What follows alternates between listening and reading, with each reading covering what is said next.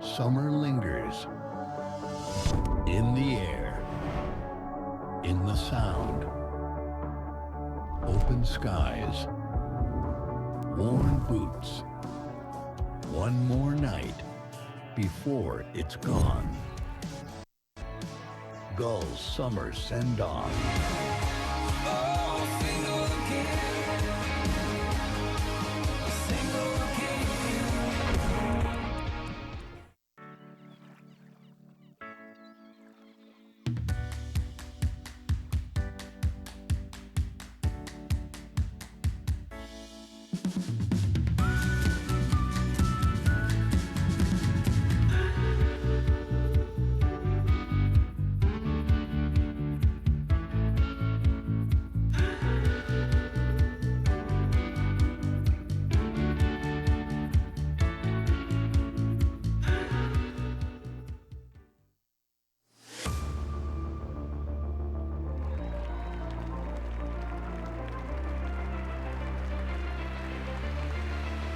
The Gulls take game one.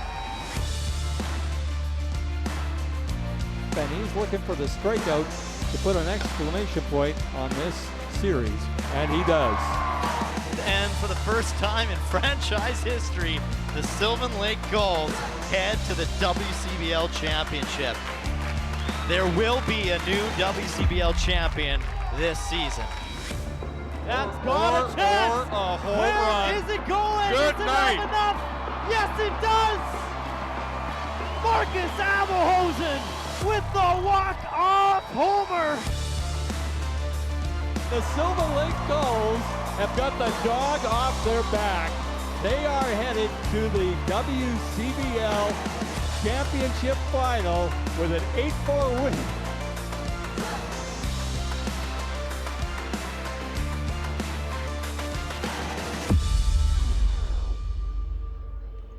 An absolutely gorgeous Sunday afternoon is setting up for a rematch of what we saw a week ago today. A doubleheader between the Energy City Cactus Rats and the Sylvan Lake Gulls. Good afternoon, ladies and gentlemen. Great to have you tuning in to Gulls Baseball right here on FloCollege, brought to you by Visit Sylvan Lake. I'm Cale Clark. He is Scott Stips. And great to have you watching along on your Sunday afternoon, as we can't wait to get this one underway for you. As the Sylvan Lake Gulls come into today's game, winning 4 straight, including that sweep up at Fort McMurray in that 3-game series. And then, of course, Charlie Collins leading the way up north, where he went 8 for 11 with 6 RBIs, scored 7 runs, and a homer at that as well. But, Scott, there was some big news announced today, as former Sylvan Lake Gull Nathan Flewelling, the catcher, was named to the MLB All-Star Futures game earlier this week. And this is what happened today. We are pleased to announce that Nathan Flewelling is the 2026 recipient of the Larry Doby Award. Congratulations. 2 outs for Nathan Flewelling. First pitch swinging, a shot out towards right field, back at the track, wall, into the stands.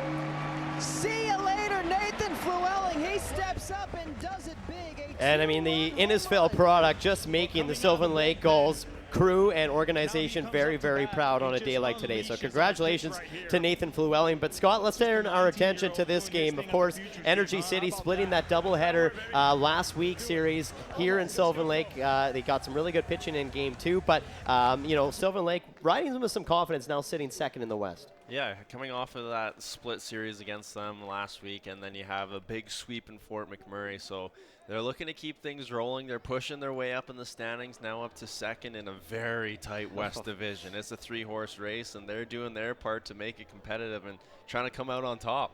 It is getting very tight in the West Division, and it helped that they beat the Lethbridge Bulls, who's kind of been sliding as of late. But let's take a look at your starting pitcher, because the Sylvan Lake Gulls are actually going to play as the road team for Game 1 and then the home team for Game 2. So Seb Meisner will start things off for the Energy City Cactus Rats. He's got 5 starts, a 1-2 record, 11.5 ERA, 12 innings of work, 32 hits he's given up with 9 walks and 14 strikeouts. And Scott, this is who he's going to have to face.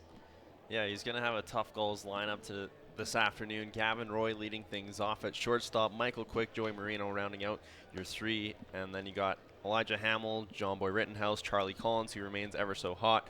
Coleman Perry, Maddox Shaver, and Eli Duncan to round things up for the Gulls. Yeah, a very hot offensive team for the Sylvan Lake Gulls. Defensively, this is where Energy City is going to try to stop them. Haruto Endo is over in left field. Stephen Fermin at center.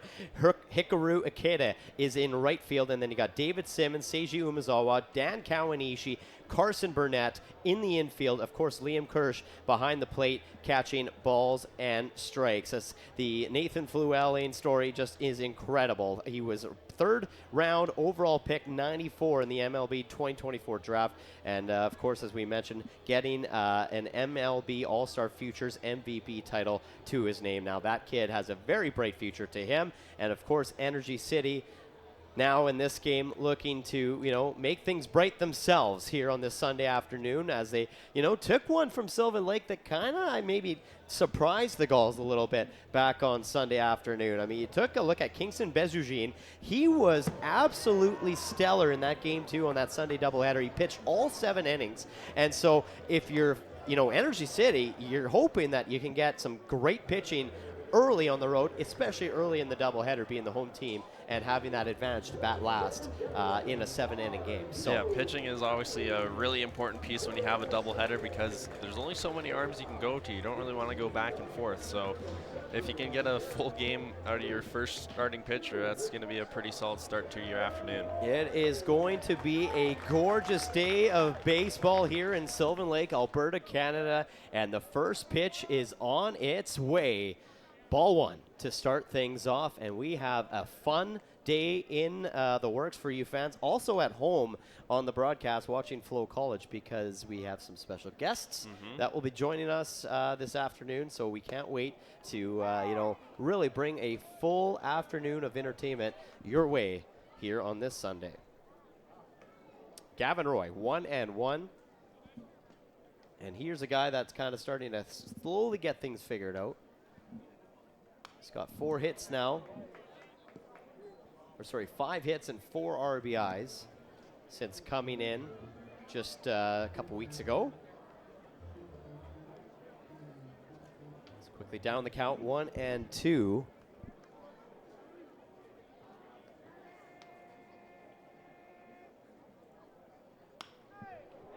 And he lifts this into right field, and it will land for a base hit. As he kind of just pops a shallow fly ball to right field, and it just drops right in the gap for the first base hit of the ball game for Sylvan Lake. Yeah, you can see him trying to poke that one into the gap between right field and the infield, and he just found it. It was high enough that it looked like it had a chance for one of the 2 players to get there, either Ikeda or Kawanishi, but neither got there, and it drops for a leadoff hit. So that'll bring up Michael Quick, who is playing out in left field today. And again, being a doubleheader in the middle of the day, a matinee game, it's going to be hard not to say tonight or this evening because you and I are so used to talking at nighttime. Of course, most games all at 7 o'clock, but the Sunday is the one day in the schedule where it is a matinee afternoon game. And you know what? That's good luck on our side because it seems to be that lately, Central Alberta's been getting great weather during the afternoons. It's near the evening when it starts to maybe get a little dicey. So, looking like a gorgeous day here in Central Alberta. And the runner on the move, Gavin Roy, he's got to get there, and he's going to get picked off as he might have went a little too early. Seb Meisner did not release that ball, and it gave Meisner time to turn around, look over his shoulder, and throw to second to pick up Roy. Yeah, it went from being a great jump to, oh no. Yeah. And real quick as they catch him over with Umezawa coming in from short. So a good pickoff there to eliminate the base runner, and Michael Quick sends this down the line. It's going to land fair, and he's got extra bases. So Michael Quick says, well, if Gavin Roy can't get to second, I will, with a nice stand-up double that drills it right down the line. Yeah, great piece of hitting there from Michael Quick, right down the right field line and right to the wall as well. Easy double for him. Would it be nice if Gavin Roy is still on the bases? He likely scores there, especially if he was moving like he was on the pitch before. Yeah, and unfortunately, if Gavin Roy would have made it to second safely, that would have been a run scored for sure. But that'll bring up Joey Marino, who is the walk-off hero back on Wednesday night against the Lethbridge Bulls. Sylvan Lake Gulls really battled in that game. In fact, kind of talking to ownership afterwards, we kind of all agreed that that might have been one of their best full complete games of the season up to date. And they really battled. And Joey Marino, he did not disappoint. It was one of those games where you weren't sure. It was a first pitch swinging too. And in fact, Lethbridge brought the outfield in, and his contact was so weak that it still barely fell short of the center fielder, who was pinching in quite deep. But he took it off the fist and he drilled a looper that was right down center field for the walk-off run, as it was the bases loaded situation with just one away. He's been a guy who's been heating up the last week or two as well. Sure has. He's been lighting up the diamond, just getting lots of hits, some deep balls as well.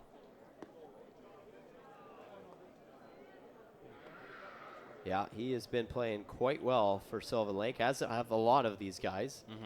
I mean, you just you really can't have a bad hitter in this lineup. So even count 2-2 to Joey Marino. The third baseman today takes that inside to bring the count to full. Michael Quick over at second. Still scoreless here in the top half of one. Just got underway. Cale Clark, Scott Stimson in the Gulls Nest with you. Watching Gulls baseball on FloCollege, brought to you by Visit Sylvan Lake. And Marino sends this to right field, and it'll be caught by Hikaru Ikeda for out number 2. Good contact there by Marino, hitting it pretty solidly, but it's right to the right fielder in Hiruku Ikeda, so it's not quite what you're looking for, but a solid start. There's 3 solid pieces of contact that the Gulls have had in their first 3 batters, and now this is going to bring up a pretty dangerous hitter in Elijah Hamill.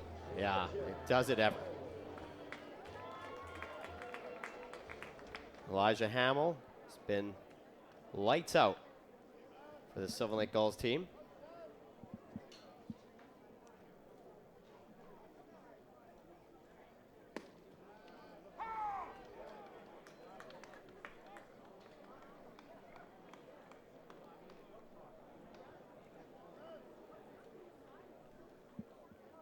One. Kid from Oakville, Ontario, goes to Niagara University, trying to knock in the first run of the game. Runner in scoring position in Michael Quick over at second. And Hamill drills this down the line, and it will be a easy out for Energy City to get out of this inning. Carson Burnett will tag his bag for out number 3. But a couple base hits do get into the field. However, the Energy City Cactus Rats defense step it up and put a 0 on the board for the Gulls. They'll be back to the bats in the bottom of the first.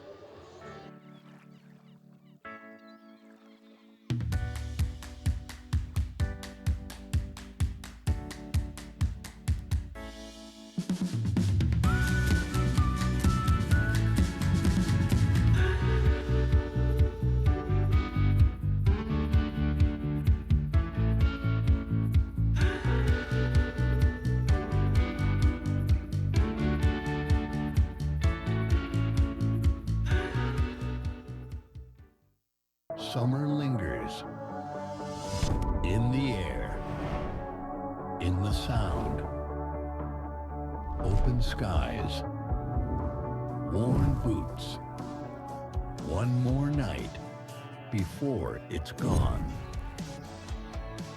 Gulls summer send-off.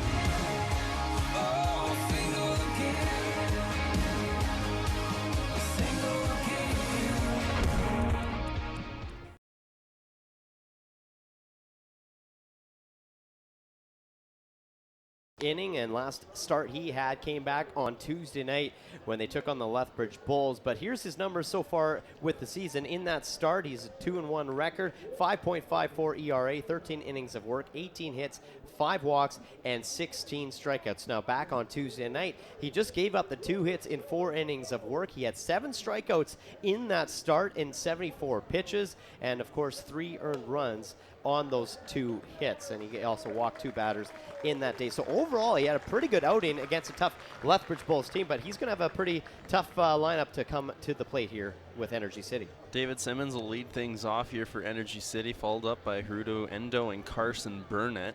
That'll be the first 3 batters of this game. They're rounded out by the shortstop Seiji Umezawa, the number 9 hitter. And then in defense, Michael Quick, Elijah Hamill, Charlie Collins, Joey Marino at third, Gavin Roy short, Maddox Shaver at second, Coleman Perry at first, and Eli Duncan behind the plate catching balls and strikes. This is Sylvan Lake Gulls will be the road team to start this game. And to start this game for Energy City, they will drill a base hit right up the middle, and David Simmons getting things started the right way. Mason Little's a guy who can get a lot of strikeouts, so obviously he's going to throw a lot of strikes, so you got to be aggressive that way. And Energy City, right off the bat, first pitch, and he's got a hit to get on board.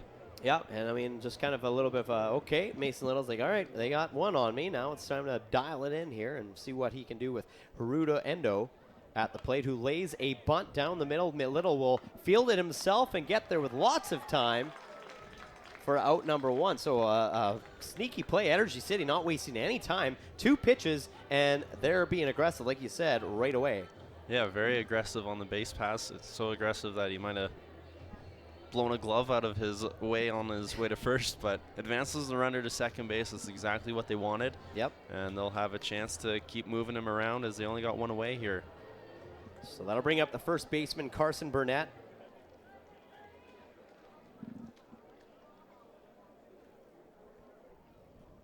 Burnett hitting 188 coming into today's game. He's got 11 RBIs, 1 homer, and 13 hits. With a runner in scoring position, David Simmons advancing to second on 2 pitches, just like that. Energy City advance right away, and you know that's the first time that the first pitch is taken for a called strike. Yeah. First pitch that hasn't been swung on.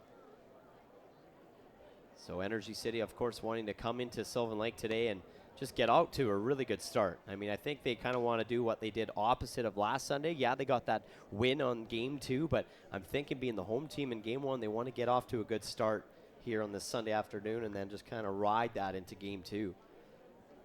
And like I said, Energy City, a solid team, well coached by Jordan Blundell and the coaching staff. And we've seen them play this kind of small ball when they need to Yes. manufacture some runs, whether it's to expand on their lead or build a lead. They're able to play baseball however they need to. Yeah, they're not afraid to lay things down and make sure that they can manufacture some runs. And they're sitting currently 4th in the West Division standings. They had a win over Brooks on the weekend, and then one game that didn't quite get finished. I think it's going to be postponed. It was a tie game, 2-2 between the Brooks Bombers and the Energy City Cactus Rats back on, I believe, Friday night. Run out of daylight in that one. Yeah. But they did beat Brooks yesterday. And after that doubleheader win, they did go on a 3-game winning streak after that Sunday win to Fort Mac for Lethbridge. Ended that streak. So an even count to Carson Burnett. And a strikeout for Mason Little for out number 2. So right on cue, kind of as expected, Mason Little kind of getting himself settled into this ball game, and there's strikeout number 1 for the kid on the mound. Yeah, looked good in that at bat. Only a couple balls there and a few pitches fought off for fouls and staying alive. But he records that first strikeout of the game and continues on his pace of having pretty well at least a strikeout per inning. Yeah. And this is grounded just foul down the first baseline. As this is Luke Wilson playing as the DH this afternoon in game 1 of this doubleheader between the Cactus Rats and the Gulls. Do you think his favorite movie is Cars? Yeah, I love it. Oh, that's good. Guess that would be Owen, but Yeah, I mean, well, I was kind of wondering where you're going with that, to be honest. I was like, oh, well, Luke Wilson, am I missing something? I'm like, okay, Owen Wilson, yeah, okay. I can't even think of a Luke Ka-chow. Wilson movie though. What's I know he's in some movies, Luke Wilson, but I can't even think of one. Yeah. Well, I'll let you look it up because I I don't know. 1-1.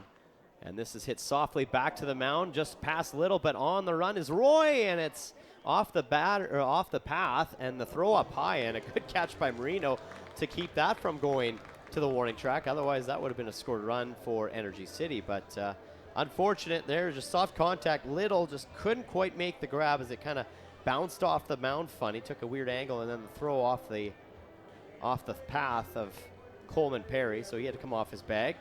Things getting a little dicey out there, but they're able to hang on to things and not allow any easy runs to score. No, runners on the corner now with 2 down. See if the Gulls can get out of this jam, and a great pitch there had Stephen Fermin way out in front of it. 0-1. Kind of came in with the off speed there.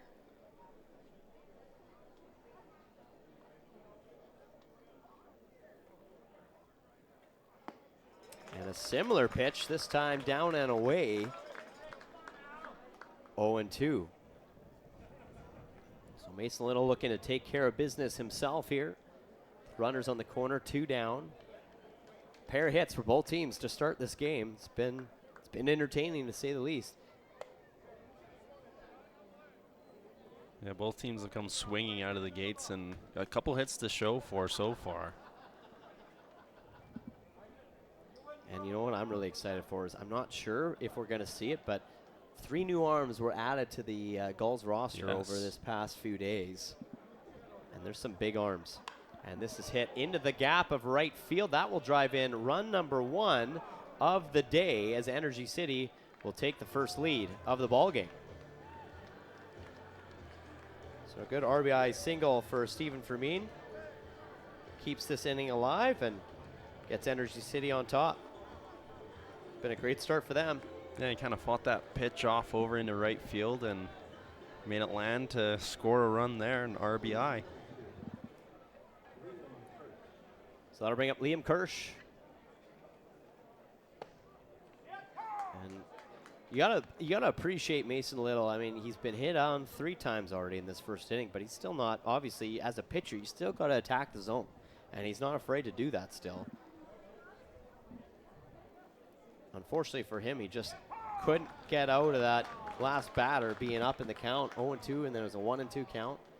It was a good fight off by Stephen Fermin to lift it into right field. It was kind of up high and inside. He somehow managed to find a way to lift it into the opposite field. This is hit right on the ground to Marino, who will just tag his base for the force out, and the Sylvan Lake Gulls just give up the 1 run on 3 hits. They'll head to the bats. The top of the second coming back your way right here on FloCollege.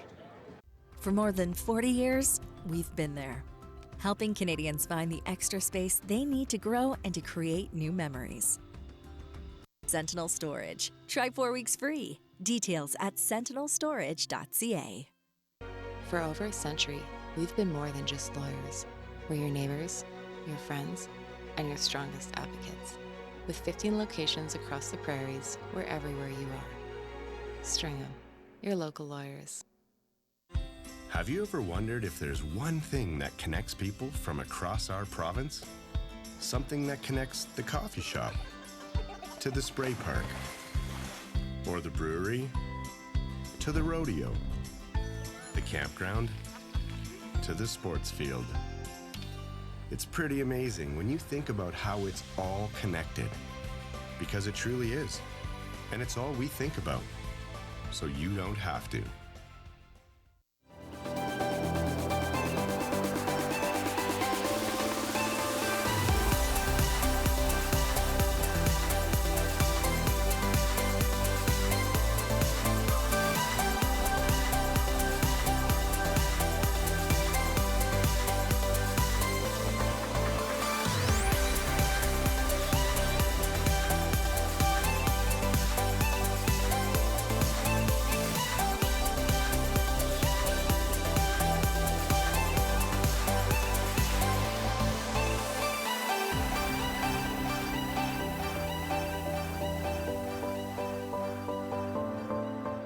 Now, if that's not Sunday Fun Day, I don't know what is, as this guy knows how to celebrate a Sunday afternoon at the ballpark. That is a new feature, by the way. The new Sylvan Lake Gulls beer bats are in, and they are definitely styling. Now, it's funny to watch because we had this talk the other day. You can't set it down. You have to hold it at all times. Those things don't sit flat on the ground, so it's in your hand at all times. I don't know if a baseball fits in the top of that, but if you could try to catch it, that would be impressive. But anyways, fun stuff. With all the sunlight, too, I bet that thing heats up pretty quick. Oh, yeah. Yeah, absolutely. With a clear bat and the beer, and yeah, you probably got to drink it pretty quick. Yeah. I would think. And on a day like today, it probably goes down pretty quick anyways. Does it ever? If I wasn't up here, I'd have a bat in my hand. Yeah, I believe it. John Boy Rittenhouse will lead things off here for Energy City. I can't say that I would not do the same, Scott. 1-1 the count, as that's a good way to spend an afternoon at the ballpark. John Boy will ground this to Simmons, who will make the throw, and it's in time for out number 1. So pristine defense by the Cactus Rats so far in this ballgame. Yeah, Rittenhouse can usually bat a ball with some heat on it over down that left field line. He sent it over to the third baseman, David Simmons, who handles that one and throws him out in time at first. Well, here's a guy whose bat has been heating up north in the last 3 games, Charlie Collins, who, as we mentioned in the pregame show a little bit, he went 8 for 11. He had 6 RBIs, scored 7 times himself, and he had a home run with a couple extra base hits in there as well. So is that good? I think that's pretty solid. Yeah, absolutely. Charlie Collins, the right fielder, the kid from down under. 2-0. I said to him one day, I said, "Oh, it's the kid from down under." He just smirked and smiled at me. Yeah. And he said, "How's it going?" Nice guy, very polite kid. And he pops this up to foul territory. It is playable. Maybe overrunning it, though, was the first baseman in Carson Burnett. So he couldn't quite track it down. That might have had a little breeze. The breeze kind of seems to kind of keep it in play there. Might be a little breeze coming in from the right field to left as, yeah, he just couldn't quite track that ball down. Not easy to do, looking over your shoulder, and you have a little bit of sunlight you're battling too, a little wind. Doesn't quite add up nicely. So Charlie Collins might have got a little lucky break there. 2-1 count. And he pops this straight up to the infield. David Simmons settling underneath of it for his... Oh, and he misses it. I thought for sure that was a routine pop fly catch, and Simmons knows it is. I don't know, maybe that wind playing a little bit of issues with him there as well, as he settles underneath of it, and then he realizes at the end, and then he just totally misjudges where that ball is going to land. So yeah, that moved on him quite a bit because he was settled right under, and he took a good 3 strides over to his left, like wasn't even close, and it hit him and lands for an error, I guess. Well, luckily he's nothing but all smiles right now, so that's good to see. He's having fun out there. I'm sure the guys from the Gulls dugout giving it to him a little bit right now as well. It didn't look like it felt good either. It kind of hit off the tip of his glove, and it looked like it might have went right off the dome and then onto the ground it fell. So might have taken that ricochet off the glove to the face a little bit. But the Sylvan Lake Gulls get, well, 2 breaks in a row there for Charlie Collins. Got to be good to be lucky and lucky to be good. Absolutely. So Coleman Perry will swing and miss on that one. 1-1 the count now. And let's take a look at it again, Scott. Now, you take a look at it, and he goes off his glove and then right back into the chin area, maybe off the chest. Yeah, chest or shoulder, something in there. And falls harmlessly, so. Sylvan Lake with a base runner on. That'll be the first error of the ball game.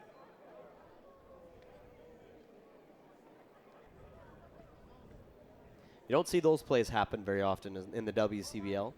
These guys don't miss like that. Just an unfortunate event.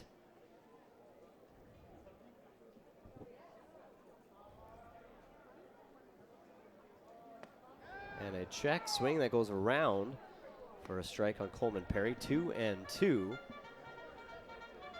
Perry coming in, hitting .311 on the season. He's got 18 RBIs, and he's got 7 extra base hits with 4 home runs.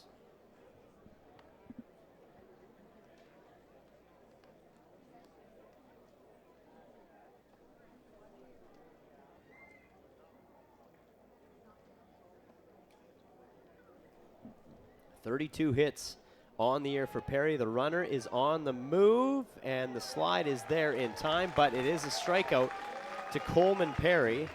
So Charlie Collins gets in scoring position on that swing and a miss. We take a look at this pitch again. It comes in. Good lead off there for Collins to get the jump on the play. Good try with the throw from Liam Kirsch as well. He's got an arm. We've seen him pick off runners before here at Gulls Field. So that'll bring up Maddox Shaver, one of your WCBL All-Stars, heading to this weekend's All-Star Weekend in Saskatoon. First time Saskatoon will host the WCBL All-Star Weekend.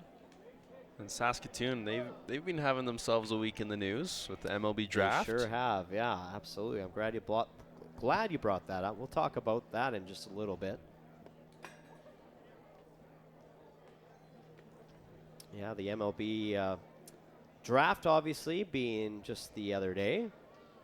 Exciting times for basically the WCBL as a whole, just with alumni and current players as well. Well, absolutely, and it's definitely getting some traction. I mean, you're starting to see it make headline news on Sportsnet even, as Maddox Shaver might try to make a headline play here as he drills this over the right fielder head, Hikaru Ikeda, and he drives in the Gulls' first run of the game that will tie this ball game up. A nice RBI double for Maddox Shaver.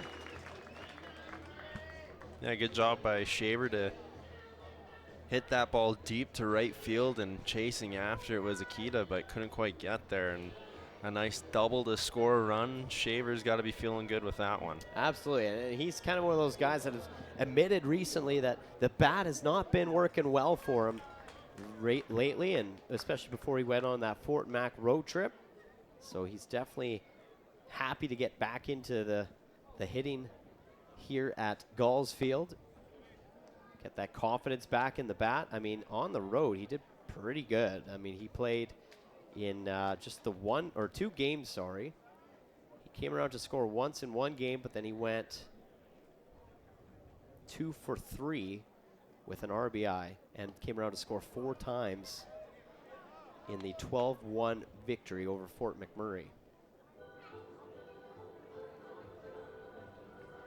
So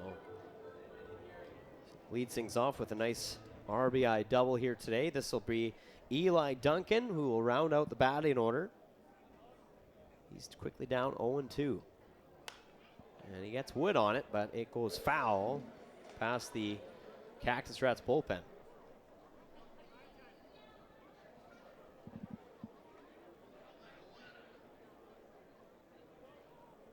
But yeah, WCBL making a name for themselves, absolutely. Our friend at Blue Jays Baseball, Sportsnet Central, Jamie Campbell, has now given the Saskatoon Berries a shout out a couple times, and of course other teams in the league with things that are coming to be. And there's a nice play there by Simmons to make the throw on the dive, and he will get out number 3 to retire this inning, but not before Maddox Shaver gets the party started with an RBI double that ties this ball game. We're heading to the bottom of the second next. The live sports experience is changing. Teams and facilities are under pressure to provide online and in-venue entertainment. IKS Live has the right team to deliver. We provide service across North America and produce the best fan experience, in the seats or streaming to you.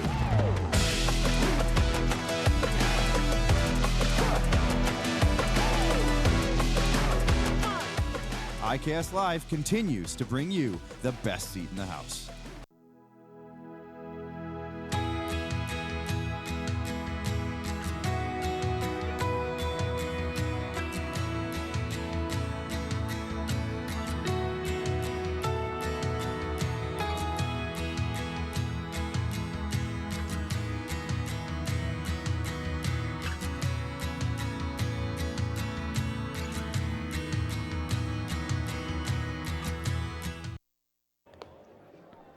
Well, we were talking about, how the WCBL is really making a name for itself. You're back at Gulls Field, by the way, 1-1 between the Gulls and the Rats. But the All-Star break is coming up this weekend in Saskatoon for the very first time. And here are your Sylvan Lake Gulls All-Stars. You got Braden Stewart, Kai Rempel, Elijah Hamill, Reese Sherman, Maddox Shaver. All 5 guys. Good guys to send to the All-Star break to represent Sylvan Lake well. Yeah, you can make a case for any of those guys. Obviously, that's why they're going to the All-Star weekend. And there's a lot of solid players on this team. Any given night, it's hard to crack this roster game in, game out. So it's a testament to what these guys can do. Well, and Shaver, he's a guy that's already got things going in this ball game with an RBI double. There he is there, the kid that is playing second base here this afternoon for game 1 of this doubleheader between the Energy City Cactus Rats. Now, it is kind of like you said, it's probably hard for them to pick who to go to the All-Star break for Sylvan Lake because you do have a lot of guys to choose from. I mean, John Boy Rittenhouse has probably had to have been a close contestant to be, named into the All-Star break, and some other big names as well that I can think of that also maybe had that right and deserve to maybe go, but overall the most consistent guys like Elijah Hamill with the bat and playing center field today are guys that are going to get that call up. So good to see there, and good to see that Saskatoon is having themselves a week. And you mentioned it earlier, the big news coming out of Saskatoon, of course, is Carter Beck from the Saskatoon Berries was just picked 26th overall in this year's 2026 MLB draft to the Atlanta Braves. So congratulations to Carter Beck, now an Atlanta Brave. He is the highest draft pick to come out of Saskatchewan. That's a pretty awesome piece of history there for him. That is wild. Carnduff, Saskatchewan kid, having his dream come true. And a count now even 2-2 as we turn our attention to this at bat in the bottom of the second inning. It is a 7-inning ball game as this is game 1 of 2 of the doubleheader. Liam Kirsch at the plate, and it is strikeout number 2 for Mason Little to lead things off. Yeah, good pitch there from Mason Little to finish the job there, and just caught him looking. Caught him in the inside low corner. Like, that was a great pitch. Right at the knees. Put it exactly where he wanted. Maybe a little help from Eli Duncan framing that one, but that's exactly what they both wanted to do right there. Dan Kawanishi now will take a swing and miss for the 4th consecutive strike that Little has thrown in this inning. Again, ladies and gentlemen, stay tuned. We got a special guest joining us in just a matter of moments. In the 3rd inning, we can't wait to welcome him back to Gulls Field. So we will bring him in about a half inning's time. As long as he doesn't get sidetracked, because sometimes he does get sidetracked a little bit.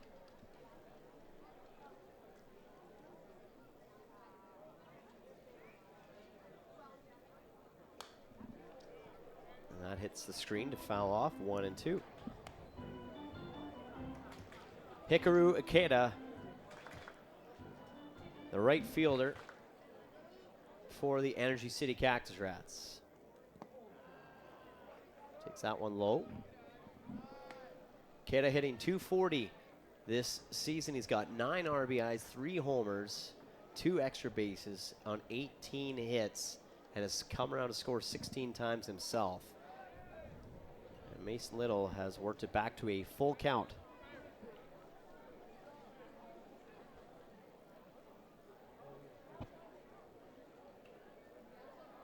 Lost a little bit of the location there, just take an extra second to regroup himself here.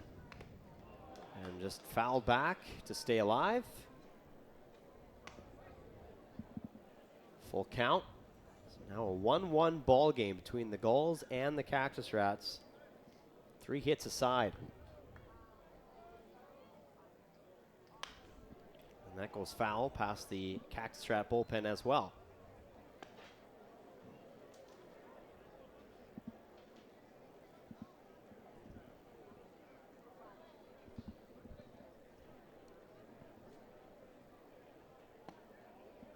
And a walk First walk given up by Little in this afternoon, as the Cactus Rats will get on base.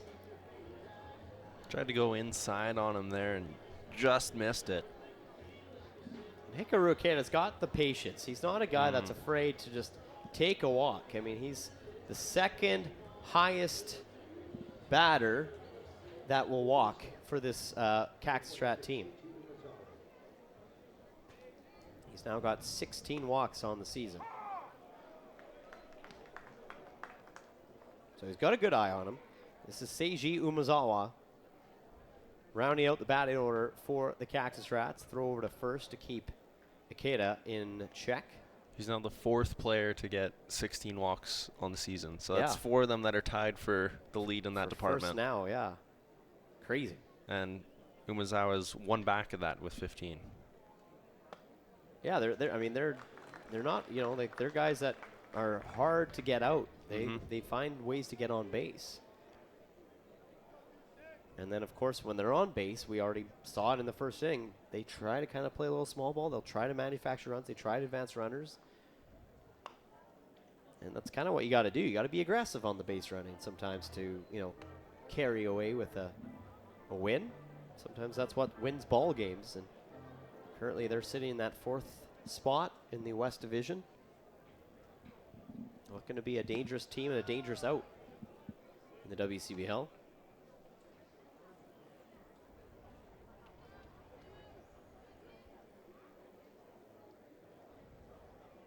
Umezawa hitting .228 coming into this afternoon. He's got 17 RBIs. But he strikes out there for strikeout number 3 on the day for Little. Yeah, Little got him to chase that curveball way out of the zone and record that 2nd strikeout of the inning, 3rd of the game for him. So starting to really catch his stride in this 2nd inning.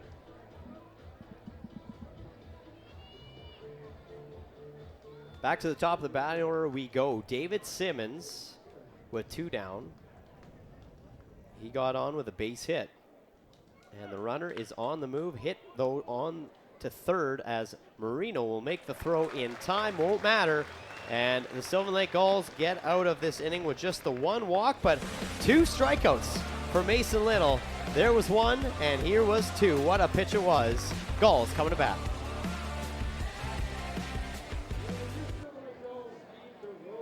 For more than 40 years, we've been there, helping Canadians find the extra space they need to grow and to create new memories.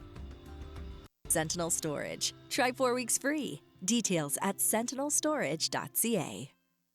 For over a century, we've been more than just lawyers. We're your neighbors, your friends, and your strongest advocates. With 15 locations across the prairies, we're everywhere you are. Stringham, your local lawyers. Yo, you ain't going? Yes. Can I join you guys? All right, let's go.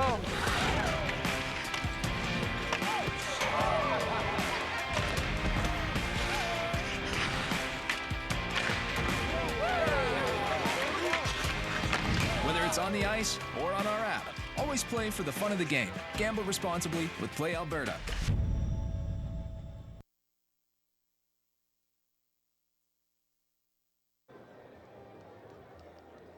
We're coming back early because the Sylvan Lake Gulls and the Energy City Cactus Rats are tied 1-1 heading to the top of the 3rd inning.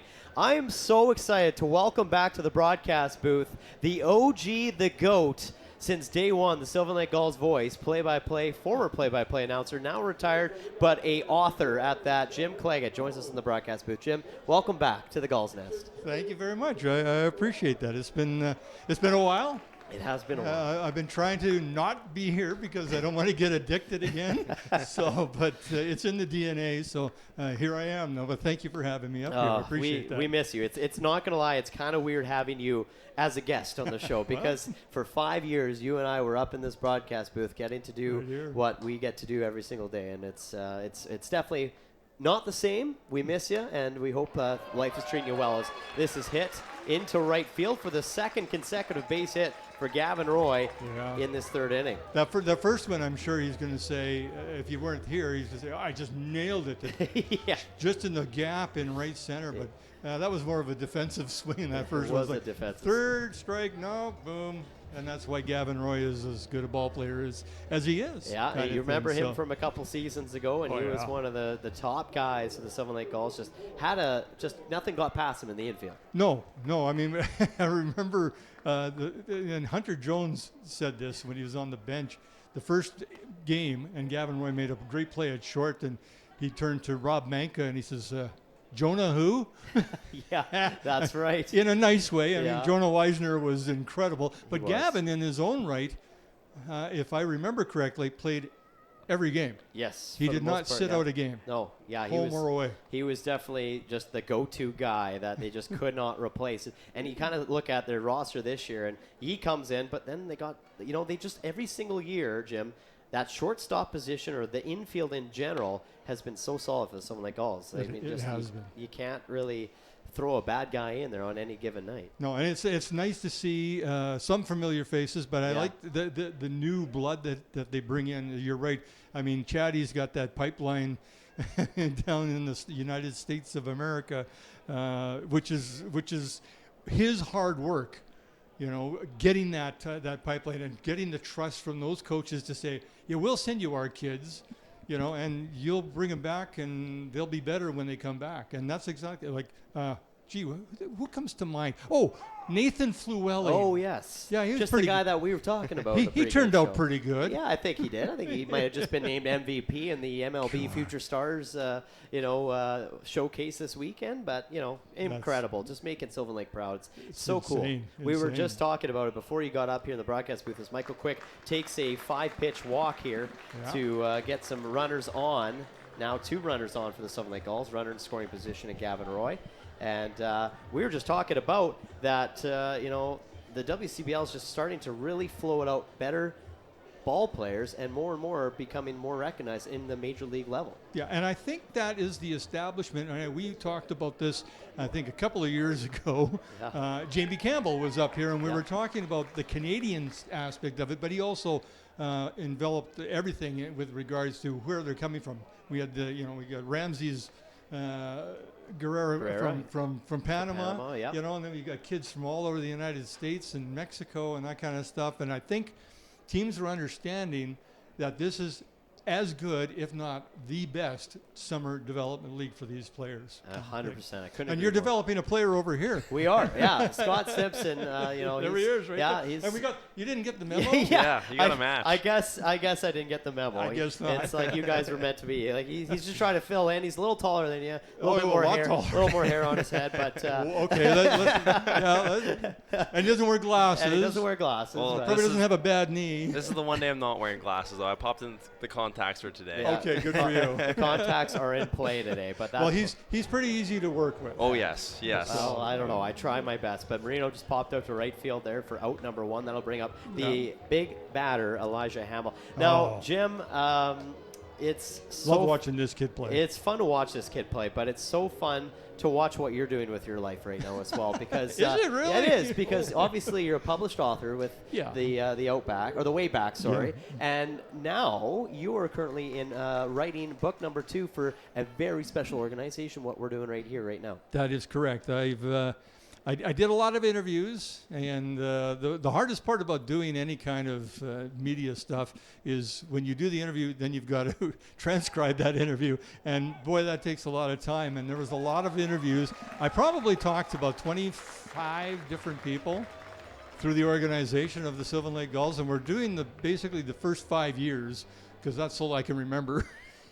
It's 5 years. Tough. Anything going past 5 years, I just kind of I'm guessing now. Yeah. So, but it's been fun going through and seeing the responses that some of the people have given me, yourself included, and just some of the memories. And I know there's more out there, and some people are going to read that at some point. It's going to get published, and say, hey, what about that time? And what? Okay, I can't give it them all. I tried to. Oh, here. There's a lot. Now, this is your first. This is your first book. This is the the Way first Back. one, yes. Of course, it's a little bit of a sci-fi book, but great stuff. How is the Way Back been received as far as over the years? Because it's been published and out in the stores now for what, a year? It was a year. It got published a year ago Friday. Exactly. July So 10th. I was going to say it was right around this time, a year ago. July 10th. So And to be honest, I thought if I sold 20 books to people I wasn't related to, that's a good day. I was okay with that. And to be even more honest, the fact that I got it done was the goal. Yeah. And then anything after that is gravy. And I'm guessing, but it's in 170, 180 books sold. Wow, good for you. And I'm not sure. I have nothing to measure it against, so I've never done this before. No, of course. But I really enjoyed it, and you were one of my supporters, and the organization here, Graham and Jen and Nikhil and Chatty, all those guys. I really like that. Hunter Jones, though, Hunter, if you're listening, I've got something for you.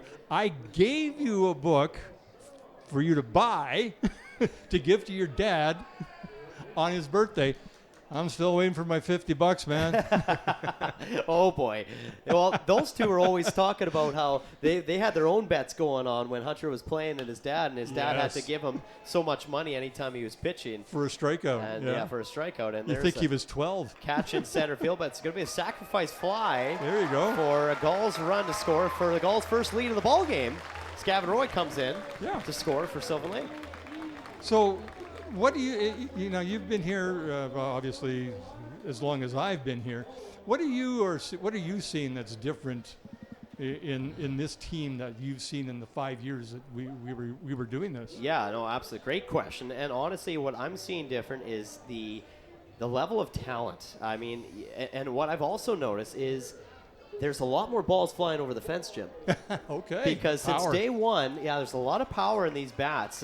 Gulls went very hot offensively this year. They kind of powered up with their bats this year, it seemed like. And it seemed like almost, not saying that they took a break, but the pitching is definitely maybe dialed back a little bit. They still got some really good arms in that bullpen, and they have now since added 3 more arms in this last few days. But one thing I was telling Scott is I remember from day one when you and I were broadcasting, we'd be lucky if we saw a ball go over the fence. It'd be kind of one every, now and then, the odd blue moon, whatever. Yep. Now it's like every single game you at least see 1 or 2 going over the fence. So not trying to put any pressure on these guys today to give you the show, but definitely that's something that that's kind of stood out for me is a lot more power in the offense and just overall talent all around the field. Well, it's a good thing I don't park over outside the left field fence anymore. Yeah, good idea. That was always a little dicey sometimes with some of these right-handed batters that just show so much power and so much ability. And I think that's the other thing that, and you touched upon it, is the level of talent just keeps getting better and better and better. And there's a nice stolen base. Oh, no, they got him. They're calling him out. They got the tag on Michael Quick, I guess. Just in the nick of time as we get the luxury of our replays brought to you by Calvin and Green Onion Media and the throw down, and it was a great throw. And I think that tag might have just maybe. Sorry, I can't help myself. I know, by a hair might have beat the throw. That's what the umpire says. It's a 2-1 Gulls lead, though, as we head to the bottom of the third. We'll be back with Jim Claggett. Get ready for the sweetest baseball event in Canada. All the very best players from around the WCBL will be in the very best city for the 2026 All-Star Weekend. Don't be sour. Get your tickets to the summer's biggest baseball event now. Hey now, you're an all-star. Get your game on. This July, the Okotoks Dogs and Baseball Canada will host the Road to Okotoks and the Morneau Cup National Championship at the Siemens Stadium Complex from July 14th to 19th. Come watch the top 16 youth baseball teams from across the country. These are the future stars of Canadian baseball, tomorrow's collegiate standouts and professional players, all chasing a national championship. Don't miss a week of elite competition, unforgettable moments, and the future of Canadian baseball in Okotoks.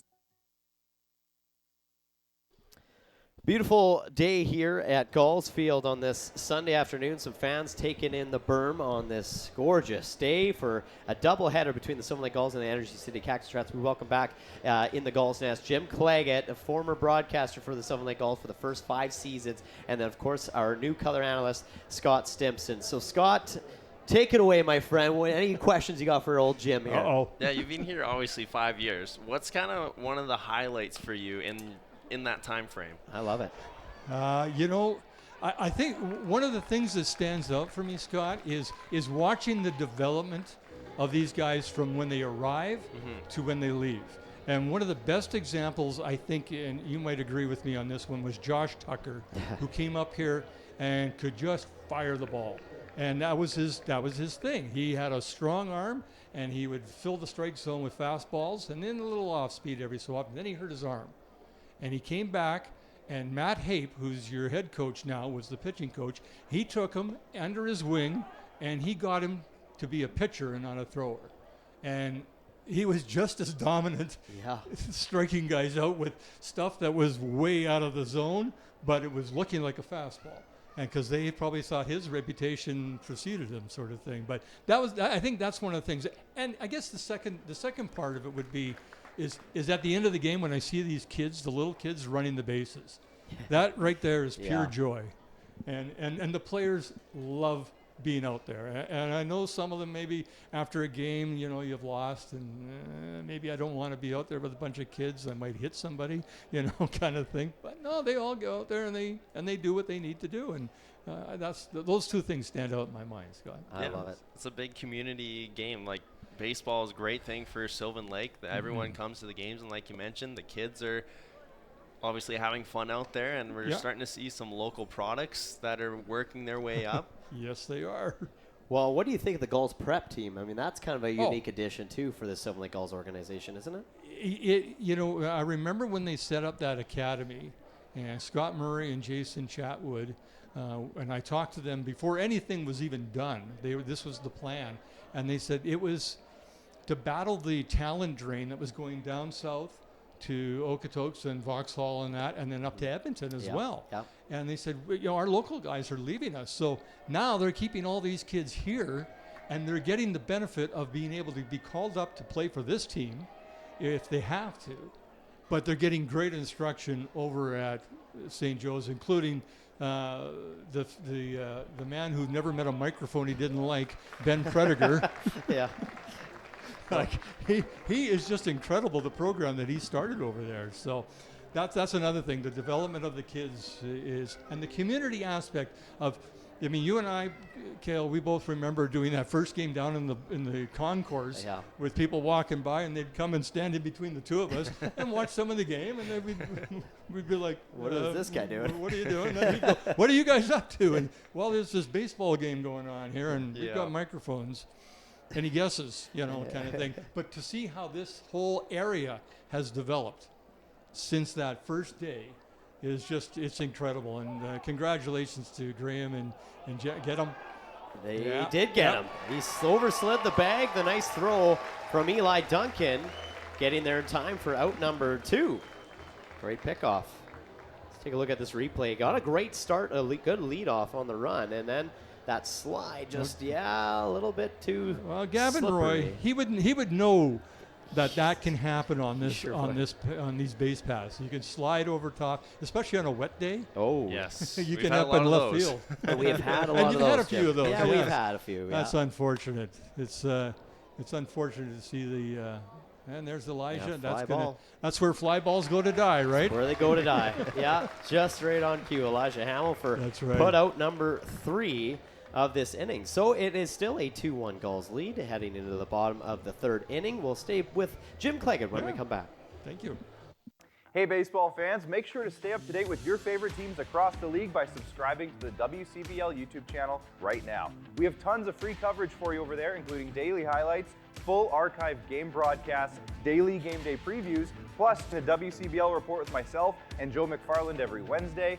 It's all in one spot, the WCBL YouTube channel. Subscribe today.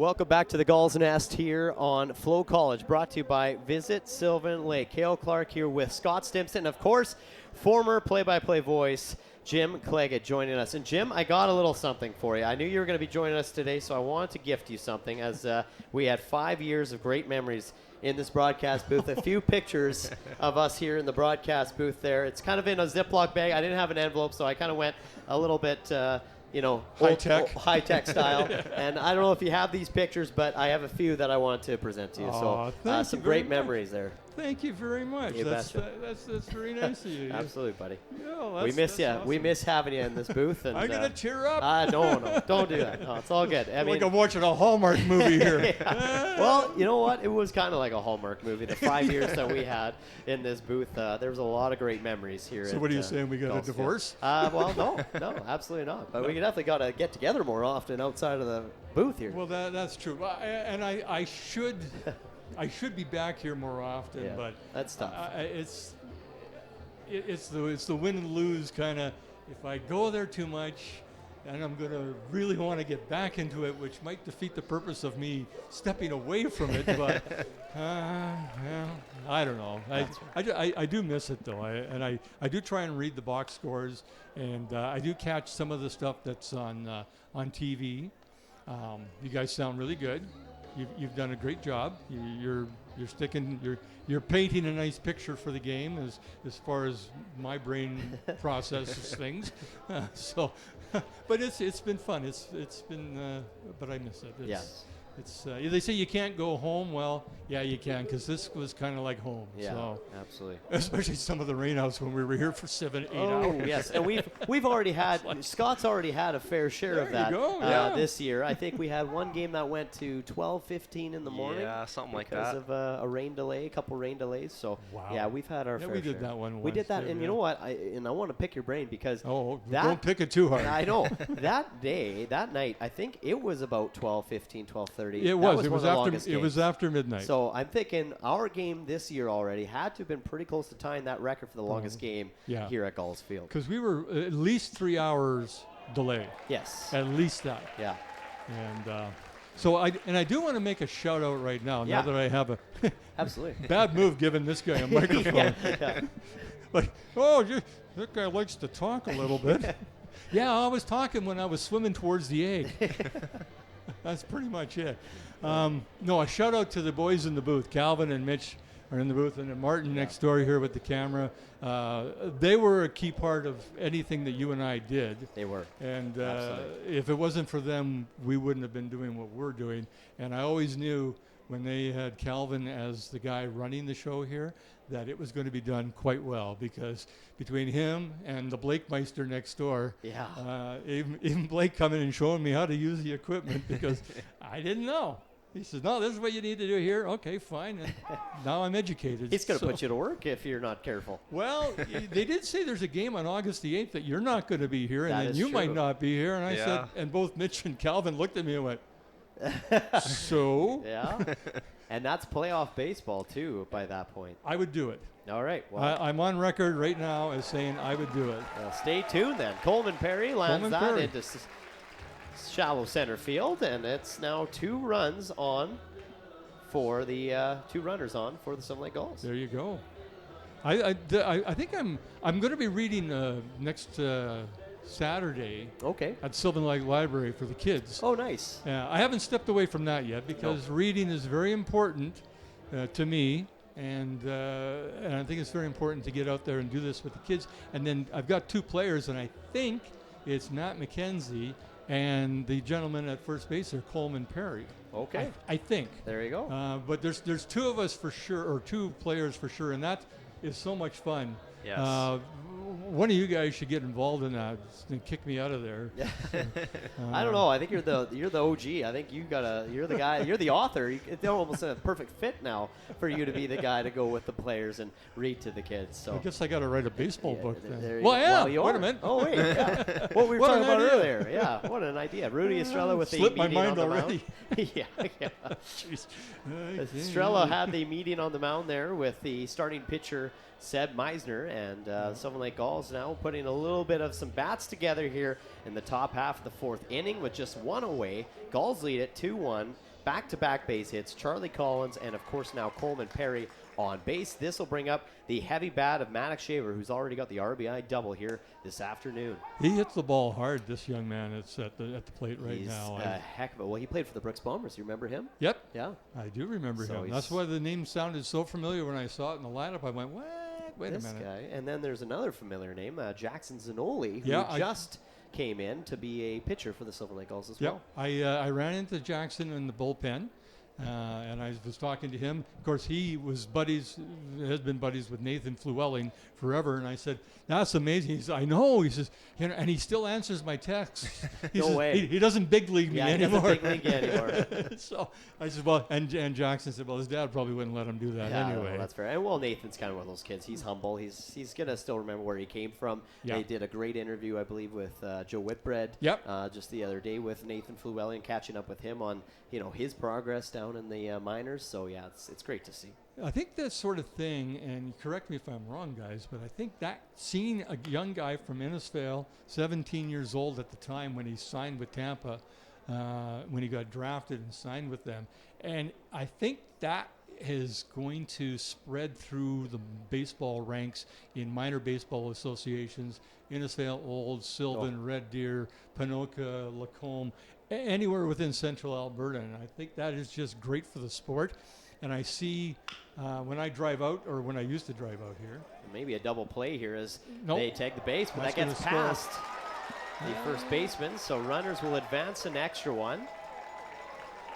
Sorry, I just about started doing play-by-play there. I should just let you go. Take it over. Let's let you have one here. See if you still got it. We came to the exhibition game against the Riggers, my wife and I. Yeah. And we're sitting behind home plate, and for the first 3 innings, I was basically doing the play-by-play in my head, but also a little bit out loud. And my wife gives me a shot, and she goes, "You're doing the play-by-play. Why?" I went, "No, I'm not." She goes, "No, you are. I can hear you. You're doing the."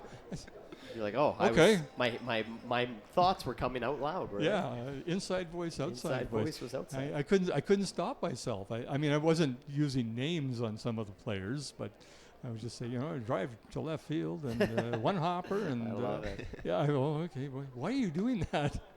It's in my DNA. I guess. You've just 5 years. It just doesn't go away. No, you, it right? doesn't. It's like riding a bike. Well, I used to crash my bike a lot, so I maybe a couple crashes here and there. Trees get in the way. They would jump out in front of me somehow. I'm not sure how that happened, but.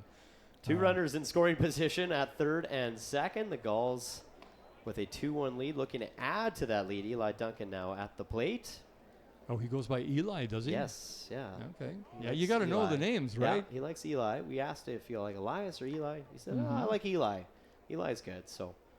But John Boy Rittenhouse, what a name that is. Yeah, is there a story behind that? Have you found out? No, what that's his actual name is John Boy, and he likes Okay. to go by that actual full name. I think that's pretty cool. So It's a very old school name. Yeah. Yes. Awesome. Yes. I mean, if you watch the Waltons, of course, obviously that comes to mind. Yeah. Yeah. But Good night, John Boy. Yeah. You know what? And I'll tell you what, and you guys have probably done that already or thought about this. When he hits a home run, you don't say that ball's going. You say, "Good night, John Boy." Yeah. I haven't done that yet. See, I'm Good. not clever like There you go. those are things that we miss in the broadcast booth. Oh, I just say the go John. cheese. I just say go Johnny go. You go Johnny go. Go, Johnny, Yeah, go. That's a good one. I like that.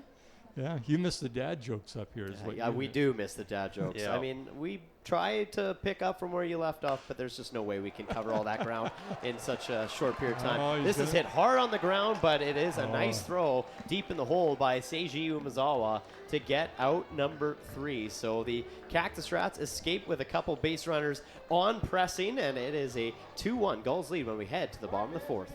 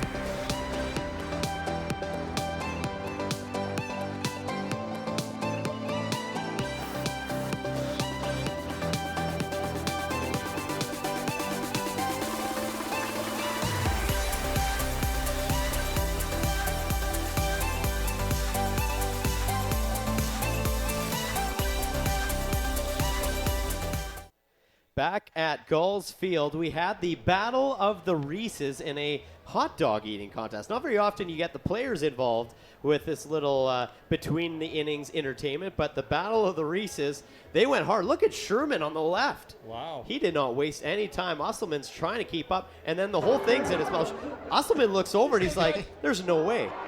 He's absolutely stunned by Reese Sherman. He can't believe it that Sherman crushed that dog in literally no time. So who said baseball players can't eat, right? Well, he's a catcher. He's a catcher. So catchers can eat. You probably had your money on him from the very beginning. I would have gone heavy on that bet. that the catcher would beat the pitcher on that one. Because the catchers control the game, right? Exactly. We know that. Yeah. This ball hit to shallow center, but Elijah Hamill gets on his horse and gets there in time. Do you remember a game Elijah Hamill had an absolutely incredible evening where he hit the ball. I think he had a home run that game. And then he made two diving catches. Incredible catches right near the fence. I thought he made almost 3, or he had a chance at a third. Three, but yeah. I can remember those two. I remember 2 for sure, yeah. But some outstanding moments, and I think the one that always... And that hit the batsman. Just got him between the twos. Yeah.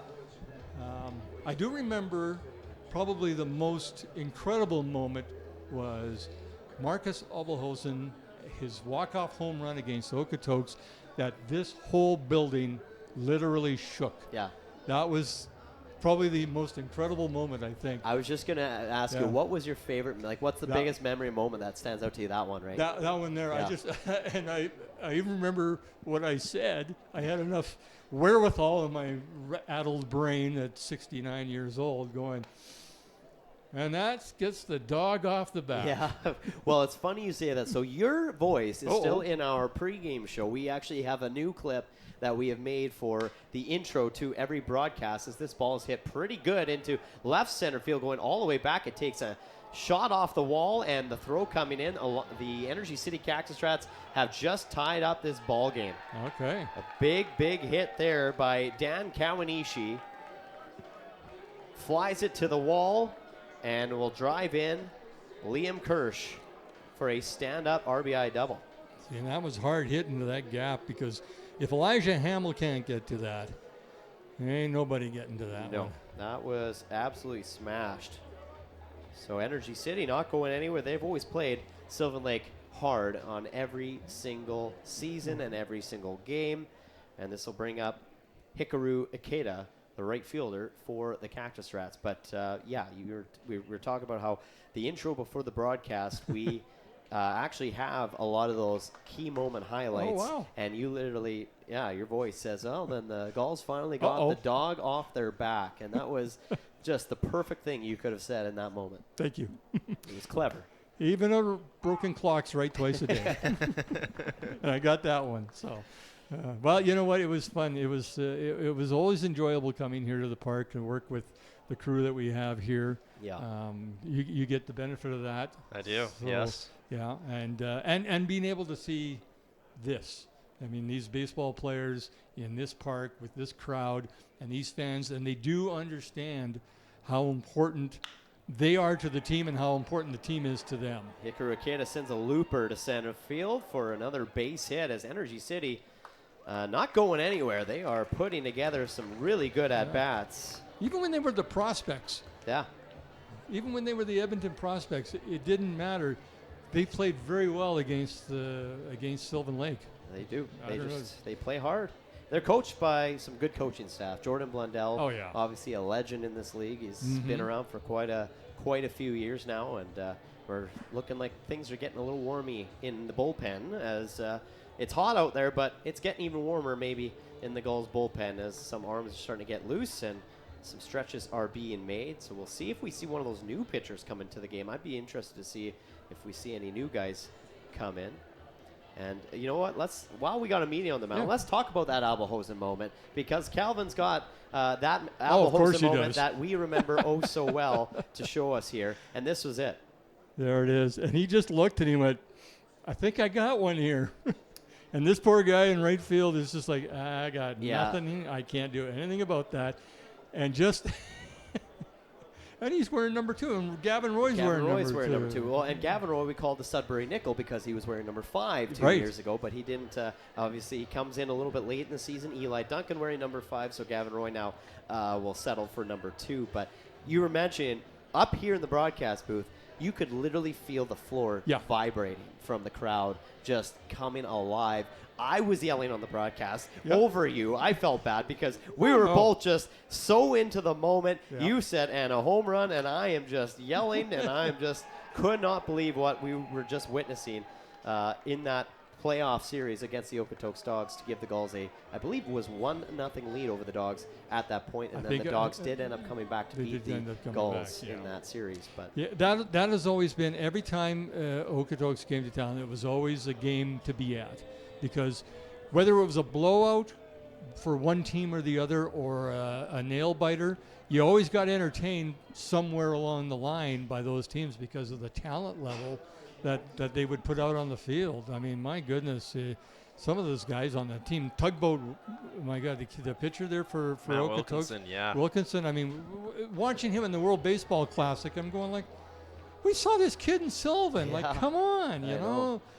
People wake up, and Major League Baseball is waking up. By Tristan Peters, hits for the cycle for the White Sox. The other day. Going to the All-Star game as well. There you go. I mean, this is incredible stuff, and I think the WCBL is embracing it.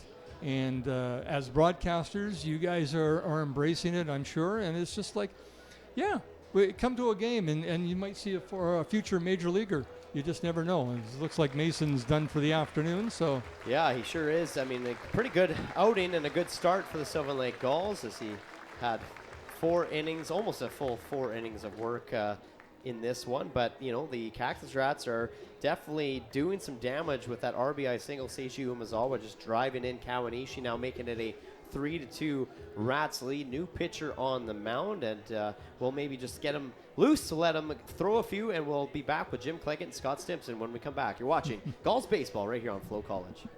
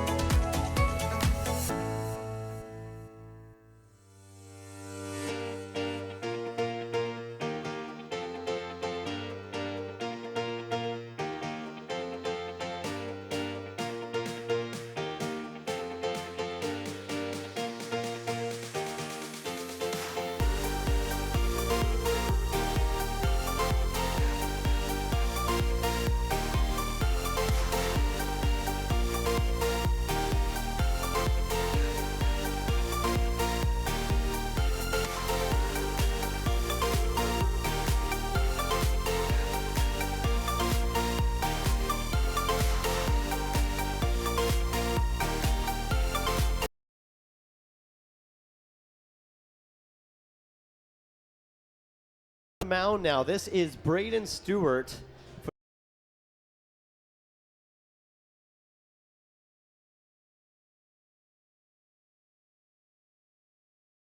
Better closers for the Sylvan Lake Gulls, and this ball hit right up on the ground, and Gavin Roy picks it off, and he can't make a throw. He tries to throw over to third, but the Cactus Rats do end up scoring a run, but a great stop in the infield by Gavin Roy as that ball was hit right up the middle. And David Simmons drives in yet another run here in this ball game as the Cactus Rats starting to run away with it, up 4-2 now over the Sylvan Lake Gulls, and runners still in scoring position as Seiji Umezawa moves himself over to third base. Braden Smith, we take a look at his pitching stats. and Braden Stewart, and he had 31 strikeouts coming in today's game. This kid can throw 91 miles per hour on the gun at that last pitch, and he's got a 2.55 ERA in over 17 innings of work. He's got 2 saves already this summer for Sylvan Lake. This is Haruto Endo for Energy City, and he's quickly up in the count. 0-2 on Endo. Runners at the corner, 1 away. Cactus Rats have now scored 3 runs in this bottom half of the 4th inning.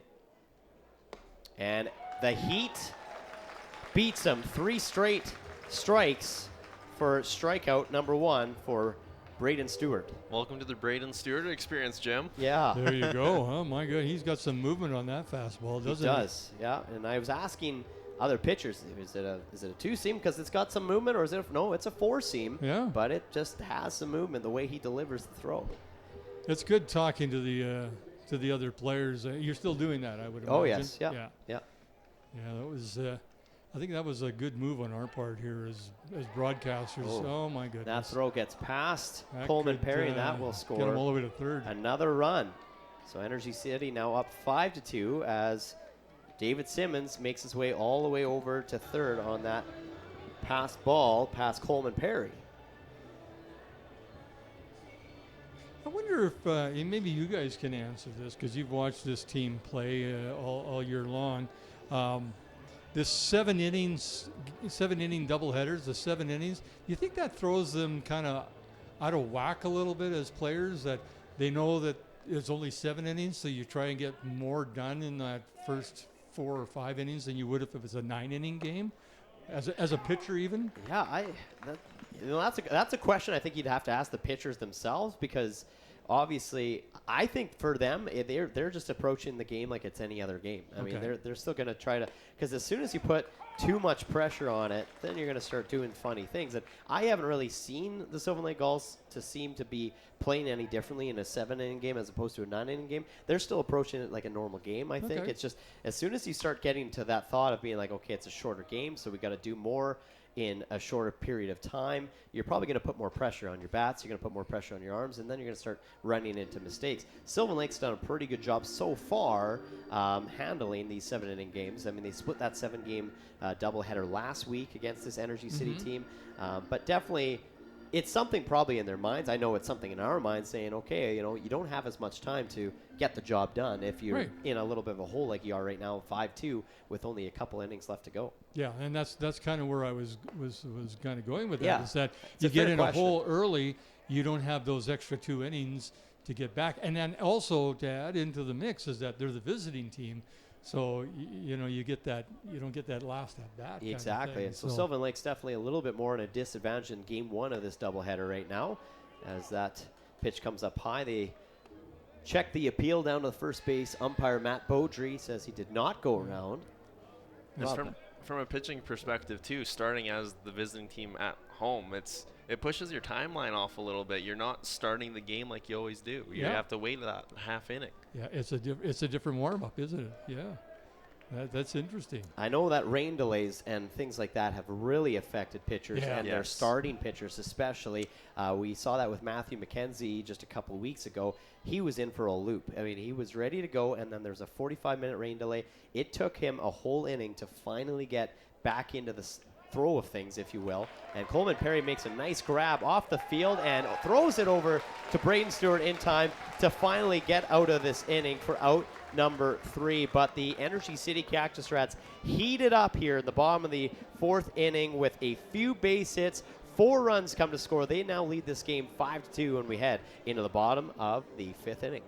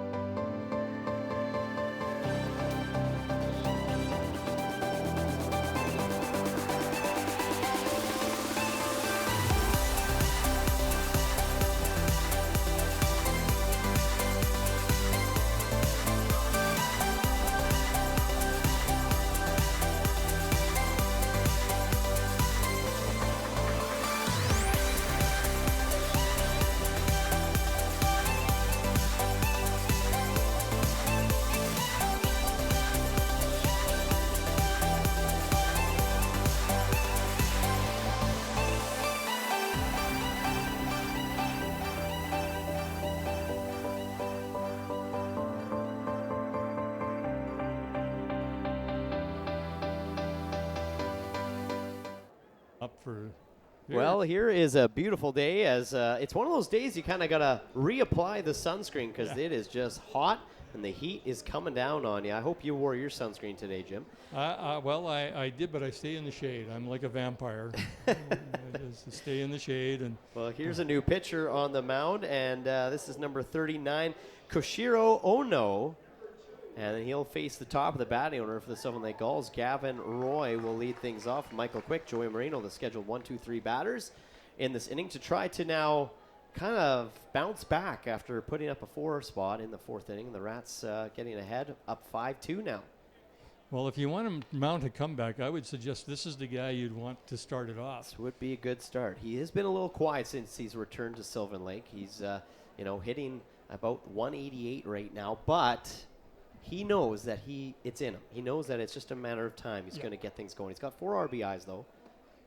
All these guys, and we've talked to them an awful lot, and I'm sure you guys, or you do as well, Scott, and you still talk to them, Cale, and they understand what they have to do. They know people are watching him or watching them on the field and saying, okay, this is what you're doing, this is different, or your approach at the plate is a little different than it has been in the past. And I think that's good. That they understand what they need to do, and they understand that the coaches know what they need to do, and the coaches know them, and Gavin knows his game. So he'll come back. I'm guessing he won't hit less than 270. Well, he starts off with a leadoff walk there to kind of get things rolling in the right direction for the Sylvan Lake Gulls. That'll bring up Michael Quick, who also can, in timely moments, come alive with the bat. He had a great playoff last year. Mm-hmm. Well, he lived up to his last name. He did, yeah. He stole a few bases. A base. I think that one base that he stole was to be the winning run in an extra inning game. He puts himself into good positions. He certainly does. So it was always fun, getting back to what I said earlier, Scott, about watching these guys develop.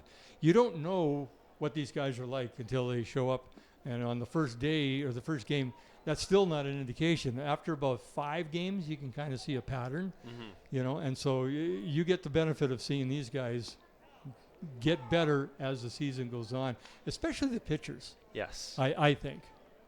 I think Braden Stewart is a prime example of that for us this year. His first game, he comes in, bases loaded jam, and he gets, 2-3 strikeouts to get out of it? Struck out 3 straight batters. Yeah. Oh, wow. And I was like, okay, well, this guy's got some gas. He likes the big moments. And Roy was on the run there, but Quick fouls it off. Full count to Michael Quick. Gavin Roy over at first. Again, you got Scott Stimson, Cale Clark, and of course, the former voice of your Sylvan Lake Gulls for 5 straight seasons, Jim Claggett, in the booth with us for the last inning. Michael Quick drills this to right field, and it's over the head. Gavin Roy's on the run. Quick will make his way to second, and it is a stand-up double with 0 down for the Sylvan Lake Gulls. 2 runners in scoring position to now try to climb themselves back into this ball game.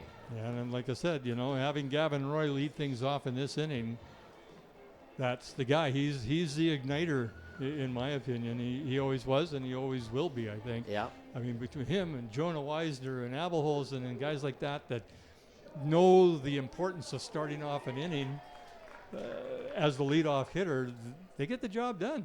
Especially when you're starting to run out of runway. A couple innings left, 7 innings. We're in the 5th. Mm-hmm. Time to ramp it up a little bit. Yeah. Well, Roy and Quick, both returning Gulls performing for you right now, Jim. I'm thinking they probably know you're in the building, and they're putting on a show and a clinic for you because Gavin Roy is now 2 for 2 at the plate, and he's reached base 3 times. Michael Quick is 2 for 2 at the plate with 2 doubles and reached on base 3 times. Well, I wish I had that impact on baseball players. I would start charging for that. Yeah, no doubt. Charging along with your book.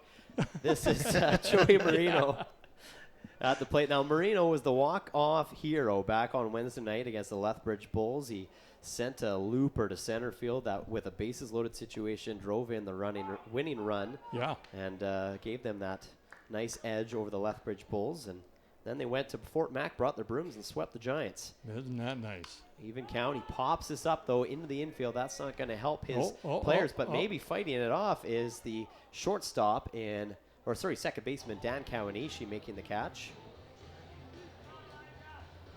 And Cowan There must East be without something number one. with the wind or the sky. Yeah, Because I think the so. third baseman, when he dropped that one, I Yes. didn't think there was any way in the world that he was going to drop that. No, and then even, there was one that kind of fell into foul territory. A little bit harder for Carson Burnett to get to, but it could have been catchable as well, and you could see the wind was playing a little bit of game. So Yeah. here's Elijah Hamill. This is a key moment for him. I mean, this is huge at bat. If he can drill one, this would definitely help the Sylvan Lake Gulls case here in the top half of the fifth inning. Hamill comes in with Boom. a lot of great RBI shots like that one, and he'll score another run. Gavin Roy comes in to now make it a 5-3 ball game. Couple RBI now for Elijah Hamill. Had one earlier in the third with the sacrifice fly. Yeah.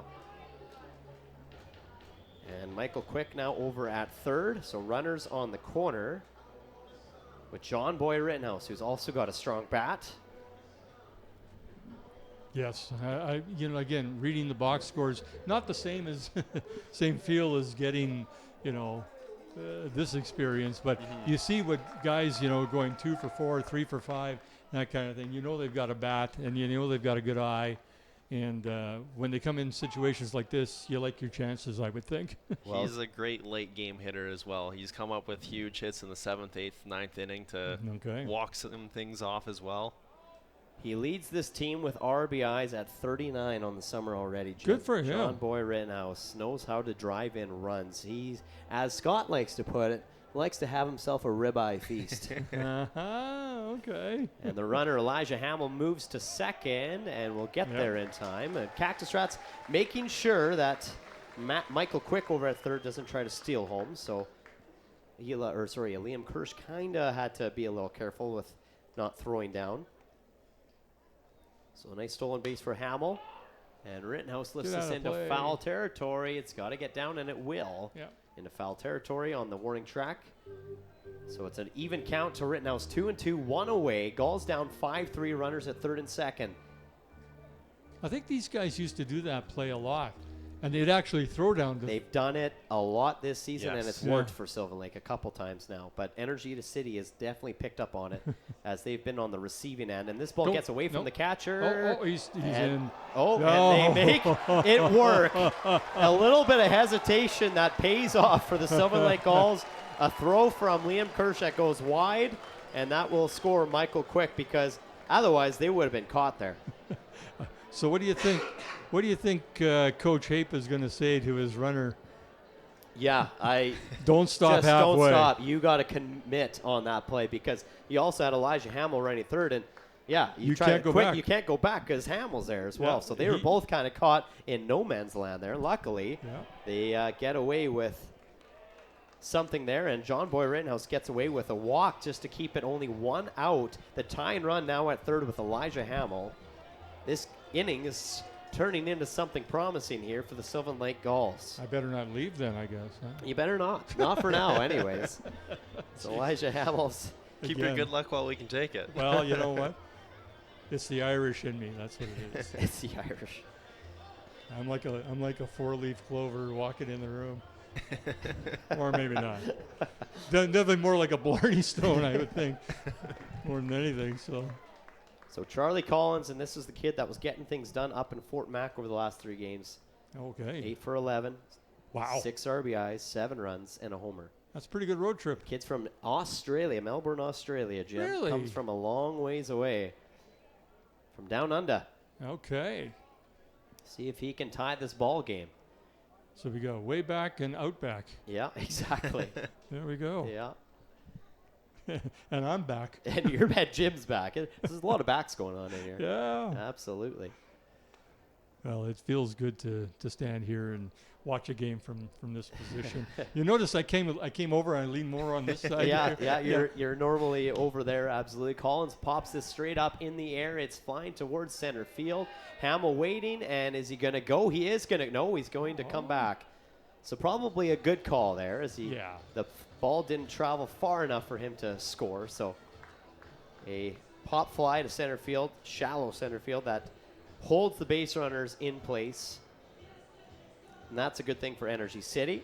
And this will bring up Coleman Perry, who's 1 for 2 on the day, had a base hit back in the 4th inning. Do you have a favorite spot to watch the game from other than this booth? I haven't watched any other game other than this booth. Well, you know what? If I was to be a season ticket holder, I would probably be high on the left field side. Yeah.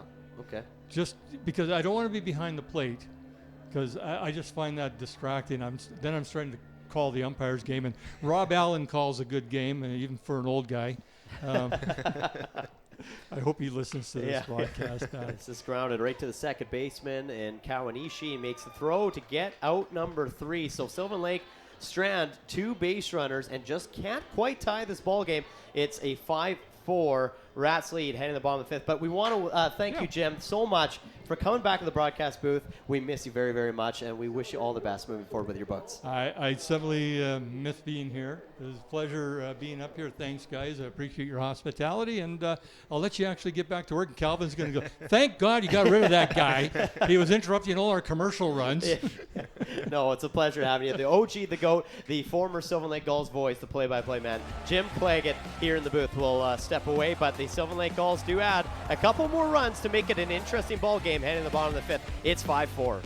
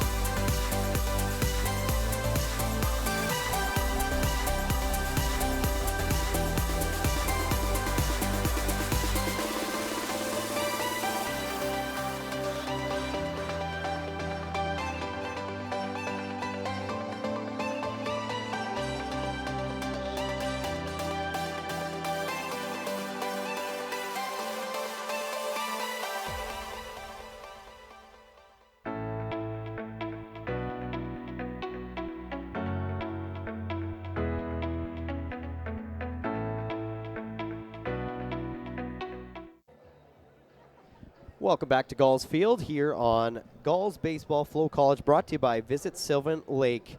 I'm Cale Clark. This is Scott Stimson. We're so happy to have you watching into the broadcast on your Sunday afternoon, the start of this doubleheader. What has been a great ball game for this first game of the doubleheader, Scott. 5-4, the Energy City Cactus Rats lead the Sylvan Lake Gulls, and we are getting near the end stages of Game 1. Bottom of the 5th, the Cactus Rats, the home team, and Braden Stewart looking to come in and save this game for the Sylvan Lake Gulls and give them a chance to get back into it. It seems kind of weird seeing Braden Stewart come in the 4th inning, but then you think about it, there's only 7 innings. So this would be a kind of similar spot to where he'd come in, especially when you're kind of in a jam. Absolutely. And that check swing does not go around, as this is number 27, Luke Wilson, now at the plate.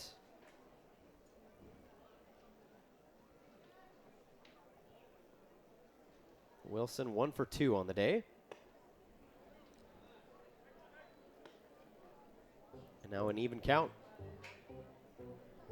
Again, we want to thank Jim Claggett for being up here in the broadcast booth. I mean, he just makes time fly by, doesn't he? Yeah. He's got nothing but stories. Of course, the guy's been here since day one with me on the broadcast. And, of course, you know, he's taken the summer to just enjoy it himself. And now he gets to enjoy the ball game, not having to work it. But I'm sure he enjoyed it just as much working it as he does being able to watch it. Absolutely, and I can't wait for that next book to come out. That's going to be a good read, especially for any Gulls fans. 100%, yeah. It's really cool that he's working on his second book, and it's dedicated all on the Sylvan Lake Gulls history of 5 years. And there's Akil Samuel, the COO and president of Gulls Baseball, talking to some fans as well, taking this beautiful Sunday afternoon in. I'm sure Jim will find him at some point and chat his ear off for a while. But, yeah, it's great to see some familiar faces back at the ballpark on the Sunday afternoon.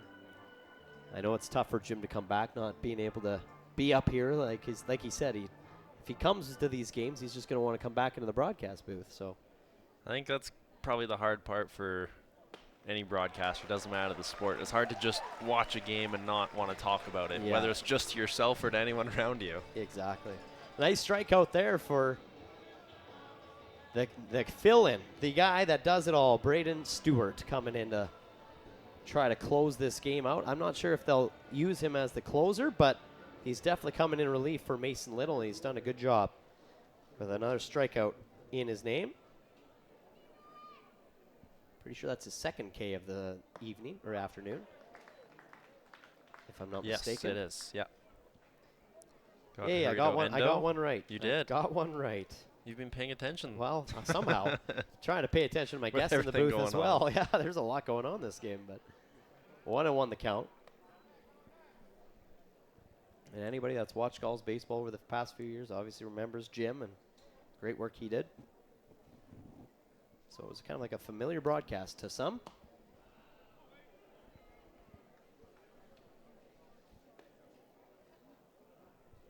Stephen Fermin, 2-1. He is 1 for 2 on the day. He's got an RBI already. And he swings at that one. Braden Stewart's got the heat. And it's fooling a lot of these batters right now. That's why he's an all-star in this league. Phenomenal pitching since day one that we've seen him here. Yeah, he definitely opened up some eyes with pitches like that. Back-to-back strikeouts for Braden Stewart.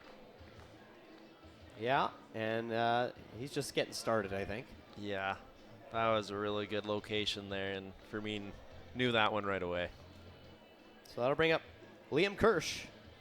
So now as a batter for the Cactus Rats, you got to be wondering, okay, I start my swing early here because chances are it's coming in hot.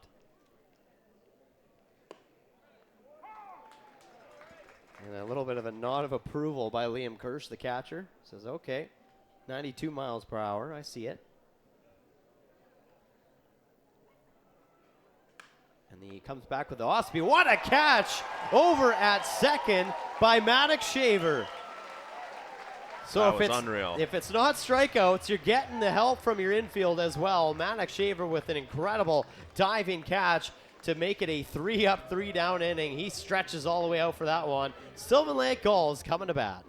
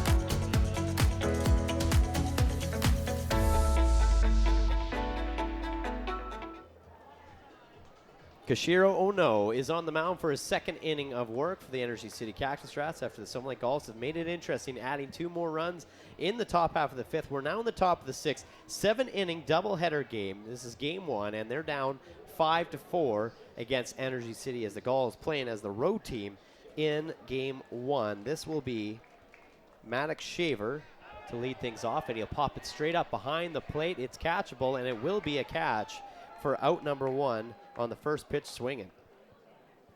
Yeah, that time that fly ball didn't get away from the catcher, Liam Kirsch, or really anyone. But we've seen a few bobbles and a couple what should have been caught balls that ended up on the field. That one was not one of them. Nope. Pretty routine play there for the catcher. Nice, easy play.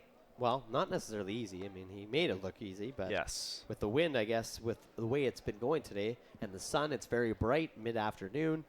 It's probably a little harder than we think up here. Eli Duncan now at the plate, and it's 1-1. Pitchers are starting to work pretty quickly now. Yep. Of course, Ono looking to just close things off here for Energy City, holding the Gulls just to the 4 runs, being up by 1 right now. And like I said, we got a doubleheader, so you're probably trying to limit how many times you turn to the bullpen in each game. And there's a nice pitch there, a lazy swing by Eli Duncan. Kind of a defensive swing, as Jim would say, to get Duncan going around on it. Yeah, just looking for any piece of that ball and couldn't come up with anything. So Ono gets another strikeout here. That'll bring up the top of the batting order Gavin Roy. He's been perfect so far. 2 for 2. He's come around to score twice. Jim said this is a guy that you can rely on to get things going. And with 2 away, maybe he can get a 2-out rally in the works going for the Gulls as he let things off with a walk back in the 5th inning that would make it an interesting ball game. And yeah, Ono is just painting the zone right now. And he's just ready to go. Like, the ball's in his glove and he's ready for the next pitch. Gavin Roy can barely set up before he throws. And Roy hits it right up the middle, going 3 for 3 on the afternoon in game 1. And Ono signaled to his catcher right away, like, hey, I missed my spot. That's on me for Roy getting on base like that. But that was a good piece of hitting, just pretty much a comebacker right over the pitcher and over second base. So this could be that 2-out rally that we're looking for right here, running out of innings to get some runs in. Yeah. Michael Quick also 2 for 2 on the day, and Roy had to slide quite a ways way back. He had a good lead off over at first. They throw to keep him in check. Michael Quick with 2 extra base hits. And they're really worried about Gavin Roy right now, trying to get into scoring position because Michael Quick has hit a long ball today. If he can get to second, a double scores him easily. And if he doesn't get to second, a double might score him still. So Rob Allen behind the plate. He's the crew chief. Brad Johnston at third, and another throw. And oh no, he whips it, doesn't he? He does not waste any time. It's not a soft throw. He's whipping it back to first. And that's another ball, 2-0, trying to get him Quick to chase away on that one.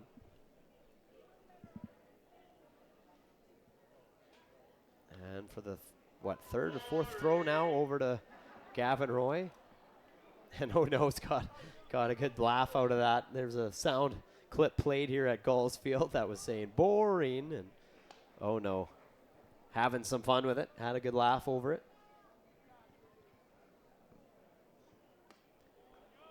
And it's a 4-pitch walk to Michael Quick as he gets on base for the 4th time this afternoon, putting a runner in scoring position. And I mean, in a way, do you wonder if he purposely walked Michael Quick with the way he's been batting today, or was that drawn up, do you think, or was that maybe just missing the zone? It's hard to say because you also look at the lineup, and Marino's the guy that you've gotten out consistently. And but Marino hits this pretty good to left center field, and it will be caught by the center fielder, Stephen Fermin. Sorry to cut you off there, Scott, but yeah, you're right. He kind of has been put out a little bit, and he gets put out again for the 4th straight time. And the Gulls, with just 1 run down, will head to the field in the bottom of the 6th inning when we come back.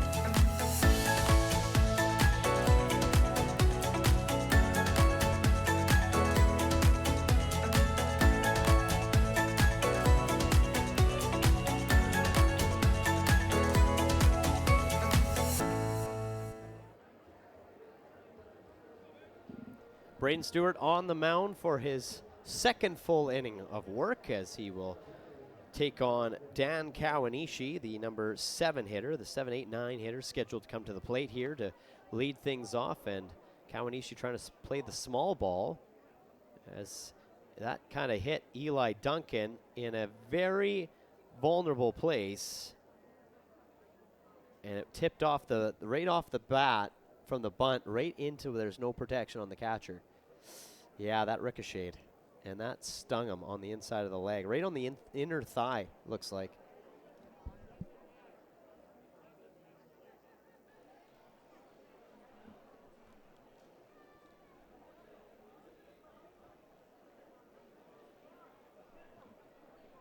And Matt Haight comes over to check him out as well. Rob Manka there, the athletic therapist. Just making sure he's going to be okay. And it's just one of those, it's going to be one of those things where it's going to take a while for that sting to go away. In fact, that sting might not ever go away. It's probably going to be there for a while. It might linger the rest of the day. Oh, yeah. Right on the thigh. That's going to leave a nice marker, I'm thinking, right on the leg. But he gets up and he looks like he'll be okay. It's now that's a vulnerable place because the catcher, you got to squat and you got to stay in squat position for a majority of the game. So that's probably pulling right on that bruise that just hit him, right on that muscle where the ball got him. And of course, great sportsmanship there by Kawanishi. Come in and say, "Hey man, you okay? Sorry about that. Hope you're all right." So 0-1 to Kawanishi as he squared to bunt, fouling it off. Braden Stewart, and when Braden Stewart throws, of course, 90 miles plus coming at you, and it's a tip off. It's gonna, that's gonna have some heat on it. Oh yeah. Misses there with the off speed, and he comes back with the fastball, 90 miles per hour. Catch me if you can. It's kind of what Braden Stewart's got in the bag. It's like, all right, you know what I'm throwing, just see if you can hit it. He's got a couple off-speed pitches that he'll mix in there, but he comes back with a strikeout. The first batter he faces in this inning, that is the 4th strikeout on the day for Braden Stewart. And his location as well. It's not just the fact that he throws really hard, really fast. It's he's placing it wherever he wants. And that's not easy to hit a ball like that. So let's bring up Hikaru Ikeda. Takes that first pitch for a ball. Now, Hikaru Ikeda's gotten on base twice with a walk and a base hit. And Ikeda's one of those guys that'll make you hit the zone. He's not swinging at it unless it's in the zone. And he's got a pretty good eye for this ball game. As we mentioned, he's tied for 4th now with the most walks as a Energy City Cactus Rat. Oh, and that hit the bat. So that's going to count as a foul. That's the strange. That's lucky. We've seen some weird things this afternoon, we have. haven't we? That is very lucky. And Braden Stewart's looking back like, yeah, I might have got lucky on that one. So he ducked. It hit the bat. And it knocked it right out of his hands. Ducking foul. That was that was a ducking foul. Yeah, that was lucky. Yeah. So it's a 2-1 count on Ikeda. And Stewart comes in with the off speed to catch the zone. 2-2 now. Now this would be wild, Scott. Yes. And it will be wild. Braden Stewart manages to pull off the strikeout on Hikaru Ikeda after the weirdest foul ball we have seen all season long. Usually you don't see momentum swing in a bat like that, but you go from almost hitting a guy, so having a free base, to, okay, well, that was a free strike, and then you come back with a curveball, and then you put him away. Wow. 2 pitches later. Incredible. And you know what? If it wasn't a foul ball, or if it wasn't a hit batsman, it would have been a 3-0 count on Ikeda. Instead, it's a 2-1 count, and then he goes back-to-back strikes. That kept him in it. And this ball hit good into center field. That will land for a base hit as Seiji Umezawa keeps things going for the Cactus Rats. And that's what Energy City's done. Braden Stewart has had that a couple times where he's, back-to-back strikeouts, has a chance to strike out the side, and Energy City finds a way to put a you know, a charge in that ball and landing it in for a base hit. Yeah, they do a good job of sticking around when they're at bats, and they saw the Gulls kind of have a little bit of a 2-out rally, so now they're trying to do that on their own here. They're looking for some late game insurance runs as next inning's the last inning. And David Simmons has been pretty dangerous today, 2 for 3 at the plate. He's already got an RBI. And the runner is on the move. Eli Duncan with the throw, and the runner overslid the bag, but unfortunately, Maddox Shaver just couldn't hold on to that baseball. Yeah, he had the throw in time, just a little bit off the mark, and then ball wasn't quite secured by Shaver, and like you said, an overslide could have had him there. Oh, is this a balk ball? No, this is maybe a. I think they're doing an intentional walk here to David Simmons. I think that's exactly what just happened. Not very often you see after a couple pitches to that batter, then you decide to give him the intentional walk. But they're going to walk Simmons, so that'll bring up Haruta Endo, who is 0 for 3 on the day, and that might be why. They're probably thinking, oh, we've had this kid's number already. Or sorry, he's 1 for 3, I should say. I was looking at Carson Burnett's numbers. He's 1 for 3, but Braden Stewart's already struck him out this afternoon. He's quickly up 0-2 on him. It also gives your defense some options as well. You can go to any bag on the infield. Doesn't matter where it's hit, so it kind of opens things up. You got to force out at all the bases instead of just at first. 0-2 to Endo. And that comes inside with 91 on the gun. Runners at second and first. Seiji Umezawa over at second. David Simmons over at first. 1-2. Endo looking to keep the inning alive. 2 away. Rats up. 5-4. Bottom of 6. And Braden Stewart will end Endo with a strikeout. Another strikeout. That's his 3rd strikeout of the inning. Absolutely phenomenal work by Braden Stewart. An interesting one to get Hikaru Ikeda out, but he did it. And then, of course, Endo to end the inning. It's a 5-4. The fate rests in the batters.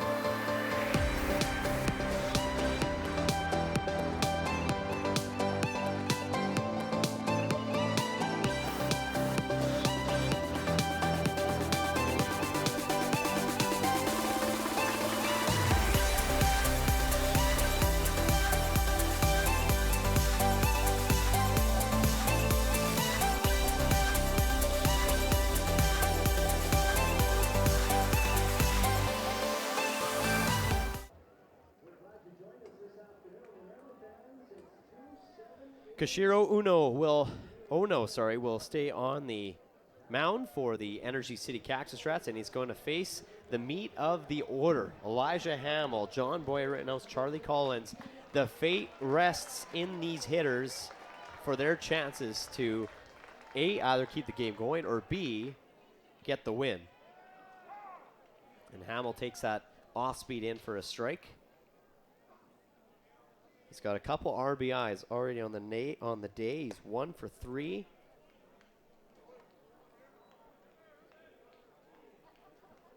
And it is a hot, sunny Sunday afternoon.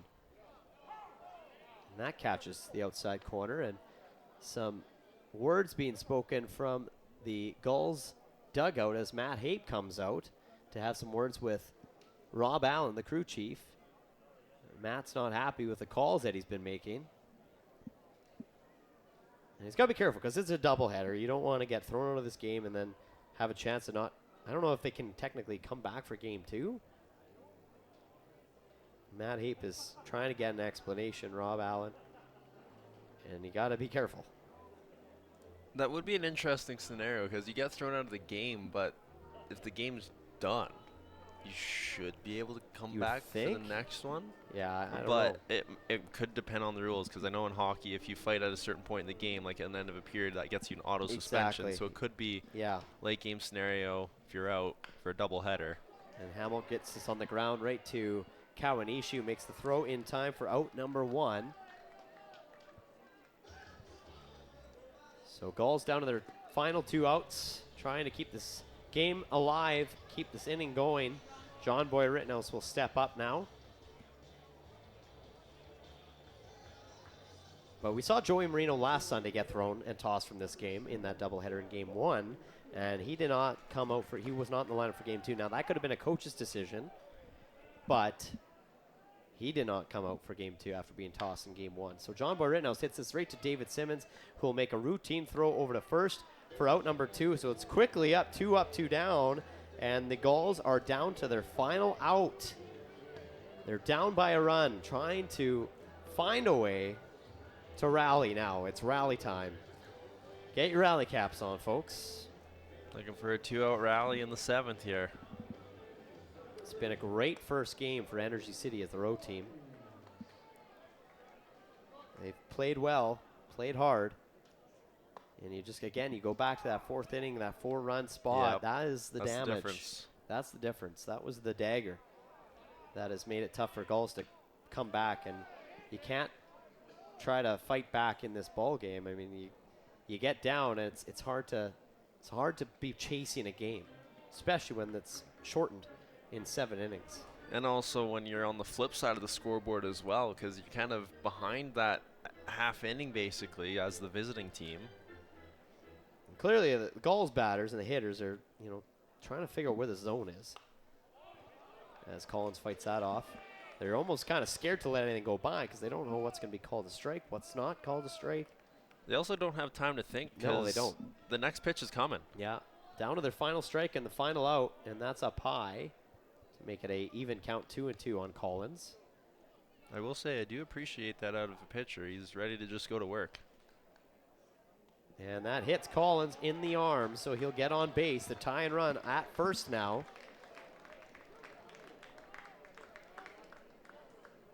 And that'll bring up a pinch hitter.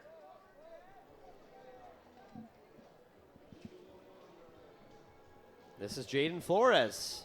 The return to Sylvan Lake in a crucial matter in his first game at home since coming back from last year. Now, he did play up in Fort McMurray. And he gets a pretty good ovation from the home crowd here at Gulls Field. People remember Jaden.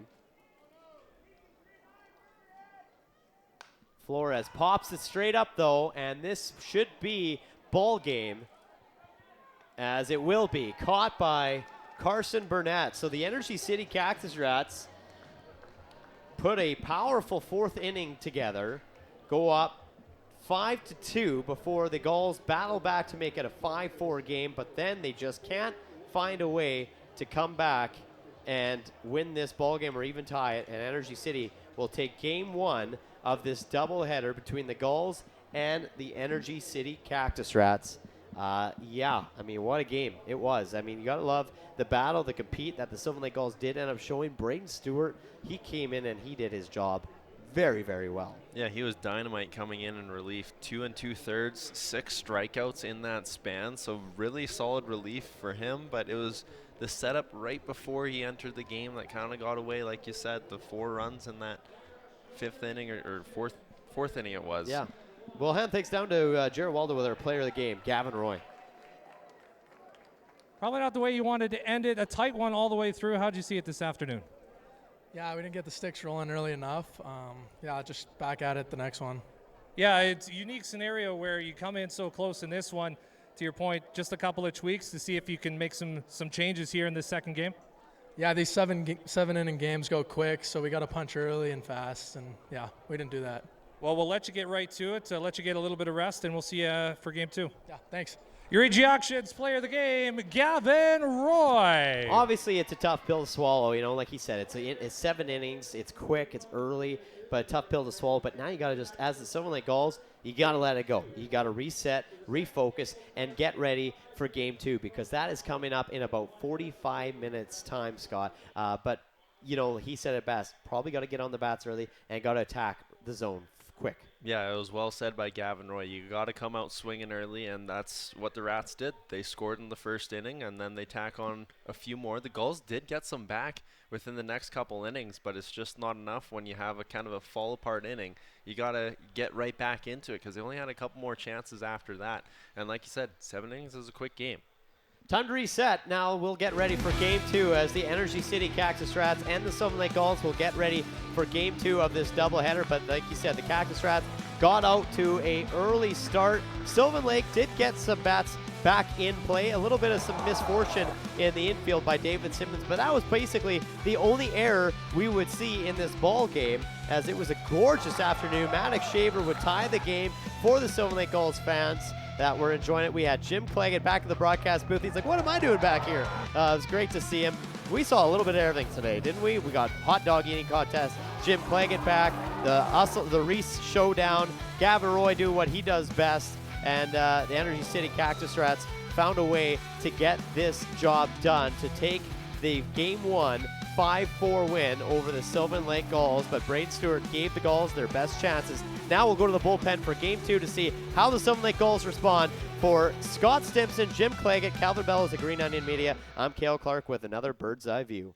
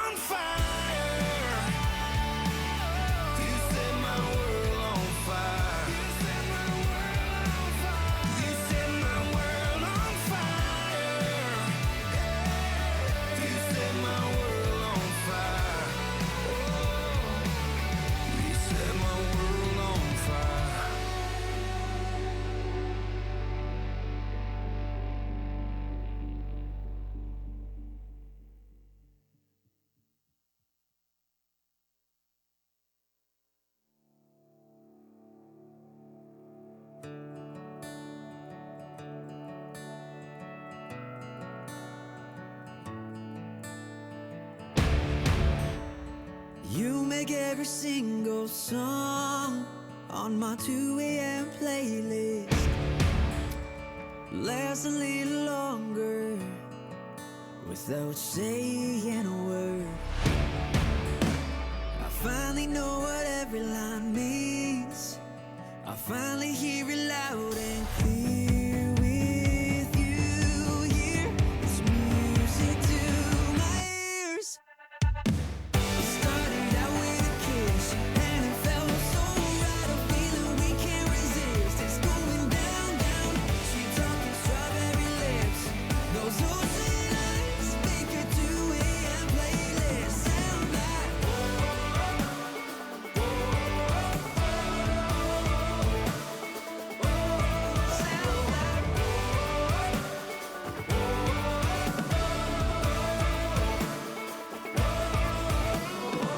I never knew that a needle on a record could start a fire. It's burning higher. Every breath that you take, my heart's spinning like a vinyl. Ain't no message in a bottle. Let's rewind this night. One more time. Started out with a kiss, and it felt so right. A feeling we can't resist. It's going down, down. Sweet talking, strawberry lips. Those ocean eyes make a 2 a.m. playlist sound like.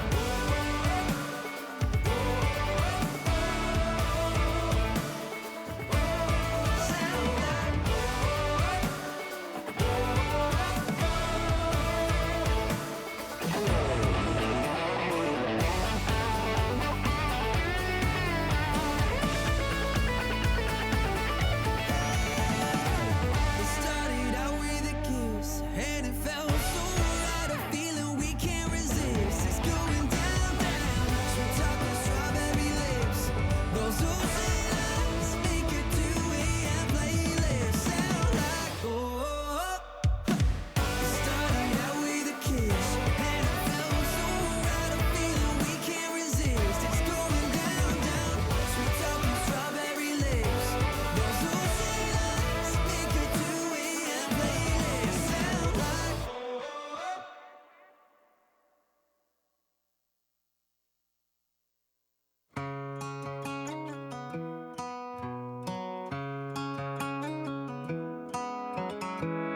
Don't let me down easy. If you're gonna leave me, baby, go and leave me all the way.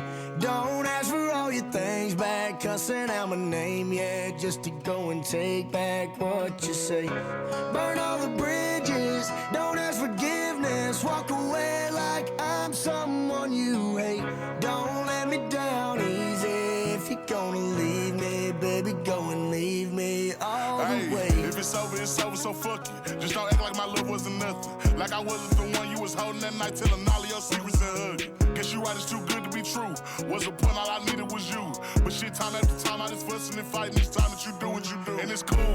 Mama said it was fish in the sea, I got lost in the pool. Knew it was coming, I watched how you move, how you turn your back on me and leave me to lose. Remember the text, how you said that you do. Said that you never leave, we would fight till it's due. But as it went on, I was fighting for you. Since the text turned green, why the fuck it ain't blue? Guess you done and I get it. Said you stay and you wanted my name and you left, so I'm guessing that you never meant it. Said you try and hold on cause the love was so strong, now I'm standing alone in this kitchen. Singing sad songs, but I'm knowing that this shit don't last long. If you leaving, then leave cause your bag's gone. But just know you can never come back home.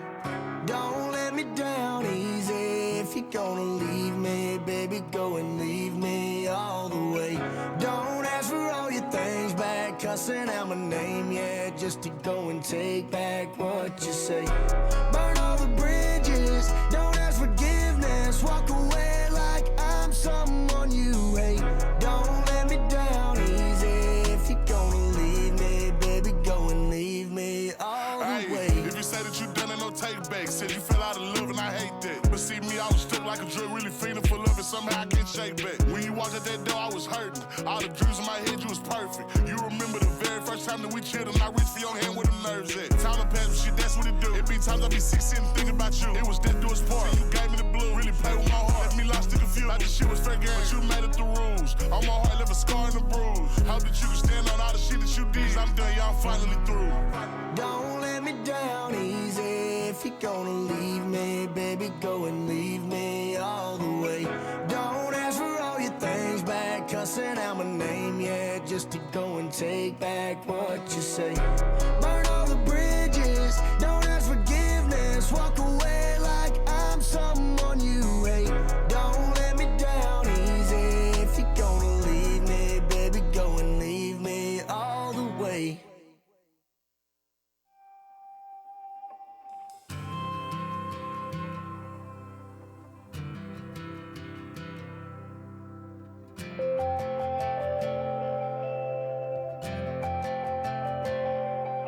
Granddaddy drank heavy and daddy drank light. I can turn any day to Saturday night if I want to, and most of the time I want to. I can still paint a picture of a hemlock view. My mountains had smoke, but the ones that were blue that we buy then were the ones I spent a little more time in. Between the hangovers and the handcuffs, it's been a minute since I had one in my handcuffs. Everybody says it's gonna be the death of me, but these days I'm living on the side of life. Just cause I smile through my sobriety don't mean it ain't chilling in the back of my mind. I ain't saying I swore it off for good, I'm just saying I'm doing the best I can. But what do you expect from a redneck? Hell, I was born with a beer in my hand.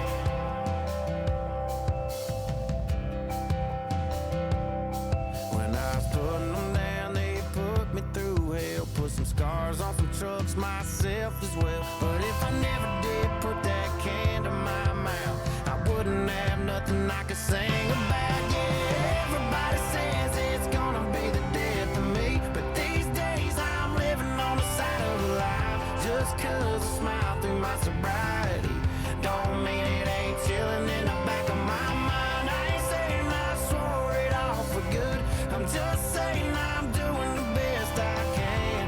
But what do you expect from a redneck? Hell, I was born with a beer in my hand. Oh yeah, I was born with a beer in my hand.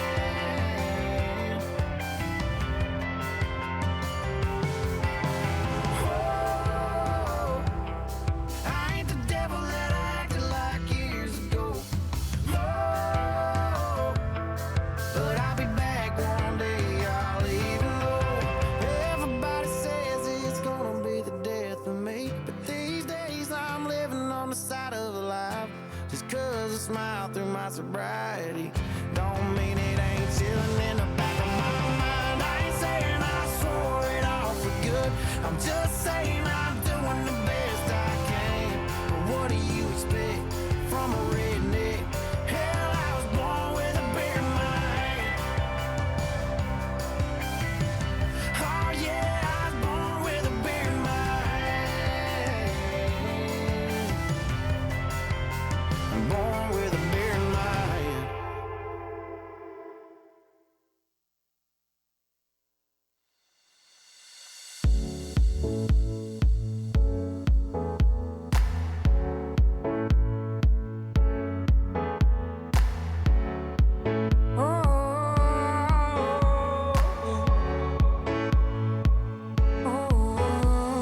You got a fast car. I wanted to get to anywhere. Maybe we'll make a deal. Maybe together we can get somewhere. Any place is better. Starting from zero, got nothing to lose. Maybe we'll make something. Me, myself, I got nothing to prove. You got a fast car. I got a plan to get us out of here. I've been working at the convenience store.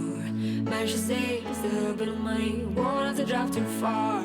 Just cross the border and into the city. You and I can both get jobs and finally see what it means to be living. You got a fast car. So fast enough so we can fly away. We're gonna make a decision. Live tonight and die this way.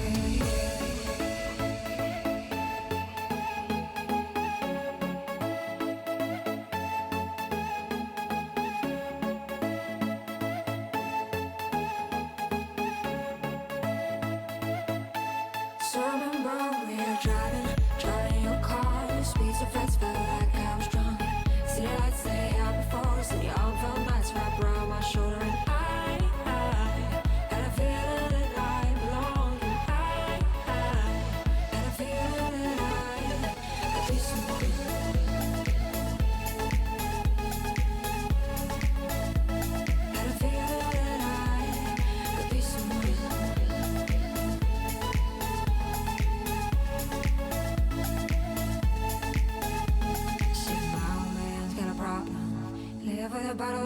said it. Said his body's too old for working. His body's too young to look like his. Mama went off and left him. She wanted more from life than he could give. I said somebody's got to take care of him. So I quit school, that's what I did. You got a fast car.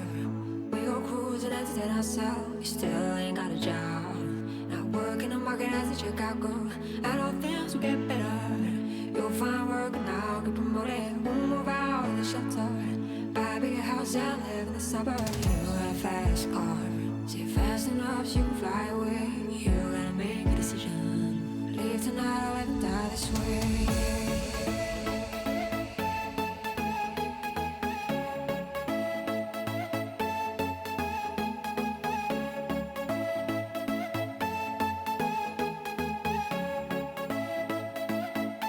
So I remember we were driving in your car. You speed so fast, felt like I was drunk.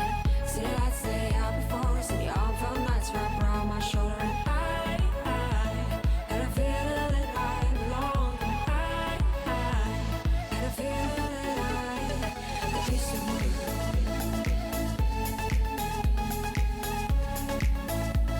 Had a feeling that I could be someone. Be someone. Had a feeling that I could be someone.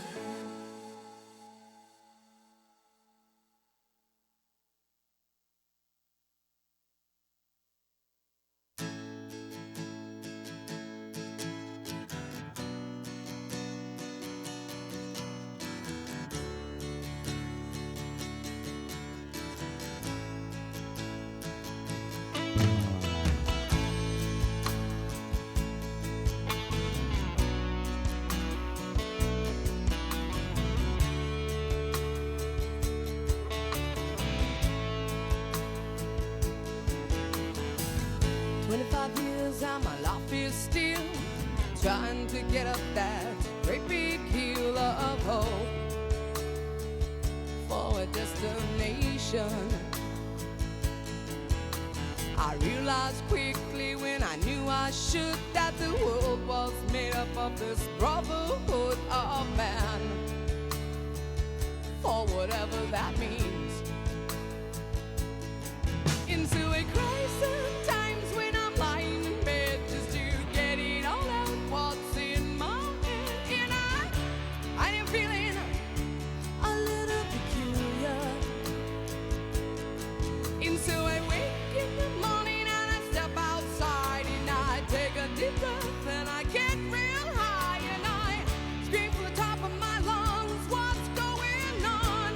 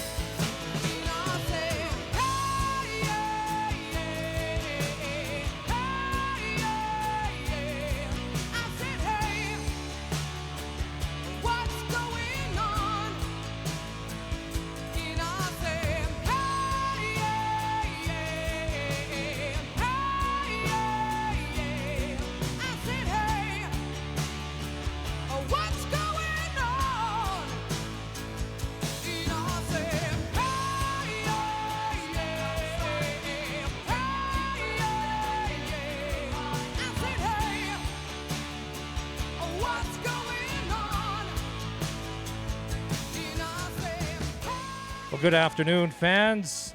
Welcome to the ballpark, or welcome back if you stuck around and enjoyed some sunshine and bevies and some food. If you're on the concourse and enjoying the sun and the shade this afternoon. We are about 10 minutes away from first pitch of game 2 this afternoon between your Gulls and the Energy City Cactus Rats. 5 o'clock first pitch, so we're going to get going in about 10 minutes time. We'll see you then. 25 years and my life is still trying to get up that great big hill of hope for a destination.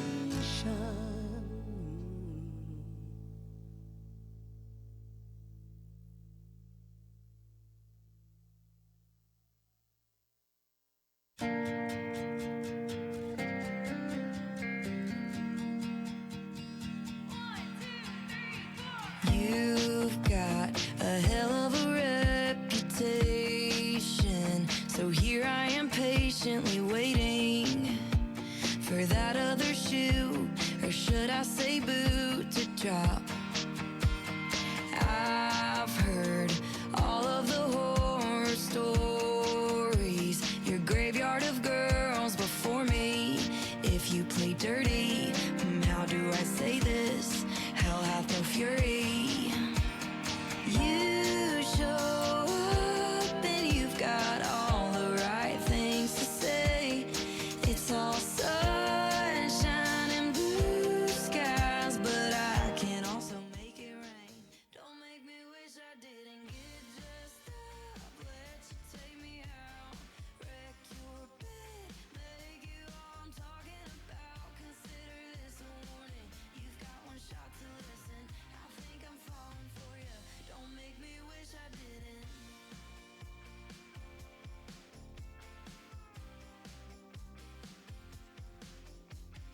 I keep every promise that I make, so baby believe me when I say, if you test me, you'll be wishing you never met me. You've been great, but honey, don't get me wrong. Stone cold killers have guns, but I've got songs. Don't make me wish I didn't get dressed up, let you take me out, wreck your bed, make you all I'm talking about. Consider this a warning, you've got one shot to listen. I think I'm falling for you, don't make me wish I didn't.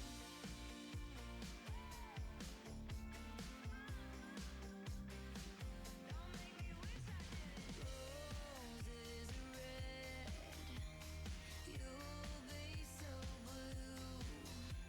If I take a chance and find out firsthand they were right about you, don't make me wish I didn't. Don't make me wish I didn't. Don't make me wish I didn't get dressed up, let you take me out, wreck your bed, make you all I'm talking about. Consider this a warning, you've got one shot to listen. I think I'm falling for you, don't make me wish I didn't. Go all in, max my last bet. Don't you dare turn into someone I'll regret. Consider this a warning, you've got one shot to listen. I think I'm falling for you, don't make me wish I didn't.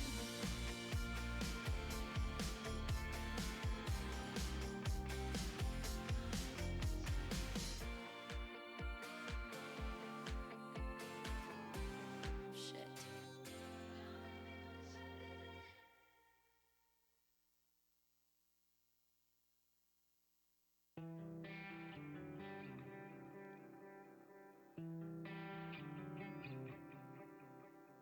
Crack the bottle, pour another drink.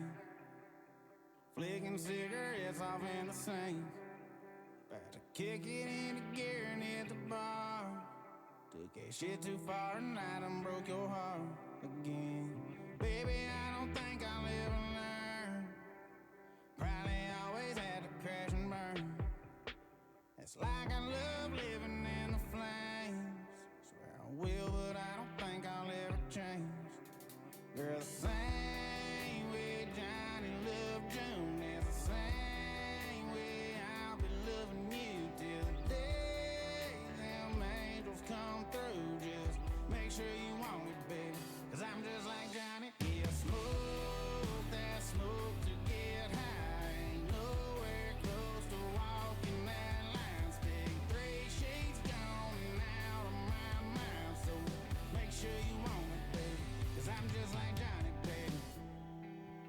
Good afternoon, ladies and gentlemen, and welcome to Gulls Field. Welcome back if you were part of our first game of a double dip on a Sunday afternoon.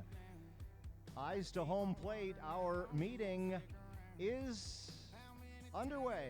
The umpires and the coaching staff. Game 2 of our doubleheader is about to begin. We're less than 5 minutes away from the start of this ball game. We will not pause for national anthems.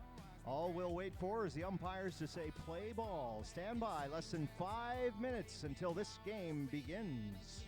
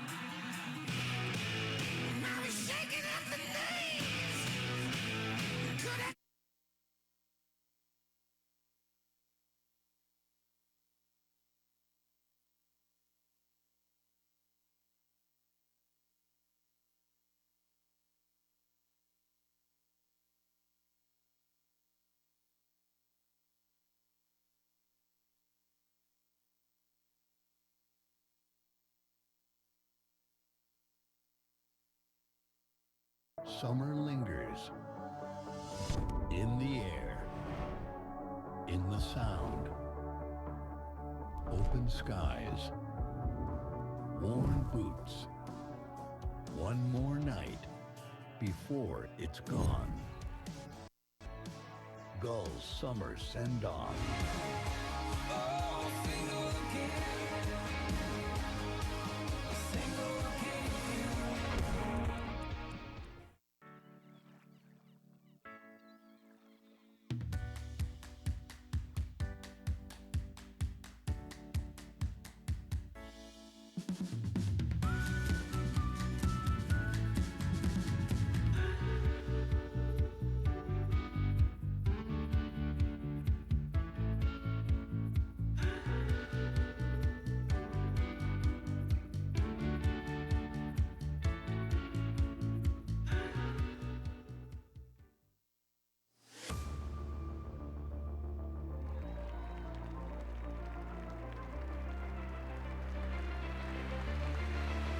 The Gulls take game 1.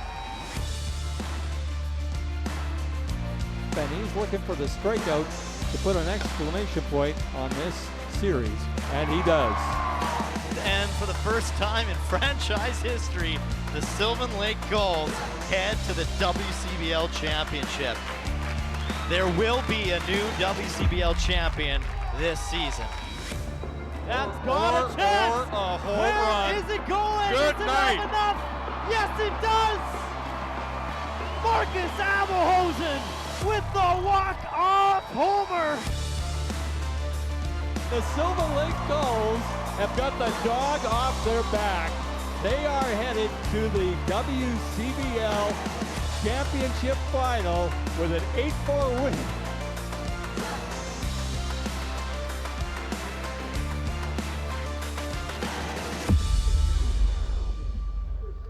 Hey, good afternoon, fans. Welcome back to Gulls Field for the second half of this doubleheader on what has turned into being a gorgeous Sunday afternoon for some WCBL action. I'm Cale Clark. This is Scott Stimson. This is Game 2 of the doubleheader between the Energy City Cactus Rats and the Sylvan Lake Gulls. Well, the Energy City Cactus Rats got the job done. They got up to an early start, 1-0. Then they got 4 runs in the 4th inning to hold on to a 5-4 victory over the Sylvan Lake Gulls, but not before Sylvan Lake made things very interesting late stages. Yeah, they started to come back late in the game, and around the 5th inning or so, they claw back a couple more runs, and they fall basically one run short. And now they'll have a little bit of an advantage because they're going to play as the home team for Game 2. So they'll be starting things on the field, and on the mound starting for the Sylvan Lake Gulls will be George Hobbins. He's already got one start this summer, 3-1 record, 5.74 ERA with just over 15 innings of work and 22 strikeouts. Here is who he's going to face, Scott. When it's not broken, why fix it? Yeah, it worked for them last game. It's the exact same lineup, same order, same positions for the Energy City Cactus Rats. So David Simmons is going to lead things off here. Now as the Cactus Rats are going to be the first at bat. But for the Gulls, they made quite a few changes. John Boy Rittenhouse, Charlie Collins, and Gavin Roy were the only 3 players in the previous game. Jaden Flores makes his home debut. Tylen Graves, Gavin Roy, Bryce Turner on the infield, Reese Sherman behind the plate. There you have it. And like you said, Flores stepping into this ball game for his first game as a Sylvan Lake Gull at home in front of his home crowd since returning from last season. He did get one bat in that last game. That it was the ending, unfortunately, at bat for the Sylvan Lake Gulls. It was a pop-up. That was a catch for the final out. But good to see Jaden Flores back in Sylvan Lake. Will get his first full game here in front of the home crowd this summer. George Hobbins was start things off with a strike, but then comes back to try to get Simmons chasing it. Simmons had a great first game. He went 2 for 3 at the plate in his first game earlier on this afternoon. A couple RBIs. And that's fouled back. So here we go, all over again. This time, Energy City batting first as the original road team. Had some snacks, had a couple drinks, and ready for another couple hours on the field. I got too busy talking. Hobbins will take this and flip it over to Bryce Turner in time for out number 1. So a good start so far defensively for the Sylvan Lake Gulls. You had some snacks. You had drinks. I'm saying more for the players. Oh, for the players. I did also. You have also some got snacks, your snacks in. Yeah. I definitely did not. My muffin is still sitting here, waiting for me to eat it. I went down to the field. I tossed the pigskin with a couple of players for a little bit. And I was embarrassingly, a lot worse than they were at it. I forgot how to throw a football, Scott. It's been a while, hey? It's been a hot minute. Yeah, the spiral was not spiraling. It's not an easy thing to throw anyways. No, it's not. Those guys make it look easy. And Hobbins on the inside, down low, has Endo wrapping around over top of it. 0-2.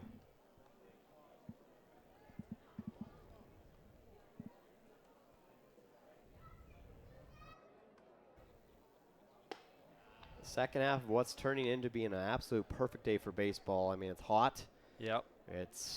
The sun is shining. It's beating down on us now. We might break a sweat in this one. I'm already. I think I'm ahead of you on that one. But you were also throwing the pigskin. I was also down there throwing the pigskin in the hot sun. No AC booth for you. Speaking of pig, I was sweating like one. Yeah. Had a good chance to catch up with head coach Jordan Blundell as well. And we got talking about baseball. Basically, we were talking about what we were talking about on the broadcast in Game 1, which is how the WCBL is really pumping out some really grade A baseball players these days. And he was actually mentioning that he was listening to, the MLB on, Sirius XM was listening to they always catch up with managers every week, and they were interviewing the Tampa Bay Rays general manager, and after, they talked about a lot of the major leaguers and everything like that. The guys asked him, and this is a great strikeout for George Hobbins to start this ball game. So quickly 2 up, 2 down for Sylvan Lake. We'll bring up Carson Burnett. Great off speed, just drops in there for a called strike. Has Haruda Endo looking at it go by. But he was talking about how the general manager was asked, after all the MLB, near the end of the segment, they asked, well, is there anybody that is in the minors coming up that no one might know about right now, but is going to know in a short notice, or are they going to know eventually in one point or another? And of course, he didn't want to say. He was like, we got a lot of great guys in our, on our A, AA, AAA teams. And then finally, after 5 or 10 minutes of rambling on, he finally points out and literally picks out Nathan Flewelling. Yeah. Is a name to look out for the Tampa Bay Rays. And we were talking about him earlier on in the broadcast in Game 1, Blundell was just saying, he was pumped to hear that. He's like, that was awesome because that's a product out of the WCBL, and it's a Central Alberta product as well that has been talked about, as the general manager was giving him some high praise after finally digging, because those guys are media trained. They don't really want to call out any specific names necessarily. But Blundell said that the general manager, he finally pointed out Nathan Flewelling. Yeah, and well-deserved. He's in the Futures game, had a heck of a game, was the MVP, as we had mentioned in the game before.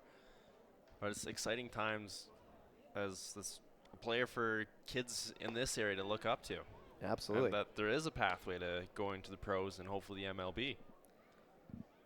And when we showed Blundell there on the screen, he was showing the duck of the, I think he might have been replaying the play from Hikaru Akita when the ball hit the bat when he ducked it, and it ended up being a foul ball.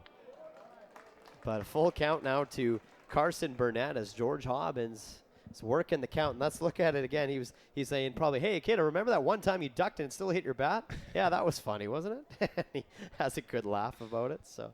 I don't know if that's what he's talking about, but I just have a feeling that looked very similar to what we saw. But for George Hobbins, what's similar to him right now is strikeouts. I mean, absolutely great start by him. He is throwing out all batters. In fact, he made the 1-3 play to start off with David Simmons, and then he strikes out Haruda Endo and Carson Burnett to end the inning. 3 up, 3 down for the Sylvan Lake Gulls. They'll come to the bat at the bottom of the first.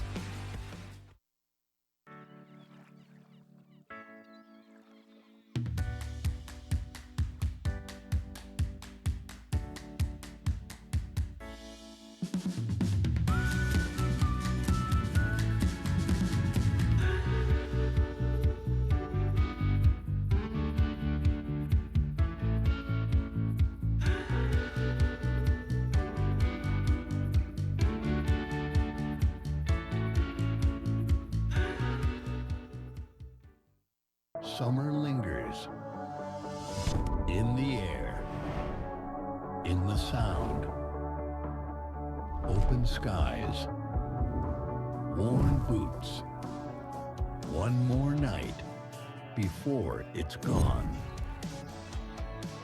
Gulls summer send-off.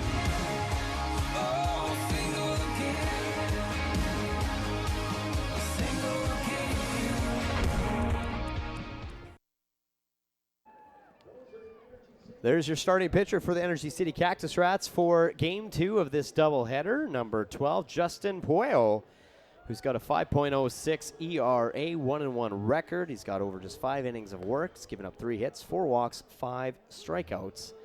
And this is who he's going to have to face for the Sylvan Lake Gulls. Yeah, 4 of the batters that are in the top of the order, they're the ones that played either the entire first game or a portion of it. Gavin Roy, Charlie Collins, Jane Flores had 1 at bat in it, and John Boy Rittenhouse. And then Gavin Glenza, Reese Sherman, Bryce Turner, Tylen Graves, and Dom Giusti joined Game 2 this time. And then in the outfield, Haruda Endo. It's the same outfield we saw in Game 1. Stephen Fermin in center field, Hikaru Akita out in right field, and then David Simmons at third, Seiji Umezawa staying at short, Dan Kawanishi at second, and Carson Burnett over at first, and Liam Kirsch getting his second straight game as catcher as well behind the plate. So Gavin Roy, great game in Game 1, was our EG Auctions player of the game, and let's see if his bat continues to roll here in Game 2, as he was perfect on the day. Got on all 4 plate appearances, 3 for 3 at the bat with the bat, and came around to score twice as well. Yeah, definitely gave his team a fighting chance in that ball game. And obviously we got to give honorable mentions in that first game as well. Michael Quick had a stellar game as well, and then of course the closer, Braden Stewart. Yes, just 6 lights out. strikeouts in 2 2/3. That was a pretty good relief appearance for him. Both teams only used 2 pitchers in Game 1, and both were pretty much wheeling and dealing. And Roy takes that one for a called strike, so 2-2 now in Game 2 of this doubleheader Sunday afternoon between the Cactus Rats and the Gulls. Obviously, Game 1 leaving a little bit of a sour taste in Sylvan Lake's mouth right now. But Energy City, and they rightfully so played some of their best baseball against the Sylvan Lake Gulls. And you got to give him credit. But a walk here to Gavin Roy to lead things off as he goes perfectly on base all 5 times so far this afternoon. Yeah. 2 different games. On-base percentage is climbing pretty good thanks to that last game and now the start to this one. So that'll bring up Charlie Collins, who is playing right field all day long, and he grounds this to Simmons. The throw to second, over to first, but not in time as Collins gets the wheels going in motion and beats out the throw, but they do get the leading runner over at second in Gavin Roy, trying to turn the long double play, the 5-4-3 play.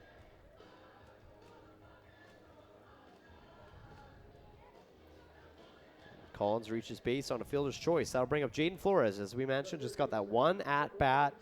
Fortunately popped it straight up in the air, so we didn't get a true, really, sense of Jaden Flores just yet here at Gulls Field for this season. But he's no stranger to Sylvan Lake. In fact, when he came in Game 1 for that plate appearance, he got a pretty good ovation. Welcome back. He certainly did. Everyone was on their feet and cheering pretty loudly for him. So they're obviously pretty happy to have him return to the Gulls. He's playing third for this second game. And he hits a little soft blooper, a one-hopper, and it's going to be turned into a double play to end the inning. So a 3-up, 3-down inning. Great defensive work by the Energy City Cactus Rats infield to turn that double play and retire this inning. It's scoreless after 1. We'll come back with more Gulls baseball in the second inning. For more than 40 years, we've been there, helping Canadians find the extra space they need to grow and to create new memories. Sentinel Storage. Try 4 weeks free. Details at sentinelstorage.ca. For over a century, we've been more than just lawyers. We're your neighbors, your friends, and your strongest advocates. With 15 locations across the prairies, we're everywhere you are. Stringham, your local lawyers. Have you ever wondered if there's one thing that connects people from across our province? Something that connects the coffee shop to the spray park, or the brewery to the rodeo, the campground to the sports field. It's pretty amazing when you think about how it's all connected, because it truly is. And it's all we think about, so you don't have to.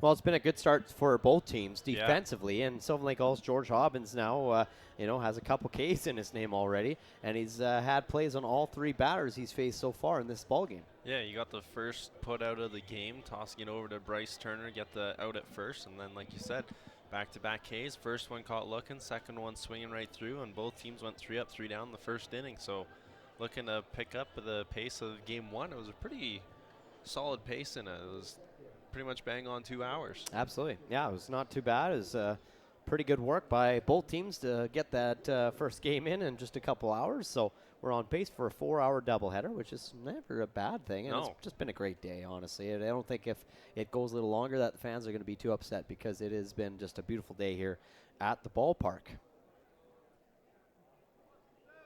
Luke Wilson leading things off here for Energy City, the 4-5-6 batters. Again, welcome back to Gulls baseball. You got Scott Stimson, Cale Clark, watching your local channel on FloCollege, brought to you by Visit Sylvan Lake.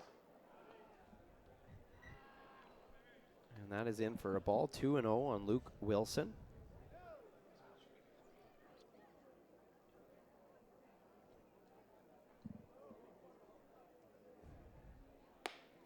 And that pitch just outside, so 3-0. Let's take a look at our umpires for Game 2. So behind home plate will be Matt Beaudry at first, Brad Johnston, and then the crew chief, third base, is Rob Allen. Rob Allen, they kind of just all rotated. Rob Allen was the home plate base umpire for Game 1, but they all rotated clockwise, one, and 4-pitch walk to lead things off as Luke Wilson will be the first base runner in Game 2 for both teams.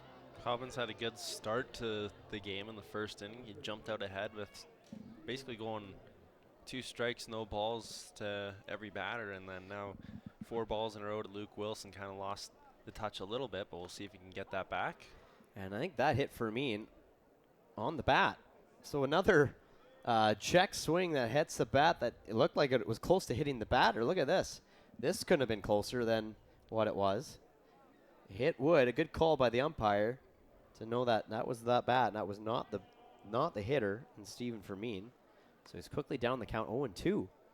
And like what we saw back in Game 1, kind of deja vu right now. Yeah, entirely deja vu. Had a runner on and try to advance with the sacrifice bunt. And this is piped up the middle. That's the only thing that will break this deja vu is it lands in for a base hit. The first base hit for the Energy City Cactus Rats and this ball game. Yeah, good for him to be able to change his tactics there and put a full swing on it and send it out to the outfield. And he does the job that he needed to advance the runner, and now he's on base. Yeah, so that'll bring up Liam Kirsch, the catcher, up to the plate.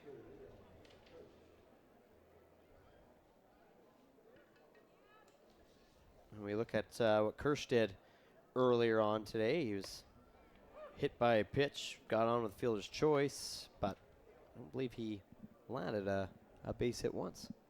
No, he lined out to second base after that. He did score, though, on that hit by pitch play. Did round the bases eventually.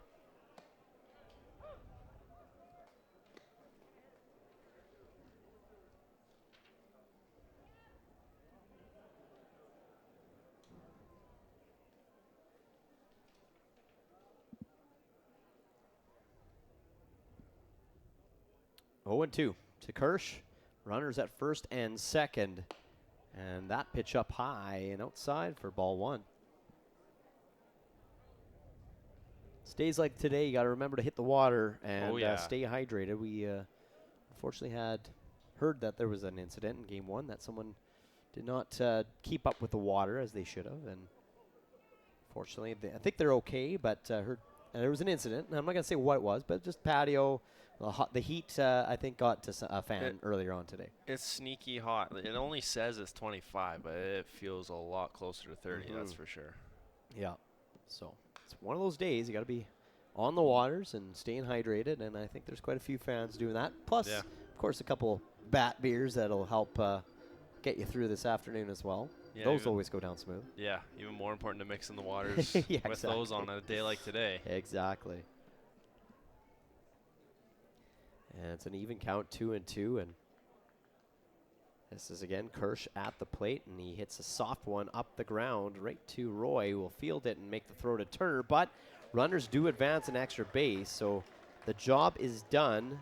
An unintentional advance for the Energy City Cactus Rats in a sense. It was kind of an unintentional bunt in a sense, right? It wasn't really a bunt, but it was kind of played as like a bunt. Yeah, you hit it right to the right spot. Slow ground ball over to second. That's going to make sure that your runners get there in time and going to be uncontested as well. So good placement on that hit there from Liam Kirsch. That'll bring up Dan Kawanishi, and we just got word in our headset from our producer Calvin Bellows that the weather right now is about 55% humidity, which is for anybody in central Alberta and Alberta, that's quite a bit for us here. And I know for a lot of other different places, and even out east in Ontario, that's nothing. That's a dry day. That's a dry day. But for us here in Alberta, that's a lot. We're not used to that necessarily.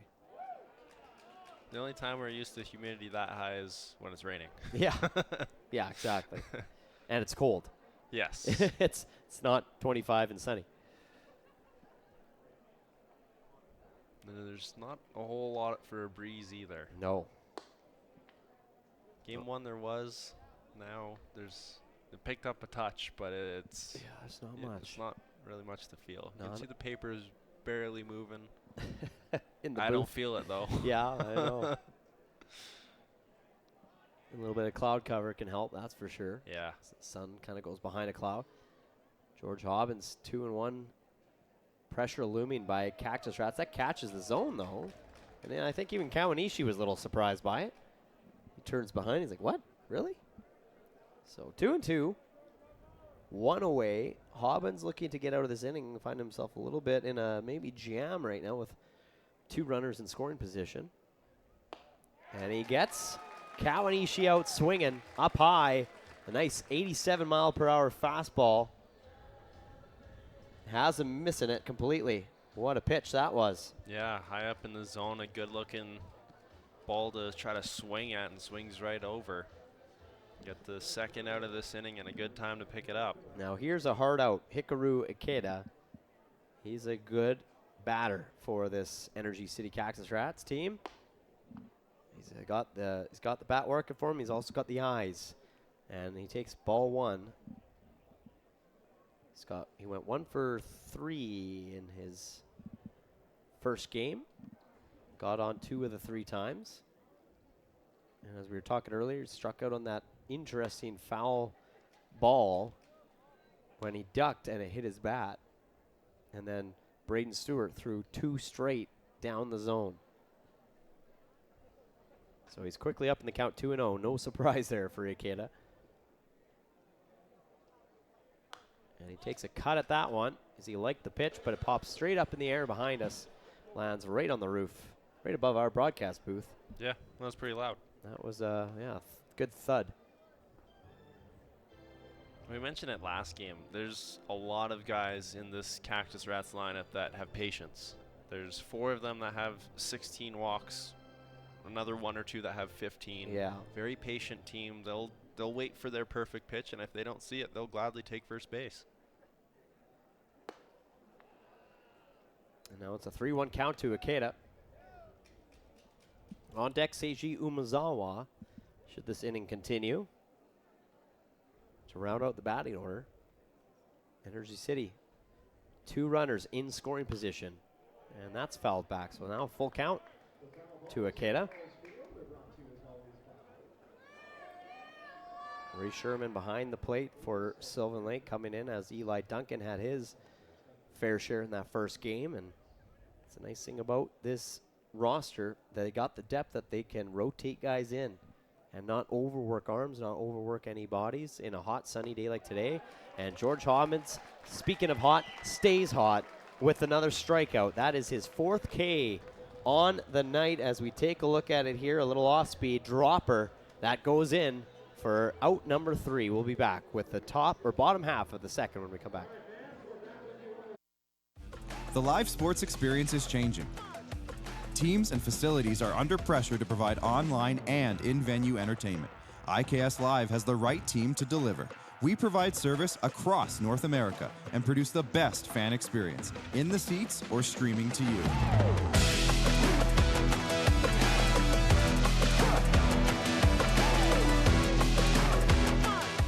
IKS Live continues to bring you the best seat in the house.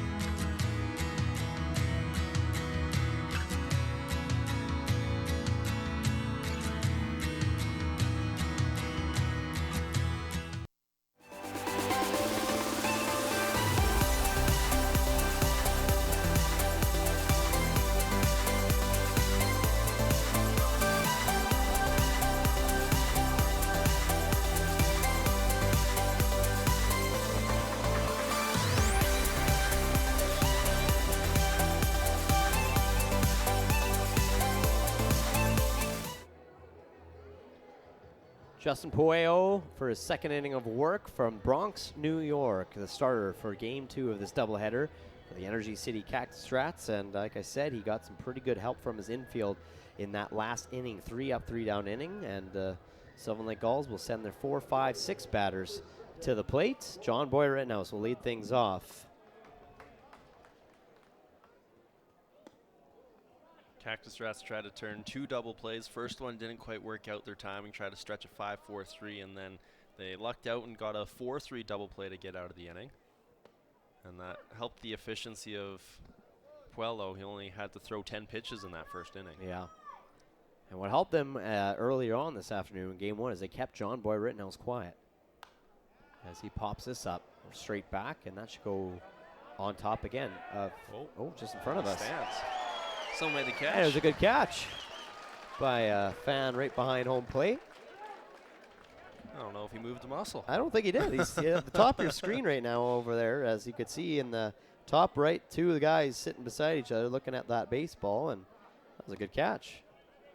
Went straight up in the air, and in the sun he was having a battle too, and he made it look easy. He didn't even leave his seat, did he? Was he just sitting there the whole when time? I looked down, he was sitting. He just caught that it was sitting. pretty quick after. That was pretty impressive. Rittenhouse, though, won't stay quiet in game 2 as he lifts this out into right field. Finds the gap, opposite field hit for John Boy to lead things off here in the second. Yeah, good job for John Boy Rittenhouse. He just kind of pokes that one through the gap between first and second. He places it exactly where he wanted it, finds some open space in the infield, and get on board here. Even count, or well, I don't know. Sorry, they didn't reset the scoreboard. Gavin Galanza coming to the bat. And let's take a look at this catch again. We got it on camera. Our guys are so good at Green Onion Media. Top right now. Watch your top right of your screen here. Stay seated. Stay seated, and boom, got it. Wow. Just like that. Like barely reaches back. He made it look like he wasn't even trying, and he made the catch. Get that guy a glove. Maybe put him out there. Need the banana ball rules. That's an out. That was like the fans, most. do that. That was the most calm, casual catch I think I've ever seen a fan make. As Galenza pops this straight in the air, and this will be playable for Seiji Umezawa to make the catch, and that will be out number 1.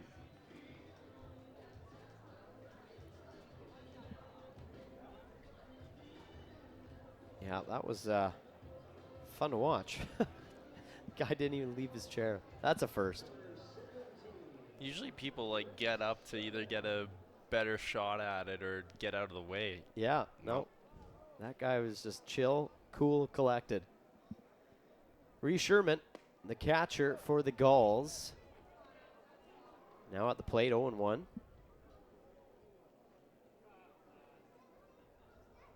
Runner over at first, John Boy Rittenhouse. And that's away and outside. Ball again.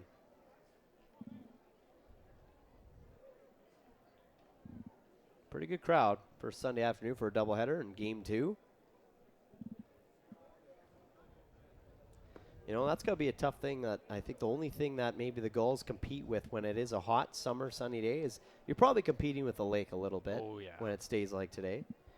And I do know that there was a lot of fans at game 1 that might have just came for one game and they might have went home just to kind of, you know, get near the water to cool down for the second half of the afternoon. But it's a nice option to have, at least here in Sylvan Lake, is you can pick and choose your battles, especially when you got doubleheader where the one ticket can be both games. Yep. If you're a big diehard baseball fan, you can sit through both games or you can just come to one.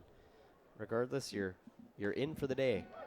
And Sherman threw his bat away thinking that was a walk, but it was a called strike catch in the corner. So a full count now to Sherman as you take a look at this pitch here. And it's quite a bit outside. He thinks, yeah, there's no way that's a strike, but I guess Matt Beaudry saw differently. Full count. And a strikeout to Reese Sherman. Great pitch inside and down low from Justin Puello. Yeah, kind of changed the momentum of that at-bat, getting that called strike to make it a full count, and then catch Reese Sherman trying to get something he couldn't. So bring up Bryce Turner with 2 down, 1 runner on. Ball's looking to keep this inning alive. First pitch, a strike.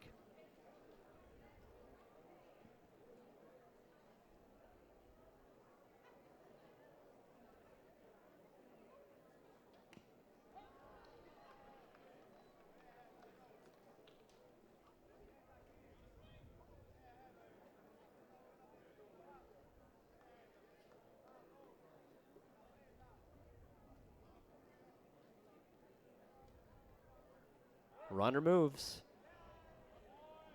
And it will be an uncontested stolen base for John Boy Rittenhouse. Saw a couple of those earlier on today, Scott, but like that's kind of sometimes the make or break in a ball game is those smart moves with the base running, but this is hit right on the ground and a soft throw, a couple dribbler that gets to first from Seiji Umezawa. So the Energy City Cactus Rats just give up the one base hit, stranding one runner, but they limit the Gulls to no runs. It will be a Rats bat at the top of the third. For more than 40 years, we've been there, helping Canadians find the extra space they need to grow and to create new memories. Sentinel Storage. Try 4 weeks free. Details at sentinelstorage.ca. For over a century, we've been more than just lawyers. We're your neighbors, your friends, and your strongest advocates. With 15 locations across the prairies, we're everywhere you are. Stringham, your local lawyers. Yo, Dustin, you going? Yes. Can I join you guys? All right, let's go.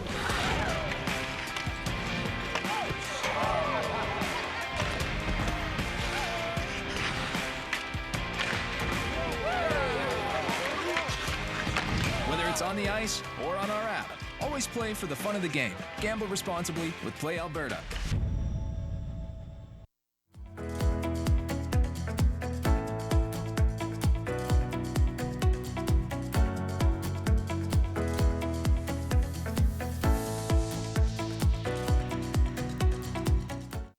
So heading into today, the West Division standings were set, but that loss from the Sylvan Lake Gulls in Game 1 earlier today has now dropped them back to third place, meaning Lethbridge gets back into second place of the West Division standings of the WCBL. So it is that tight, Scott, that these standings, a win here and there is going to move those standings around a little bit. Yeah, and if you win in this game, you might hop back up or be a lot closer anyways. You're within a game of Okotoks.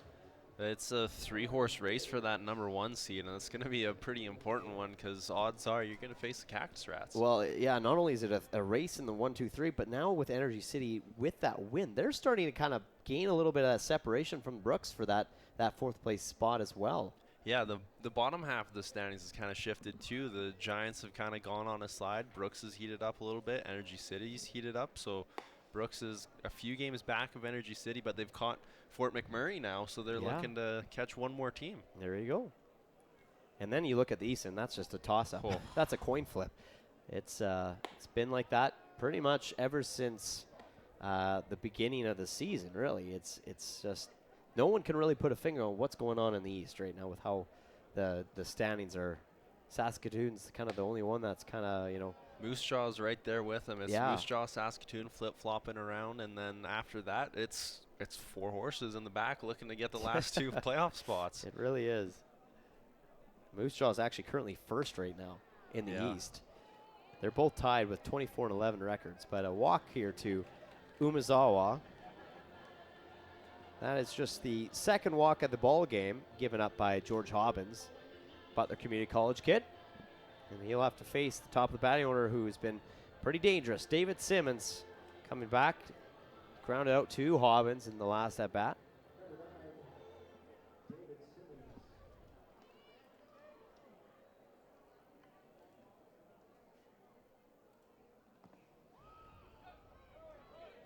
And that pass ball will get away from Sherman, and Umezawa overslides second base and kind of just takes a little lay down there for a second. Soak up some rays. Yeah, I think he might have been trying to get a suntan. Let's take a look at this here. And yeah, whoops. I'm just going to reach back and just lay here for a second. Just skipped right over that bag.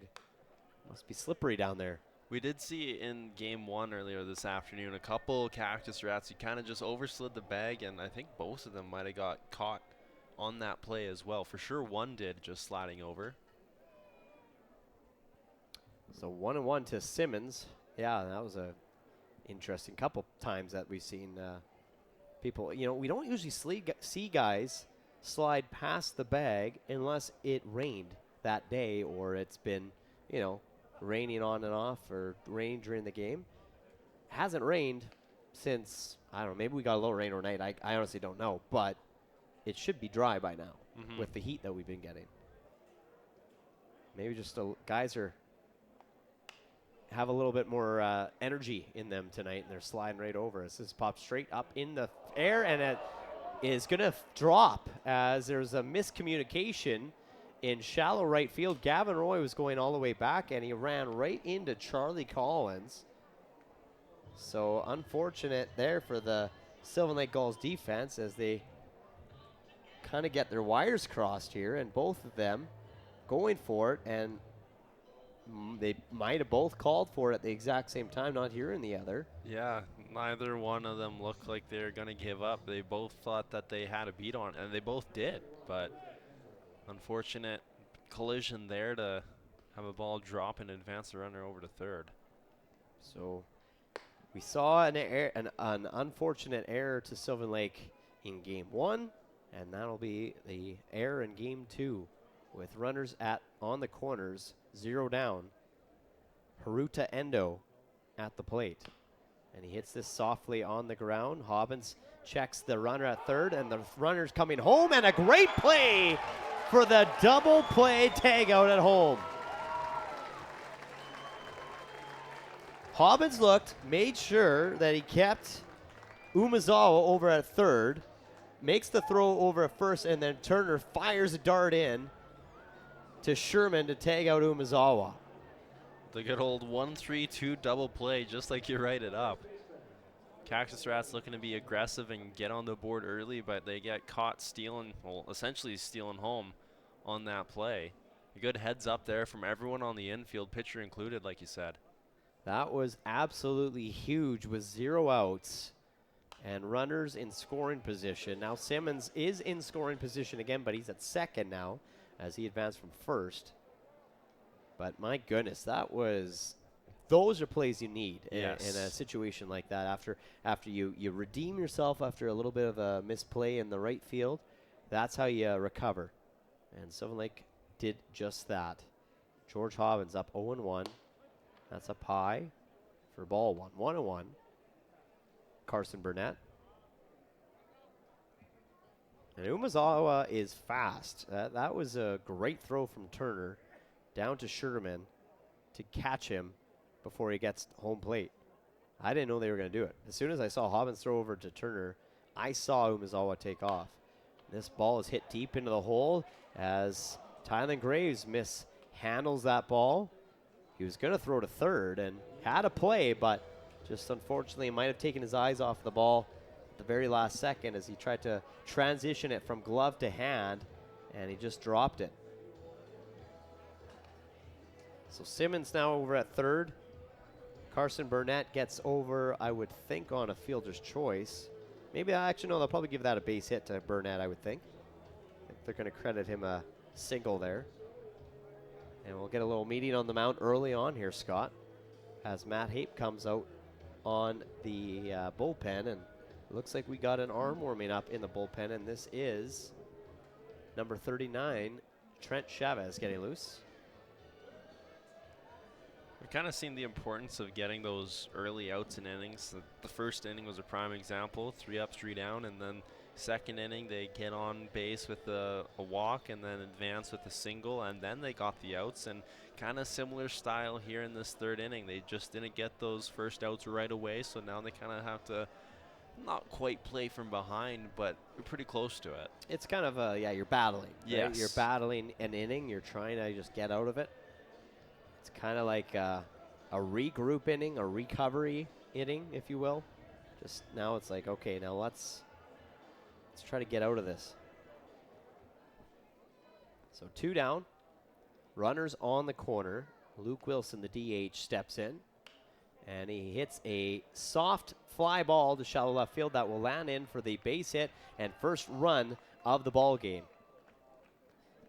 So you think they kind of recover from the error. You think that maybe that error isn't going to come back to haunt them. Well, in a sense, it still did. as it was the error that came in to score in David Simmons. Yeah, he kind of got they had a good look at getting that double play to try to wipe out that error, but it was still on the base paths and advanced along a few times, so eventually comes around to score. And you just can't give up any free passes to any team in this league. We talk about it every single game. It will come back to haunt you, and it did again. And that was what kind of had Sylvan Lake in the second half of the doubleheader last week. That was kind of what could have been the maybe playing factor in their loss in 4-3. Again, a one-run game, and they had an error on the board, and that was what that winning run seemed to be. But how about this? George Hobbins just settles down and says, okay, we gave up the one run. It's time to end this inning, and he did just that with a nice K going back up on the fence. That is strikeout number 5 on the night. The Okotoks Dogs and Baseball Canada will host the Road to Okotoks and the Morneau Cup National Championship at the Siemens Stadium Complex from July 14th to 19th. Come watch the top 16 youth baseball teams from across the country. These are the future stars of Canadian baseball, tomorrow's collegiate standouts and professional players, all chasing a national championship. Don't miss a week of elite competition, unforgettable moments, and the future of Canadian baseball in Okotoks. Get ready for the sweetest baseball event in Canada. All the very best players from around the WCBL will be in the very best city for the 2026 All-Star Weekend. Don't be sour. Get your tickets to the summer's biggest baseball event now. Hey now, you're an all-star. Get your game on. Go play.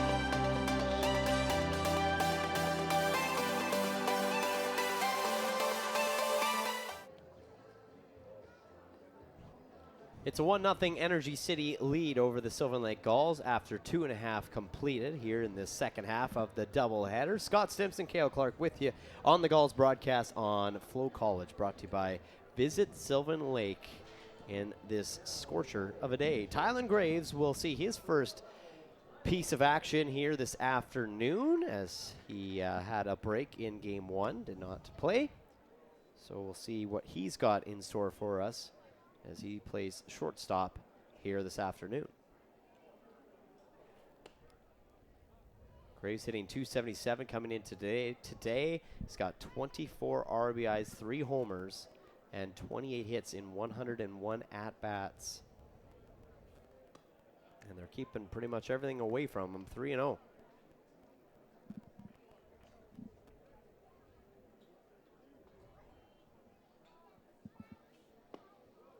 And he takes it, 4-pitch walk to lead things off, bottom half of the third. So that'll bring up Dom Juicy, the juice man.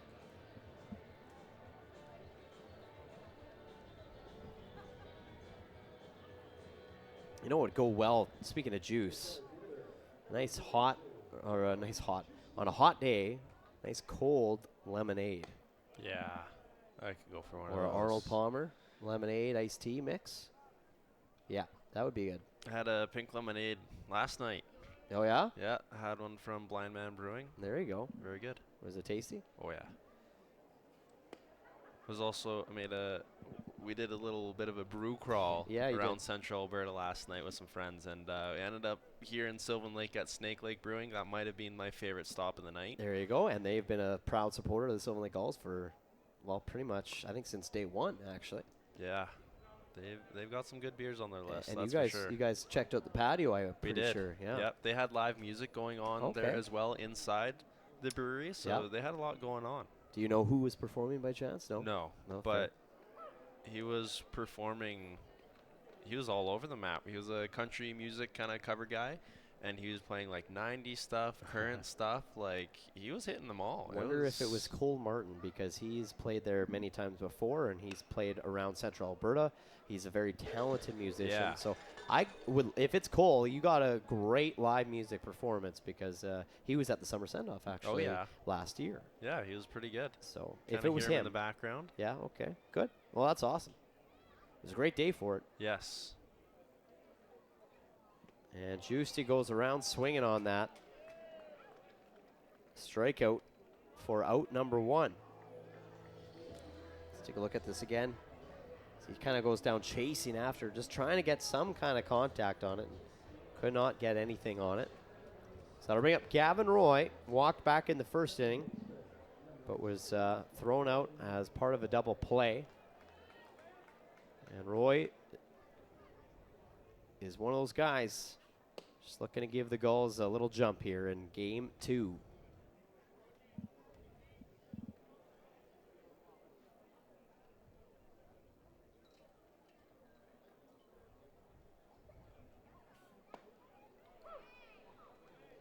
Yeah, Adam, Amanda, and the crew at Snake Lake do a fantastic job, obviously, with the local brews that they produce and provide everybody here at Gulls Field. They created their own beer. The Gulls have their own branded beer called the Gulls Light. Yeah. So that's kind of neat. You just need the concession people walking up and down the stairs. Get your Gulls Light. I love it. Hey, you know what? If you want to take a break and go do that for them, I'm sure they'd appreciate it. I could see you being that guy in the stands. Oh, 100%. Got to work for those tips. You got to work for the tips. 2-2 to Gavin Roy.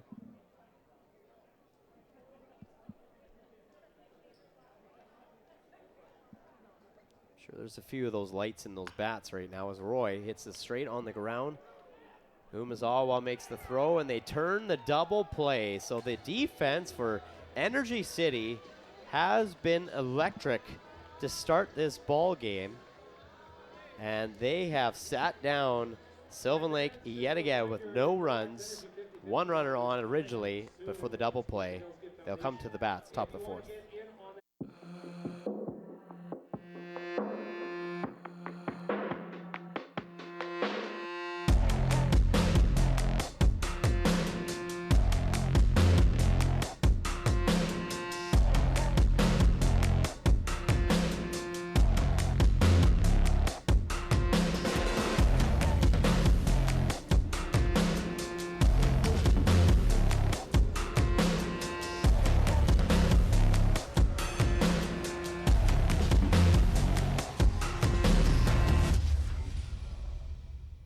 Hey baseball fans, make sure to stay up to date with your favorite teams across the league by subscribing to the WCBL YouTube channel right now. We have tons of free coverage for you over there, including daily highlights, full archived game broadcasts, daily game day previews, plus the WCBL report with myself and Joe McFarland every Wednesday. It's all in one spot, the WCBL YouTube channel. Subscribe today.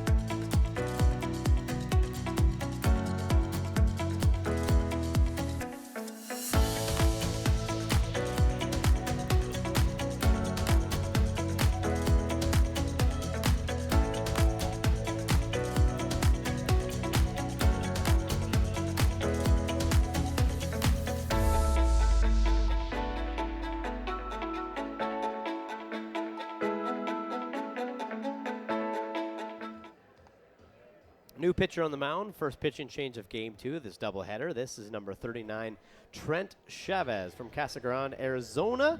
And you know what? He's one of amongst the top leaders on this team pitching in best ERA, .73 coming into today's game. He's got 13 strikeouts, just has given up 7 hits with 1 run in over 12 innings of work. He's got a 1-0 win-loss record. So he'll be looking to keep Energy City to just the 1 run so far as they lead 1-0 heading to the top of the 4th here. This is Liam Kirsch, the catcher. Gulls are turning it over to the bullpen now to just lock it down the rest of the game and look to get at least 2 runs on the board here. Popped up. Foul territory. Turner's on it, and he gets there in time for out number 1. They get the all-important first out on the first batter, as this one was popped up pretty high, and Bryce Turner had quite a ways to go to wheel in to catch this one, but he makes the play, gets the first out. Good set of wheels. Yeah, helping out Trent Chavez to start things out. Well, and Scott, this game's rolling along. We're already in the 4th inning, and you know, it's kind of deja vu for Sylvan Lake. You know, trailing again in a shortened game. You know, you gotta lock it in, and I think that's kind of what maybe the message to this defense is right now. And Chavez is gonna do his very best to give them that opportunity. And Hobbins gave them a good start. 56 pitches in 3 innings, saw 14 batters, 5 strikeouts, 2 walks, 3 hits given up, 1 run, and it was an unearned run. It came off of an error. Yeah. So a pretty solid start for Hobbins. Absolutely. It was not on Hobbins by any means. No. Hobbins gave the Gulls their best chance too. Like, he was lights out to start this ball game.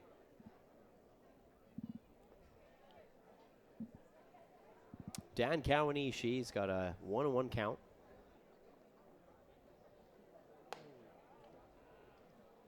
And Chavez taps his chest there, saying, yeah, my bad, sorry, that was me. That pitch got away on me. Slipped out of the hand.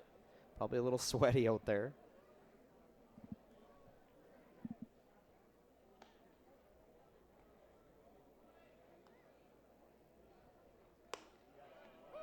I'm sure these Arizona guys and the Panama guys are finally saying, finally, weather that we're somewhat used to.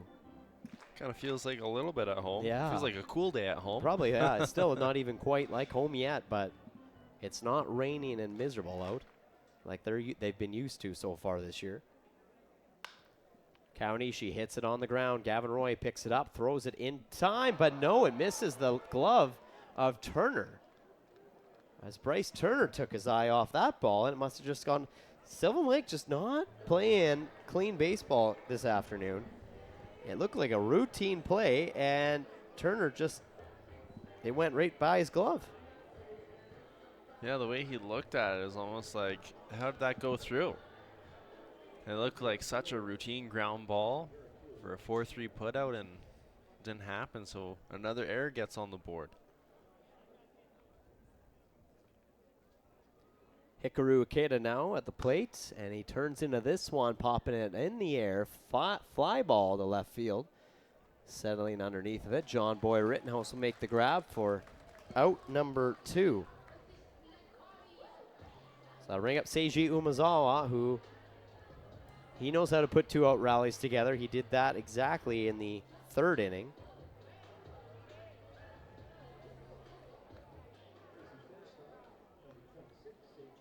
Not that you need to get out of the inning here, but you almost need to. You need, yeah, this is a huge out. You don't want to turn it back over to the top of the order for David Simmons, who's been pretty solid this afternoon. And Umezawa has been also pretty solid this afternoon. Earlier on today, he went 2 for 3 with RBI on there as well.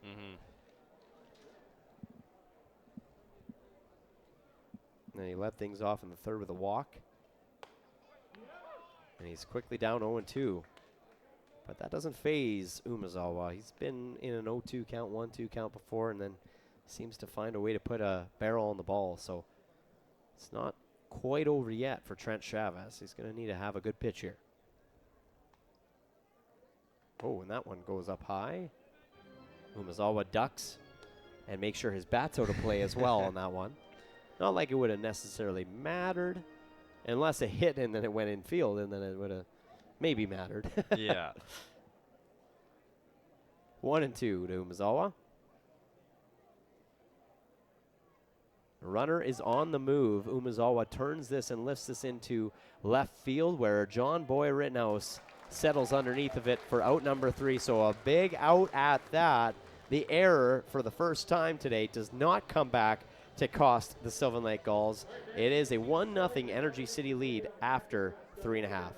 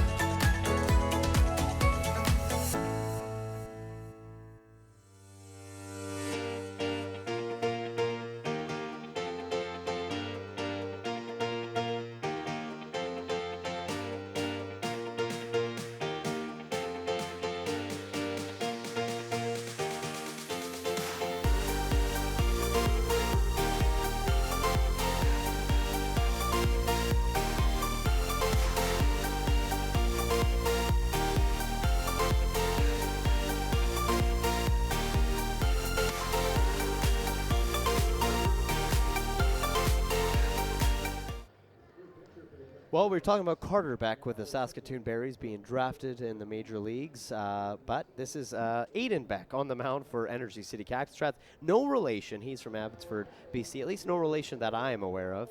And he's a BC boy, and he'll come in to try and close the door on the Sylvan Lake Gulls as they are now just down 1 run to Energy City. And leading things off will be Charlie Collins.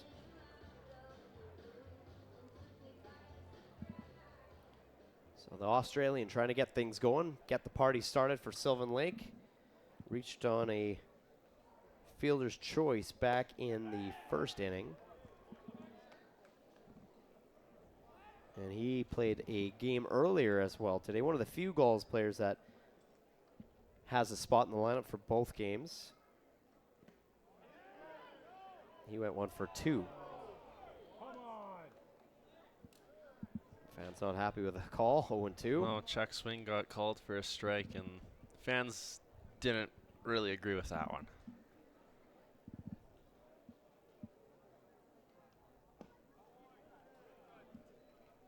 Kirsch liked the pitch from Aiden Beck. Aiden Beck is already, he's 0-1. He's got 13 innings of work, 12 strikeouts, 9.45 ERA coming in to this game.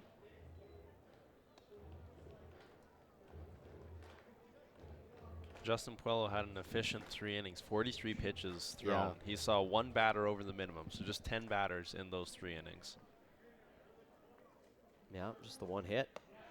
Pretty good stuff. Kind of surprised that maybe they didn't try to stretch him out for a full 7 innings like they did last week with Kingston. Bazugin. Anyway, it trips me up every time. But Kingston had all 7 innings of work for Energy City that gave them the win. But again, some of these pitchers, they come from their respected universities, colleges. They maybe are on a pitch. They're on a pitch count. They're on the watch. They're watching a little bit. So full count here to Charlie Collins, leading things off here in the bottom half of the 4th inning. Collins will drill it right up the middle for a base hit. A ground ball that goes all the way to center field. Good patience for Charlie Collins. He fell down early in the count, worked his way to a full count, and then got the pitch that he wanted and shot it up the middle for a base hit. Now you just got to do something with him and find a way to get him to come around the bases. So Jaden Flores still looking for his first base hit here at home as a Gull, but he did pick up from where he left off up in Fort McMurray, and the runner on is uncontested as Collins gets there. Yeah, we saw Rittenhouse steal uncontested earlier in the second inning, and now Collins will do that because they got to take advantage of what they do because they haven't had a lot of people on the base paths and not many opportunities to move them. So yeah, Jaden Flores in 2 games with the Sylvan Lake Gulls, 7 RBIs, 1 home run, 5 hits, hitting .556 coming into today's game. Yeah, I'd say he got back in the lineup early and he did just fine. Yep. Picked up where he left off. Picked up exactly where he left off. Yeah, absolutely. Great to see him back at Sylvan Lake, adding some more depth to this Gulls lineup. Now would be a good time for one of those RBI hits.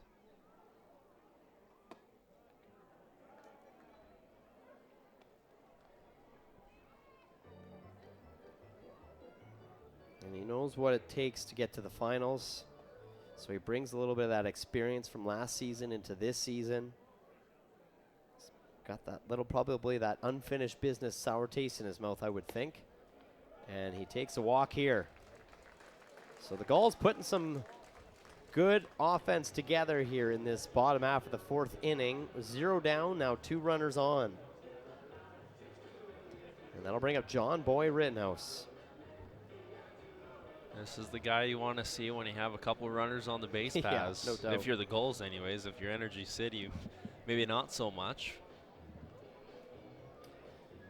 He's also tied now with Maddox Shaver for the home run lead in this team.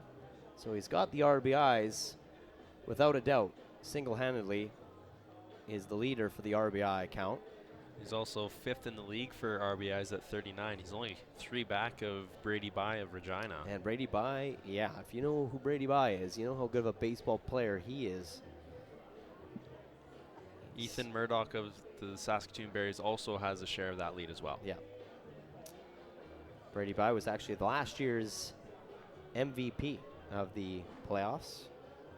Just credit the MVP of the after they won the Harry Hollis Memorial Trophy. So John Boy Rittenhouse, runner at first and second, takes the first pitch in for a strike.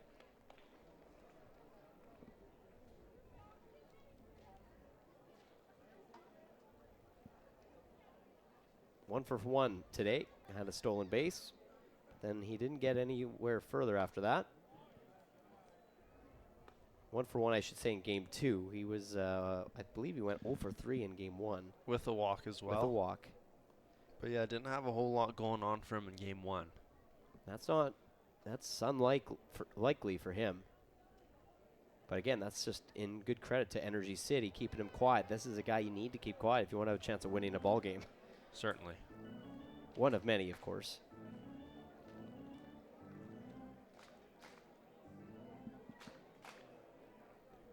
One and two to Rittenhouse.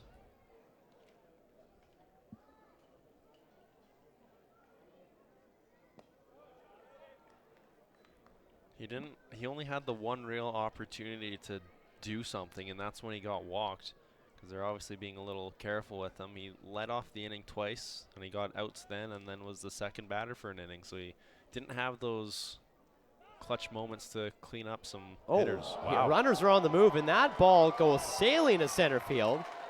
So the first time of the afternoon, especially in game 2, Energy City with an error. Well, this is the second error of the day for Energy City, but first one of this game 2. Yeah, that was a hanging breaking ball coming out of the catcher's hand. It just slid right out. It looked like it was going to maybe go over the wall from the trajectory, but then it died down quite a bit and just made it out of the infield. But both runners take 2 bags. And that's the lucky break that the Gulls needed to create some offense. Yeah, because really, I mean, defensively, Energy City hasn't given up much.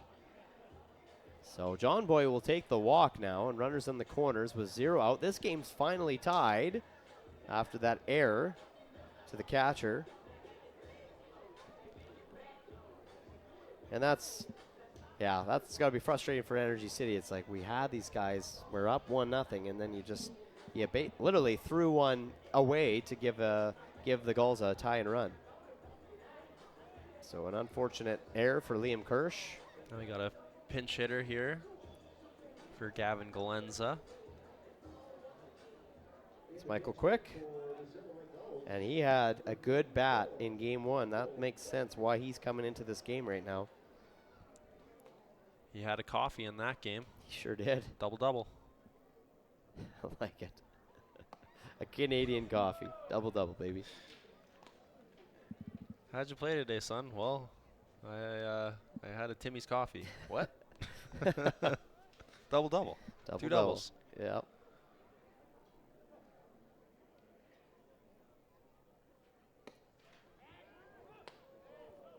The throw at third. Keep Flores in check.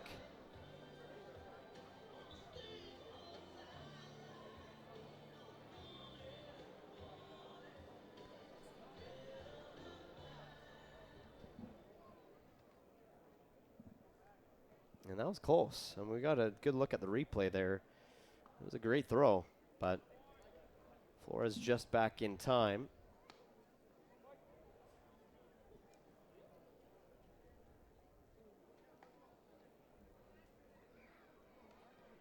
Yeah, Quick went 2 for 2 in an earlier game.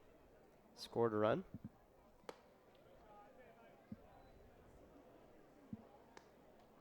Now 3-1. This is a big pitch for the youngster Aiden Beck. I mean, you don't want to load the bases.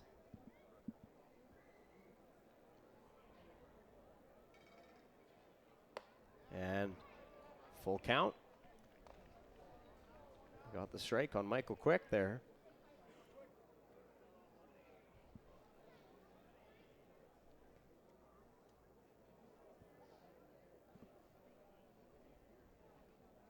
And the runner on the move. Quick hits it right back to the pitcher. And he'll make the throw over to first in time for out number 1. But because John Boy Rittenhouse might have got a good lead off on that throw, kind of took out the double play right away. Yeah, it was a good thing he was in motion, full count, so you may as well just give her beans on the base paths there. And he got out of a potential double play situation. It was hit pretty quickly to the pitcher and back, so the only option was to go to first base. So 2 runners now in scoring position. And Ree Sherman at the plate with 1 away as he watches the first one go in for a called strike, an off-speed 80-mile-per-hour pitch.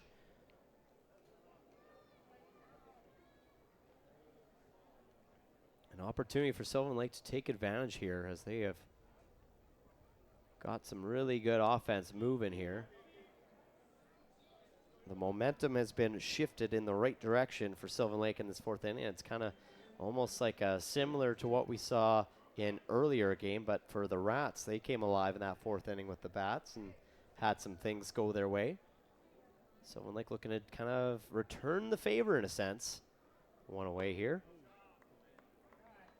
Yeah, you got to take advantage of when you either reach on an error or if there's an error to advance, and the Gulls did that. They also saw that bite them earlier in the game.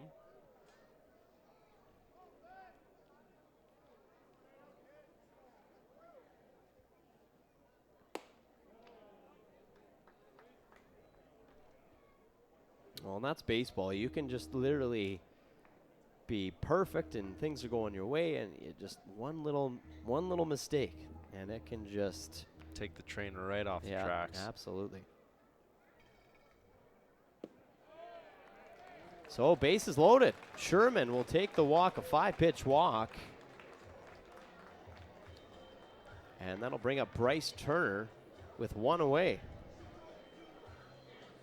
Yeah, 3 walks in this inning already and 1 base hit. And Jordan Blundell's going to walk on over to the mound here.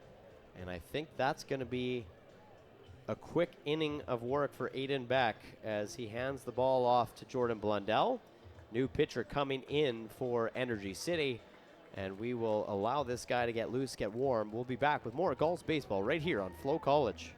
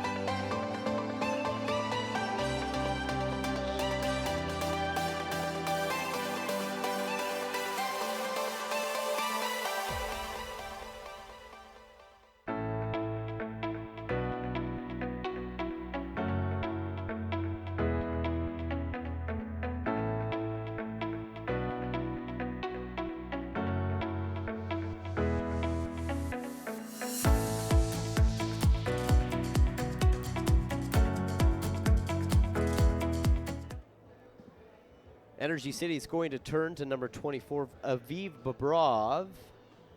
Goes to McCook Community College, and they're going to look to get out of this inning with a bases loaded situation, just one away. Bryce Turner at the plate. He grounded to the shortstop, and Seiji Umezawa's last at bat, and that's something you can't do when it's a bases loaded situation, is ground anything. Unless you're going to hit it in the gap. Maybe if there's no outs, but then you're probably going to get that lead runner out at home plate. Yeah, no, for sure. But yeah, it's important to either hit a deep fly ball or get a single of some form. He's quickly down the count, 0-2. And Bobrov is definitely one of their top pitchers for Energy City. He's got just 17 innings of work, just over that, 19 strikeouts, 6.23 ERA, but he's got one save in his books. He's had 2 starts as well, so he's normally a guy that can kind of do both. He can start a game, but he can also come in and as a relief pitcher.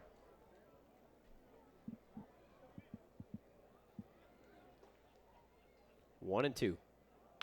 And that's on the ground. The throw coming to home, and they get him. And they'll take that for out number 2, the leading runner, as Flores gets thrown out at home. Turner does get on base to a fielder's choice. Bases do stay loaded.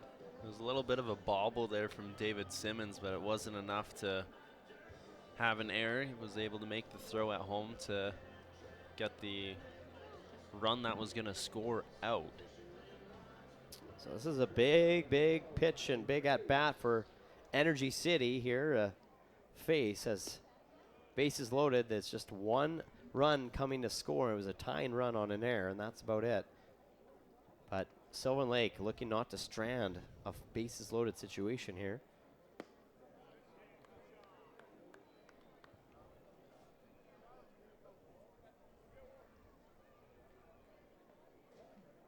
This could be a key moment in this ball game right now, Scott.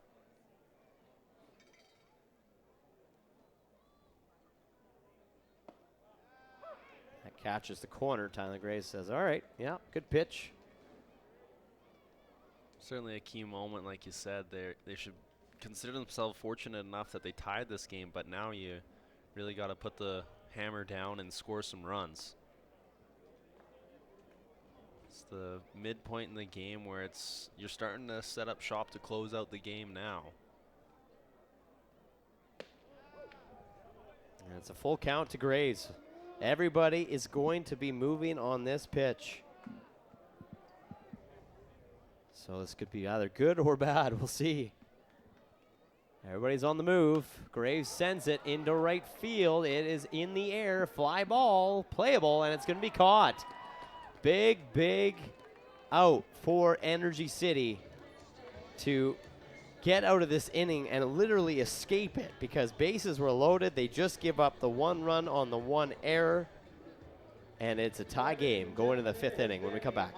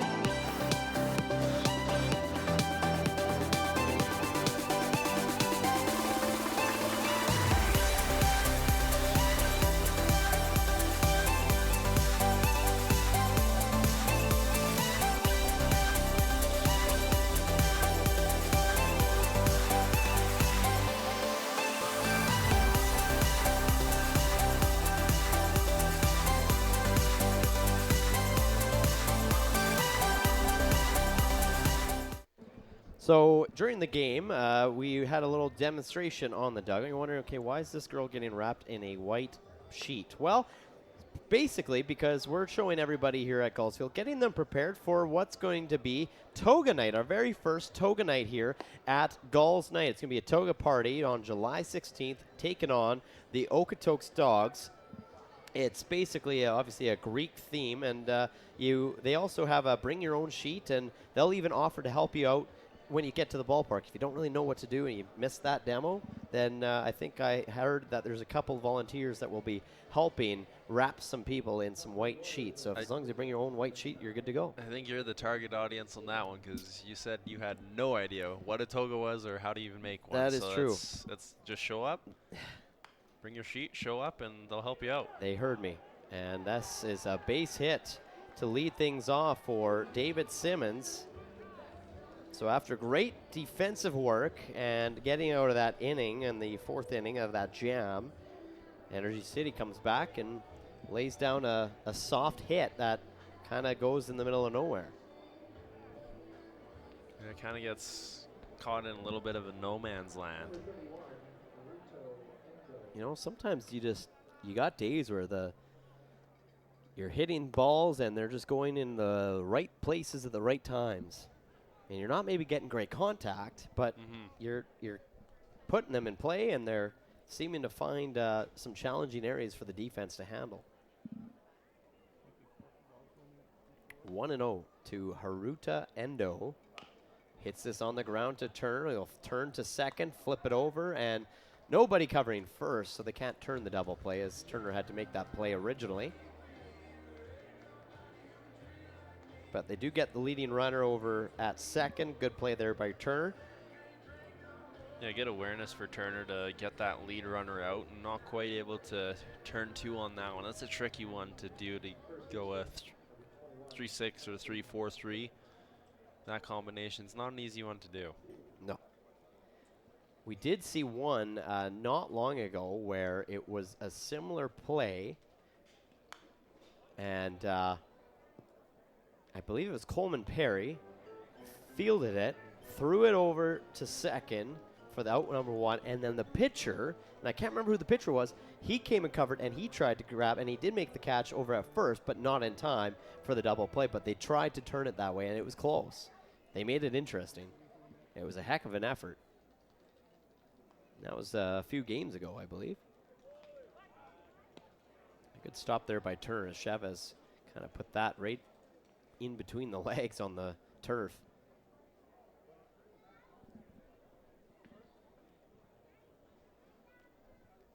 So Carson Burnett, 1 for 2 on the afternoon. 0-1. And you notice that Haruta Endo, when he's on base, he kind of jolts and fakes like he's going to go to second every throw. Pretends like he's going to steal. Just trying to get that mental edge on the pitcher. Exactly. Try to catch it in the corner of the eye that maybe he panics or makes just a slight mistake and throws it away. And he kind of did that little hop towards second, and that turned the pitcher in Chavez over to throw and keep him in check. 0-2 to Carson Burnett.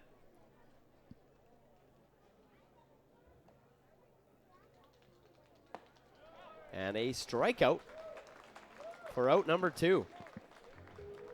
Yeah, it looked like Chavez kind of reached back for a little extra oomph on that one and sends it inside and swing and a miss. Just a perfect pitch right there for Chavez. That was great. His first strikeout on the afternoon as well. And we do have warm-ups going on in the bullpen. Jordan Clark getting loose for Sylvan Lake right now as he's might be coming in the next inning. Chavez could be on a pitch count. He's at 18 right now. And he looks like he's doing just fine. 0-1. Luke Wilson, the DH. Already with an RBI single in this game. And down the line it goes. The first base coach trying to pick that off with a bare hand. That's Dion Winches. kind of shaking his hand off after that. He's like, oh, why did I do that? Yeah, that was a hot shot down the line to him. I mean, he stopped the ball. He made a stop at it.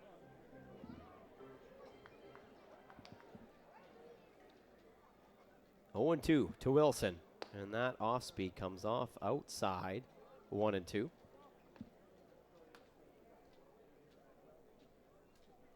Rats with 4 hits to the Sylvan Lake Gulls 2. It's a tie game. 1-1. 3 errors in this ball game.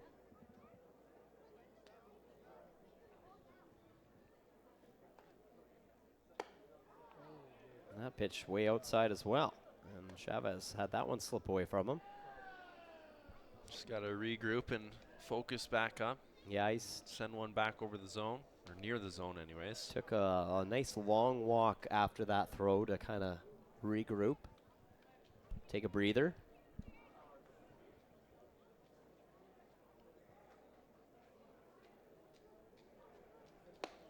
It's up high, and it's a full count now. He was up 0-2. It's now full. On Luke Wilson, the DH.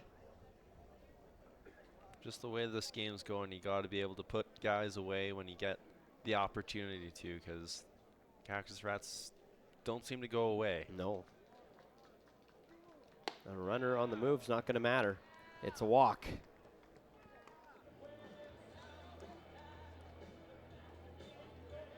So, see if Jordan, and we get Jordan Clark looks to Jordan or Matt Hape, and they get the signal saying that, yeah, he's ready to go when you're ready. They both signal to each other. I thought maybe Matt Hape would be coming out, but he's going to give Chavez maybe one last chance here to get out of this inning. Stephen Fermin now stepping into the batter's box.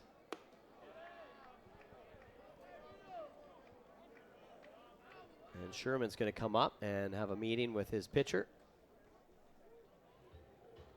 Kind of get everybody on the same page, calm things down a little bit, take a breath. Just got to find the zone that he was in earlier in this game, because he was getting a lot of contact fly balls and had a strikeout previous to the last walk. Hasn't thrown a strike since going up 0-2 in the count.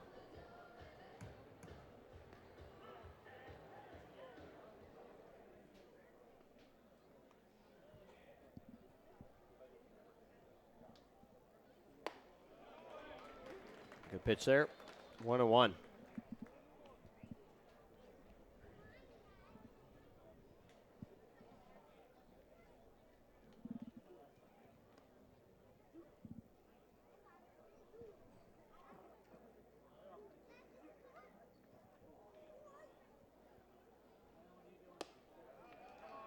That just missing. But it's got that feel, Scott, that game where it's like, you give Energy City just, a little bit more life, and it's almost like it's a battle just to get that final out, that final strike.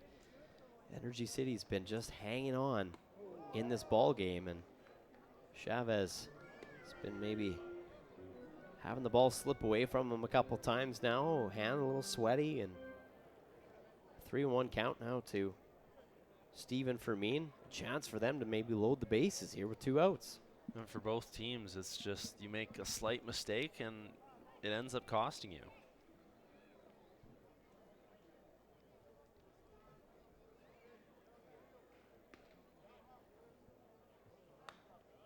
Good pitch there.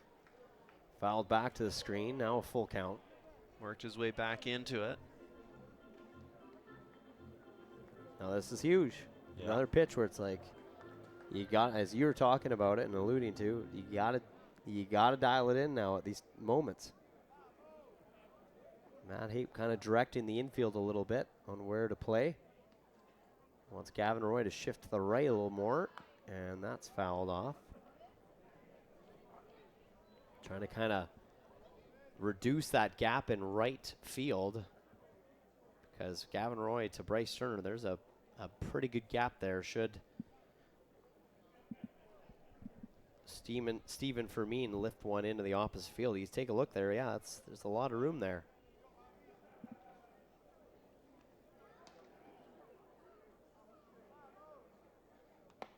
And that's inside, and it's going to walk to load the bases, and I think that's it for Chavez, and it will be.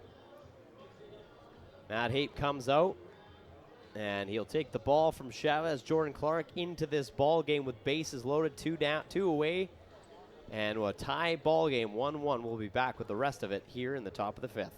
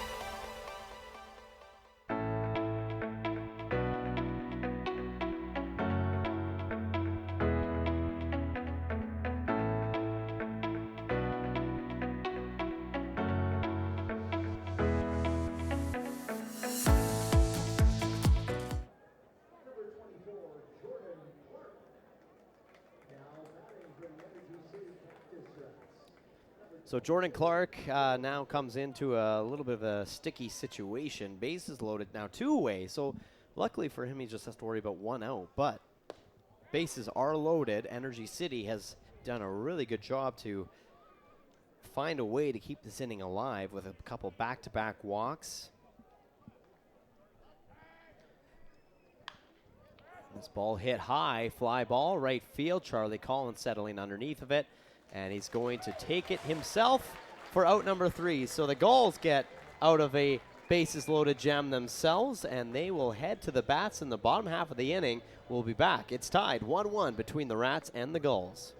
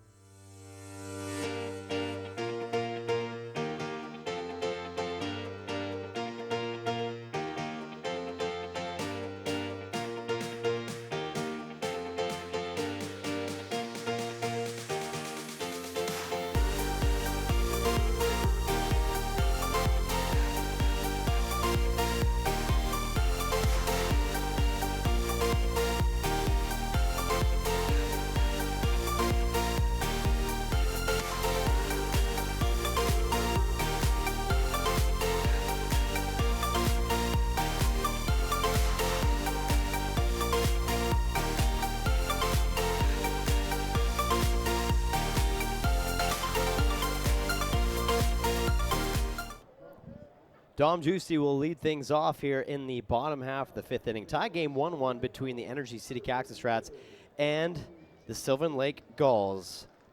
Giusti looking to give the Gulls their first lead of the ball game, of course, getting things started on the right direction this 5th inning.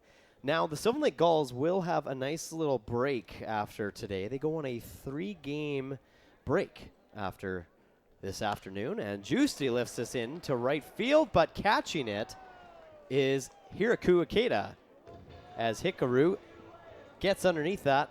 And honestly, for a second there, I thought maybe he was going to overrun it for a moment. It didn't look like he was going to get there in time, and the next thing you know, the ball just kept traveling closer to him. Yeah, it looked like there was a chance that Juicy was going to reach on this one, and then kind of almost out of nowhere, Akita picked it up and got the first out. And like we've said all game, it's important to get that first one. It kind of sets up the rest of your inning.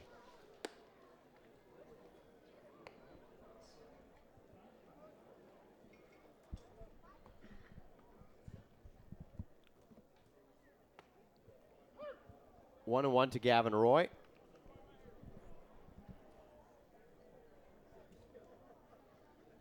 So far, 0 for 1 on game 2.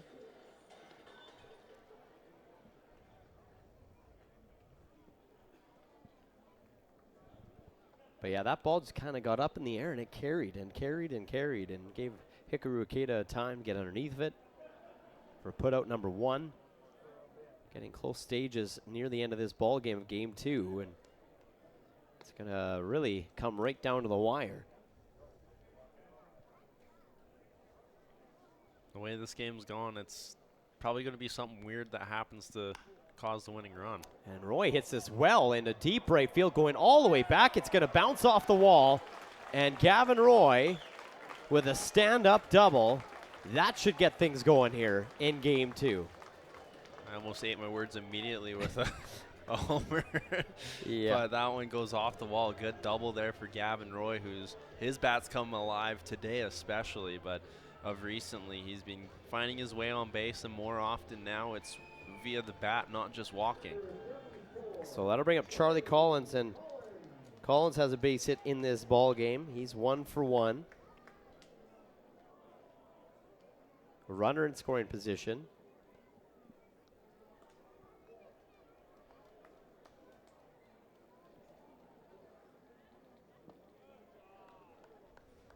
We haven't seen one go over the fence yet today in a doubleheader. I mean, we were talking about it, and I might have put a jinx on it. When Jim Claggett was up in the broadcast booth, he asked, what was one thing that I've noticed this year different from the rest?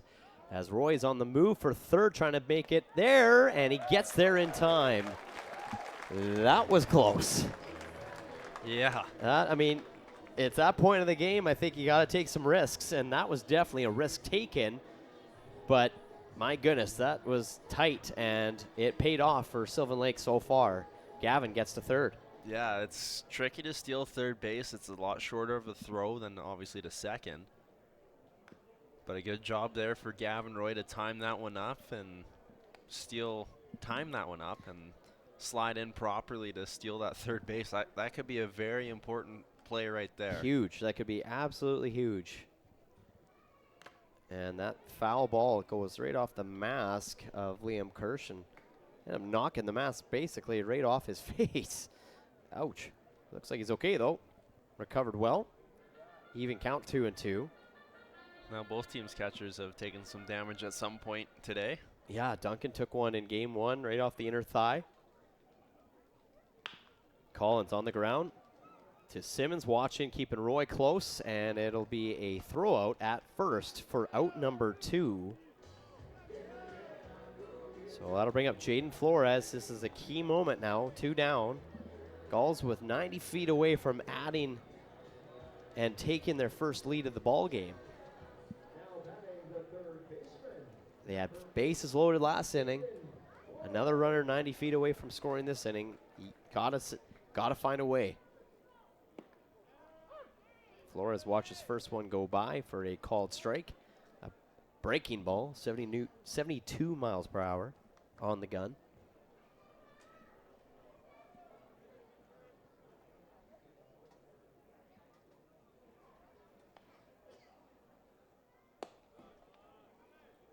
But as I was mentioning, I think I might have jinxed the home run tally because, yeah, with Jim Claggett here, I say, you know what?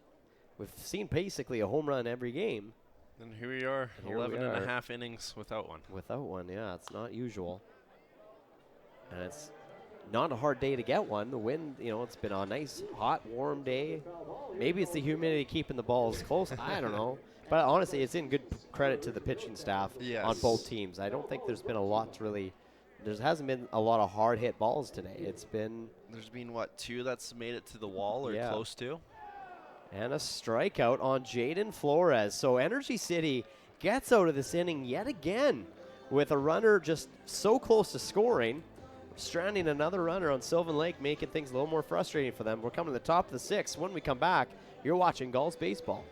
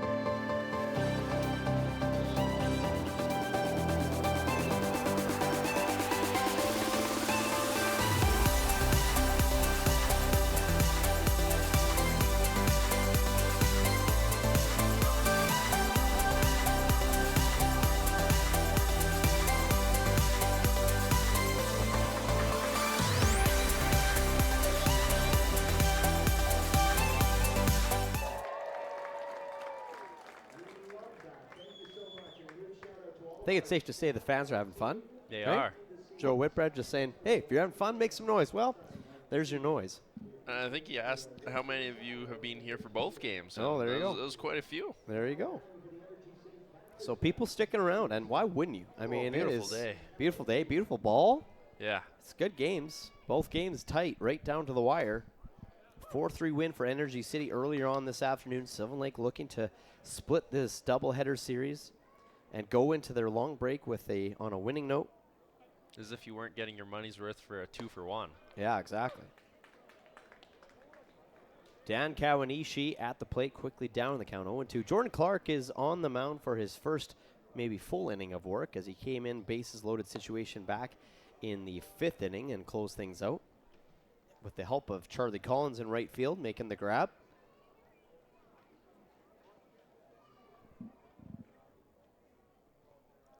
One and two. And that just missing. Crowd wanting that call. I was going to say, I heard a lot of strikeouts below us. Yeah.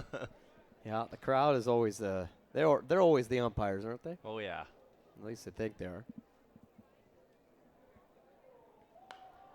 And that pitch down low inside, a defensive swing by Kawanishi to fight that one off. Kind of took a golf swing at that one.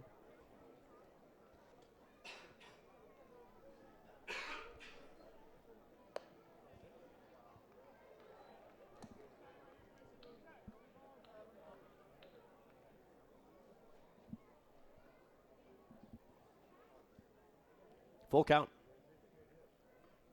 And a strikeout for Jordan Clark. And he's happy about it. Rightfully so. Good start for Jordan Clark in this inning. Full count, and he beats Kawanishi on that one. Fastball up high. Yeah, good battle back for Clark as he got ahead early, kind of fell back into a full count, and finally gets to put him away. I haven't really seen that very often. Hikaru Ikeda 0 for 2 on the day. Watches the first ball go by for a strike. Takes a swing at the second one, fouling it off. Quickly down, 0-2. Jordan Clark seems to be in rhythm right now. He sure is, and he's also a pitcher. Does not waste a lot of time. Good pitch, but trying to have Ikeda chasing. That was close that was a close take. And that one goes right down the middle, and again, Ikeda fights it off. Radar's reading 87, but that one seemed like it was a little quicker than that. Yeah, I feel like the radar gun might not be 100% accurate. This goes right up the middle, off the plate, and off the rubber, right out to center field for a base hit as Ikeda gets one to go. Yeah, he had a hard time catching up with those fastballs, comes back with the changeup and that change of speed that allows Akita to hit one right up the middle and get on board. So that'll bring up Seiji Umezawa.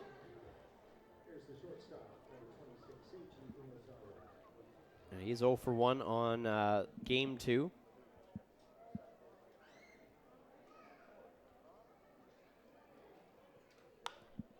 It's that foul.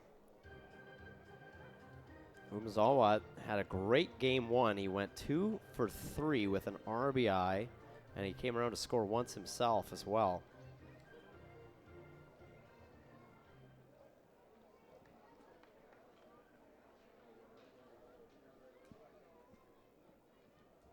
Off speed, that goes just foul down the line. That off speed stuff is Energy City's kind of dangerous with it. They seem to have the right timing with it. In fact, if that was just a couple feet to the right, that would have been a few bases.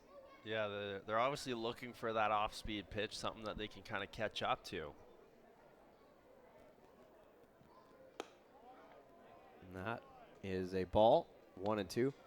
They weren't a fan of Braden Stewart's fastballs, that's for sure. No.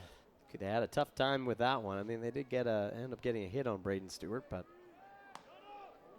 throw over to first, trying to keep Ikeda in check.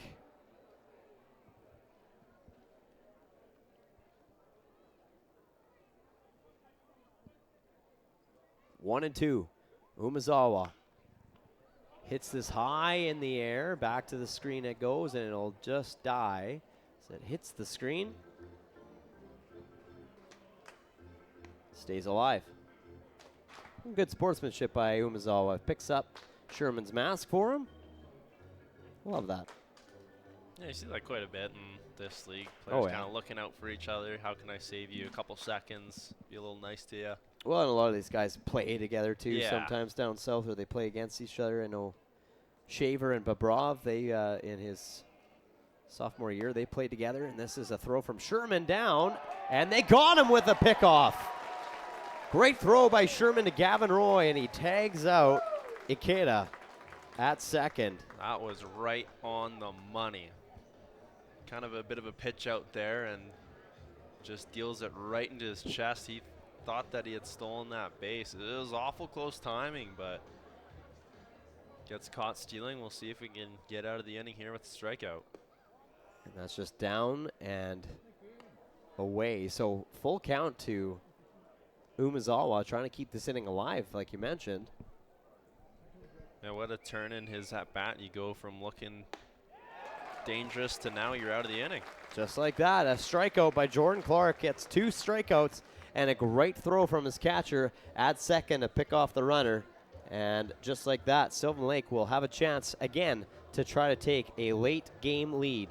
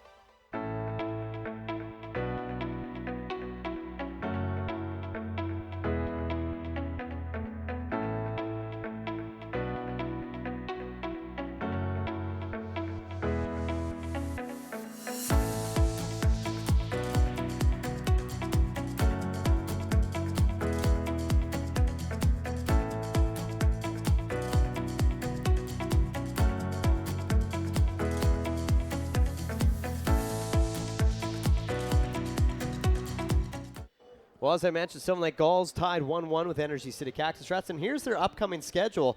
They got 3 days off until they get a well-needed rest to take on the top team in the West right now, the Okotoks Dogs. They'll take one here at home, then they'll go to Okotoks before All-Star Weekend. So it's kind of like a little bit of a summer holiday for the Sylvan Lake Gulls, if you ask me. You know, you get 3 days off, you come, you play 2 games, and then you get the weekend off again, as long as you're not an All-Star, of course, which 5 of them are All-Stars, and they are kind of, going to be busy on the weekend in Saskatoon. But the rest of the team, they get to, enjoy a weekend off.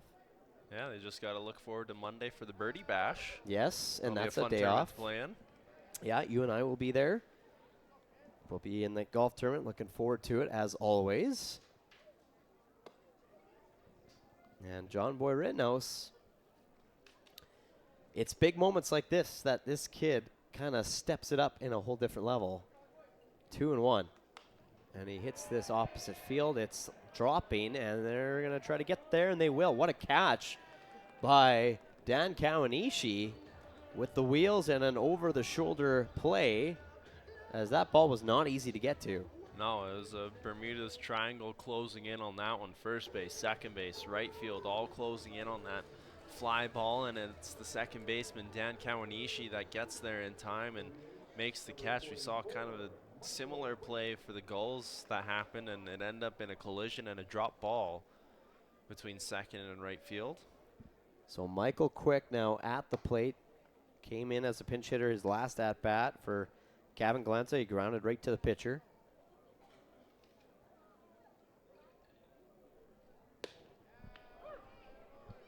Takes that one for a called strike, 1-1. Yeah, it's kind of one of those games, Scott. Who's going to be the hero? Not a lot has been going on. And we're getting into crunch time here. Yeah, defensively, both teams have dialed it in and haven't given up much.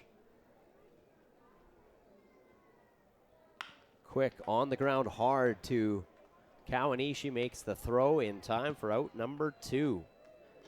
So a pretty busy inning for Kawanishi. 2 putouts now. And I'll bring up the catcher, Reese Sherman. Yeah, he's all over the map. He was way out in right field, and then this one in his typical second base slot, making the throw over to Carson Burnett at first base.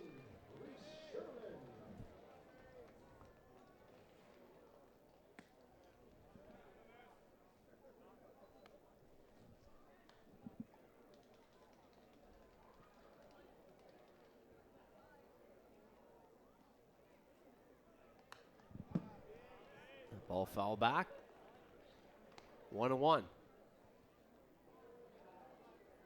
Sherman coming into this game hitting .315. He's got 12 RBIs,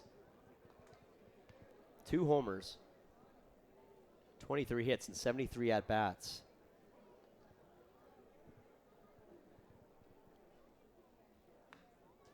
Fouls that back.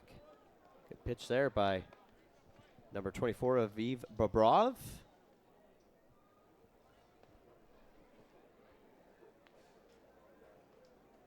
1-2, 2 down. Bottom of 6, 7-inning game, the second half of this doubleheader.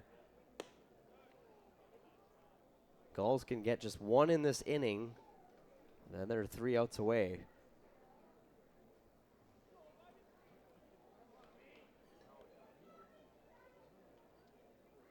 But the way that this series has been going this afternoon and this game has been going, kind of wonder if it's going to come down to a hero in a timely moment, and it's kind of getting to that point right now. Full count to Sherman. This is a big at-bat, big pitch. And he lifts this in the air. Fly ball should be catchable and easy for Umezawa. He'll make the catch for the third 3-up, 3-down inning for Energy City in the second game of the doubleheader. We'll come back to the top of the 7th between the Cactus Rats and the Gulls right here on FloCollege.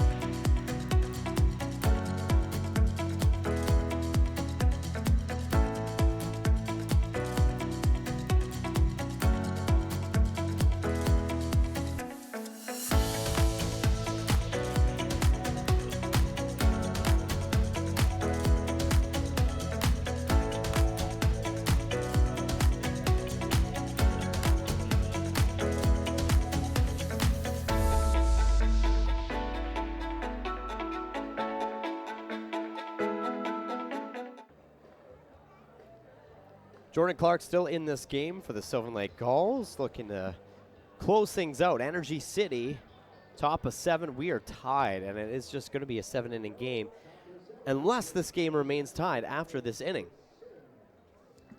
But Energy City will have the top of the batting order lead things off, who has been pretty solid. David Simmons checks that swing, goes all the way around for a strike. The appeal says so at first.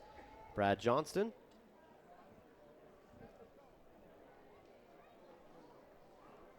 So it's going to come down to something here, and Simmons lifts this high in the air, fly ball. Right field, Collins calling everybody off, making sure this time. And Gavin Roy says, all right, I'm off it this time. Yeah, this time there was clear, good comms from the players on the field. Charlie Collins saying, yeah, I got this one, guys. Let me get here. And he sits under it, makes the catch.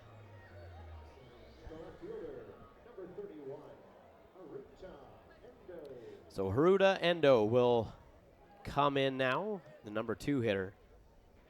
And he is 0 for 2 on the afternoon. Did reach base in the 5th on a fielder's choice. And he hits this opposite field to left field. John Boy Rittenhouse will settle underneath of it and make the catch for out number 2. It almost feels like the Gulls are building a little bit of momentum as Jordan Clark is just wheeling and dealing. He's ready to just keep going and just get out of this inning as quick as possible. Yep. Turn it over to the offense again.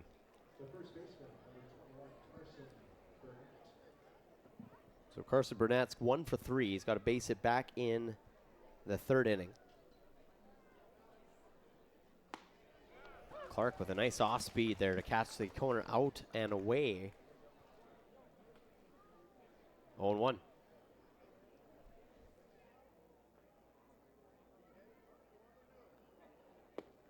That one just down low.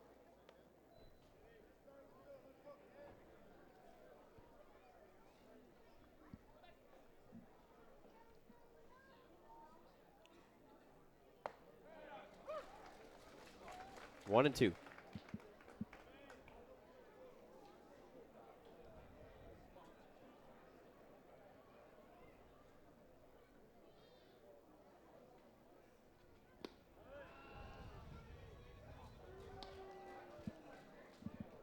Now even.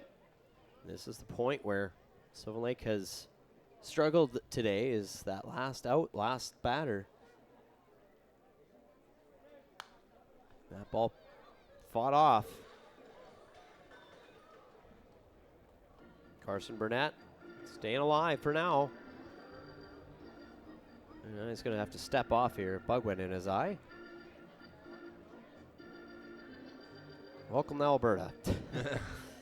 We've had our fair share of mosquitoes all across this province.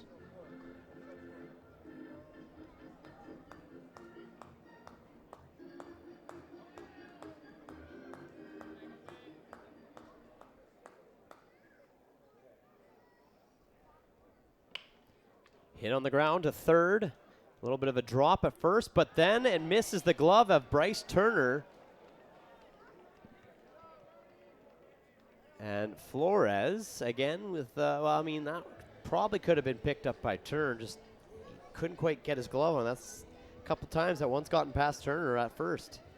I mean, it was a little bit of a bobble over at 3rd, so then Flores had to hurry the throw, and that has been caught more times than not by the first baseman. So I'm thinking that's going to be an error to Bryce Turner. And so Burnett does a throwing error. They're going to call that a throwing error. Okay. I would have thought that would be an error to the first baseman, but we're not the official scorers, so what do we know?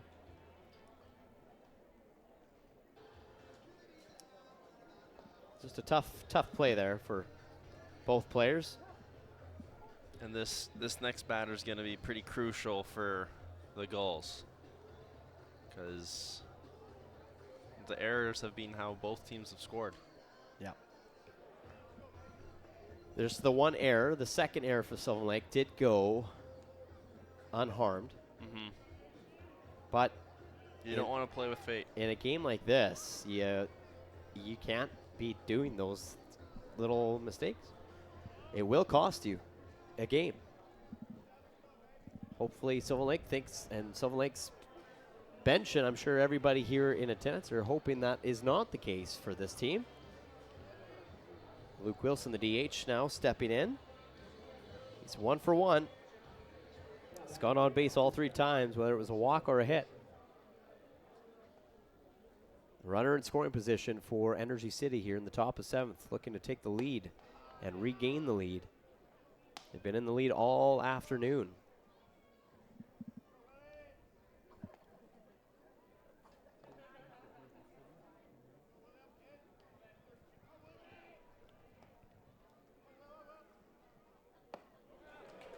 Good pitch there. 77 mile per hour off speed.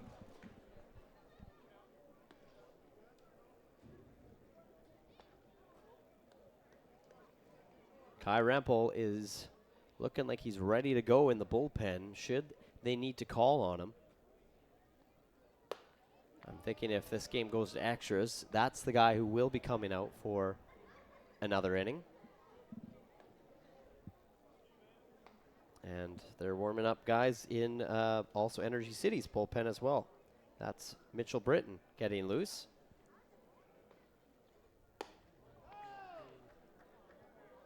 Now a 3-1 count. It's been one of those afternoons. It's been a grind of a game, the Has second been. game. Seems like it's been kind of, and that's kind of the Energy City's game plan, really, is making you grind for it. It's grimy, kind of grinded out and gritty game. A little scrappy. Yeah. Not an easy afternoon, that's for sure. Getting their work cut out for them on their final day before a break. And it's a walk. So the inning's staying alive. Another 2-out rally being put together here by Energy City, and they're going to say, all right, we had enough. Kai Rempel, they're going to turn to the veteran to come and try to close things out here. With 2 down, we'll be back with more Gulls baseball.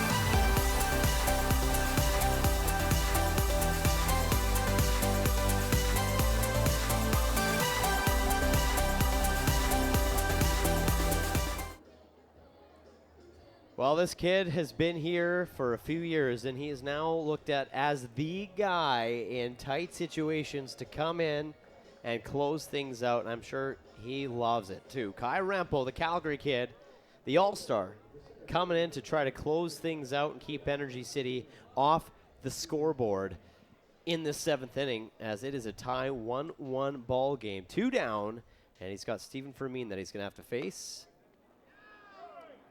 And that's just missing the zone, 1-0.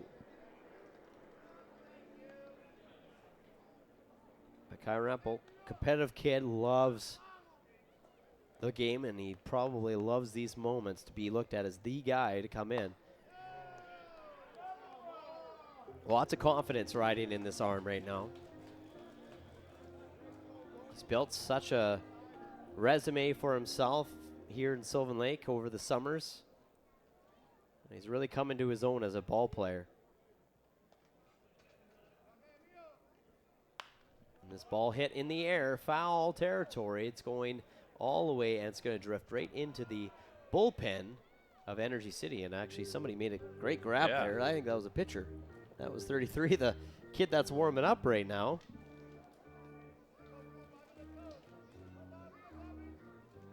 That's Mitchell Britton that made that catch.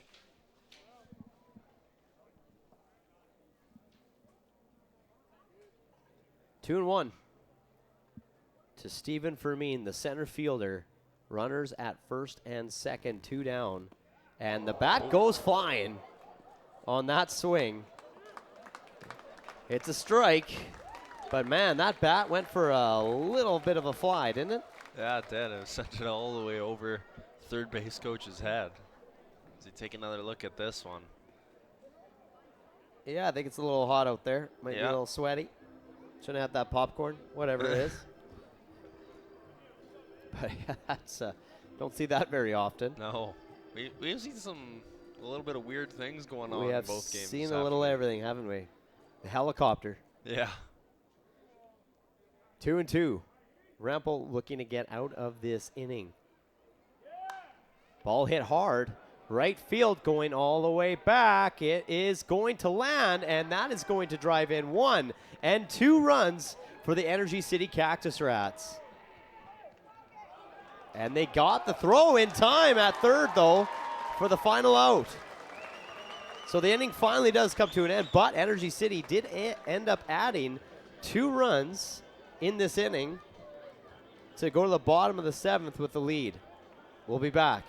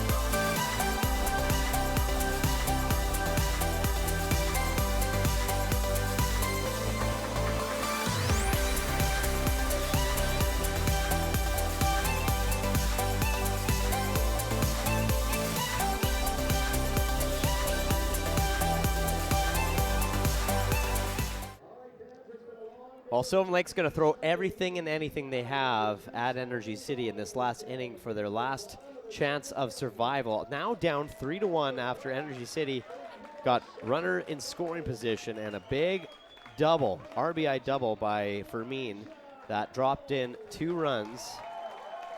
And now Elijah Hamill comes in to pinch hit for Bryce Turner in the number 7 spot.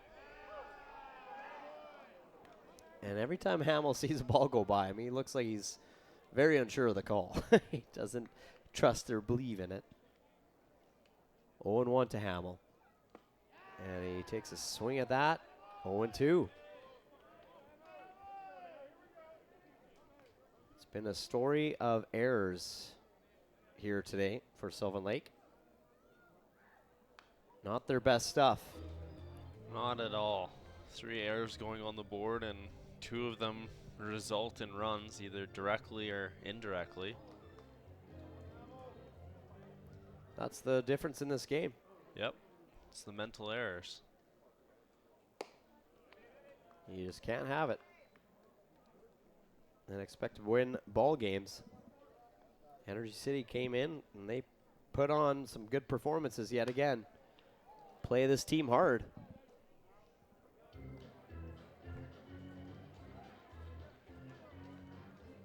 Yeah, they kept it close, and then last inning looking to pull away with a win.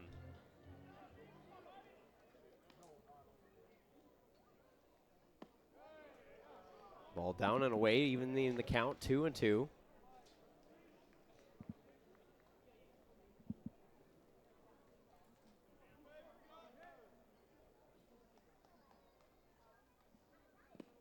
Well, we talked about how Sylvan Lake's sending guys like Elijah Hamill and other members, Kai Rempel, going to the All-Star break, but Energy City is sending Saul Mata, Sebastian Meisner, Riley Quack, Micah Cervantes, and Seiji Umezawa. And this is hit hard.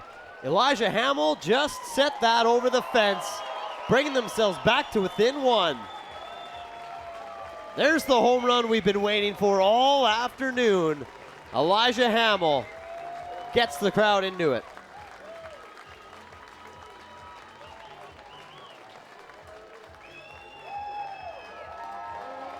Waited all day, 14 innings we've been waiting for the long bomb, and Elijah Hamill delivers with that one. A big boom right off the bat, straight out to right field, and that's got this crowd back in it. Goals within striking distance.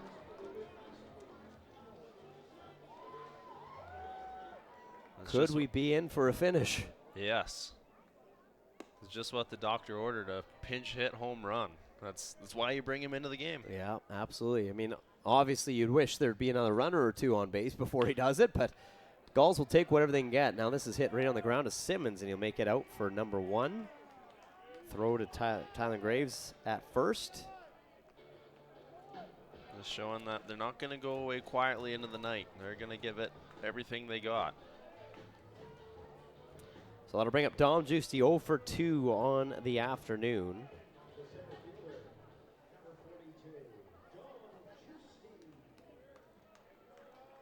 And extends it to get to the hitters that you want to have a chance to have an at-bat.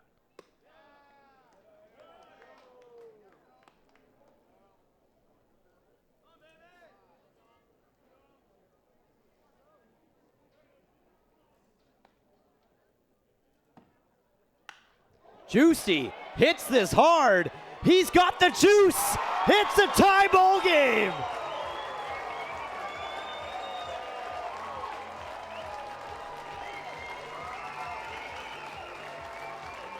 Another home run in the bottom half of the 7th inning. A solo shot has just tied this baseball game. Wow. What a time for the bats to wake up. As the Gulls, other than one pitch, they go back-to-back jacks, as this one was hammered by Dom Giusti out to left field. There is no doubt about that one. This game is all tied up now, and now the Cactus Rats are going to go to the bullpen here. We will step aside as Energy City has another pitcher coming in. We'll be back with more Gulls baseball.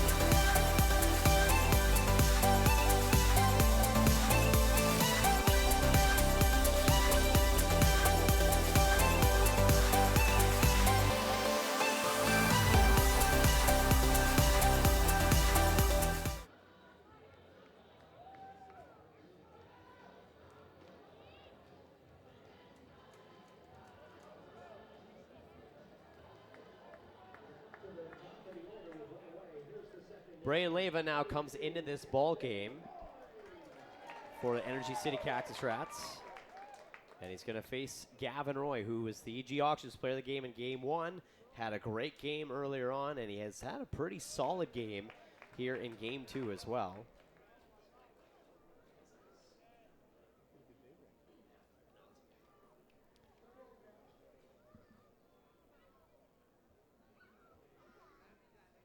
So 1-0, and that's up high.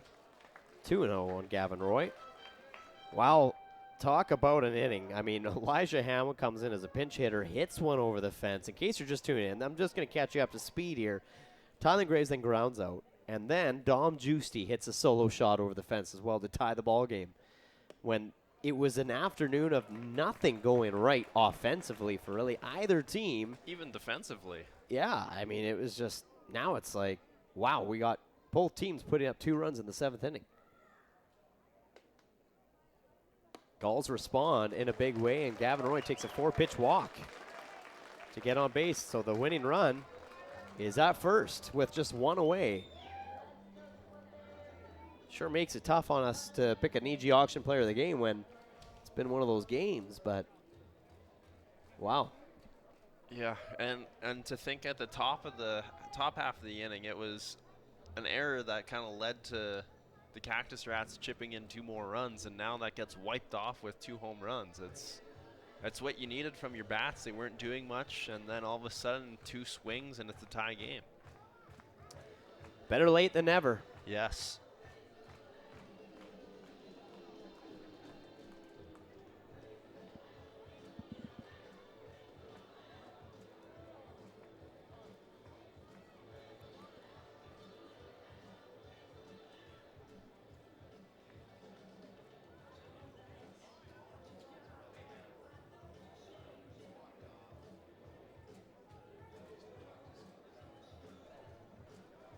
Charlie Collins at the plate. And you got Gavin Roy over at first, the winning run. And Gavin Roy's stolen a few bases in this game. He's made things interesting. He has.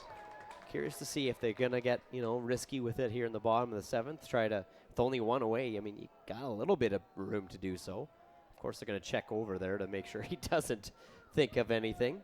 You can make a case either way. Like, yes, you got to be aggressive. That's the winning run right there. But at the same time, you want to keep it on the base paths. First pitch in for a called strike on Charlie Collins. You'd hate to get caught stealing and have that followed up with a double. Yes.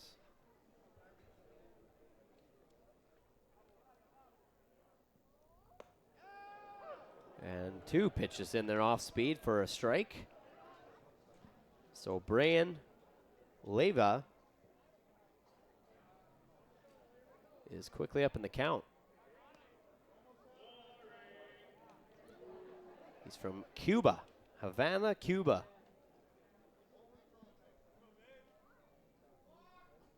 Up 0-2 on Collins. Collins hits this down the middle for another base hit. The bats stay alive. Now the winning run is in scoring position at second. That's what the Gulls need to do.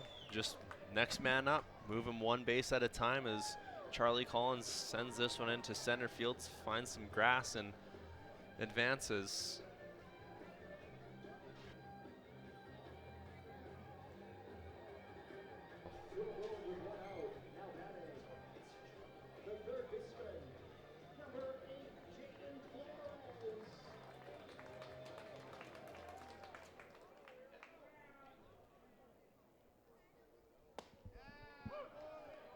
Jaden Flores now in his return to Sylvan Lake in front of the home crowd.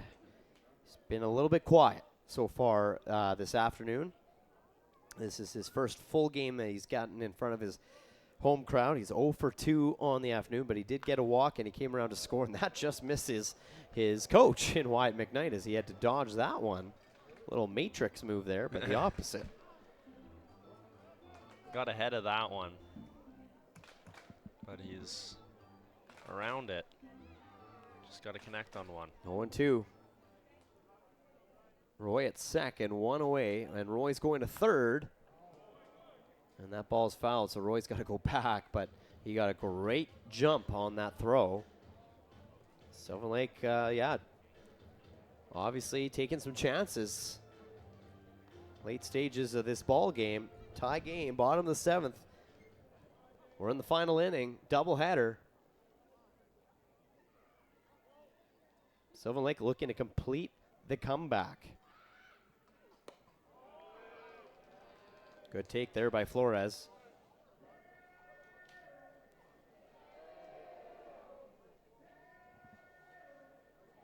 And on deck, you got John Boy Rittenhouse.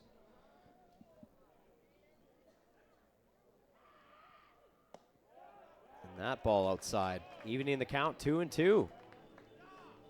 Ray and Leyva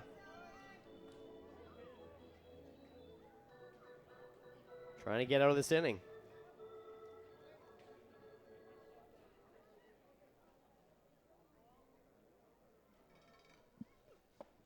And a strikeout to Flores to make it now 2 down.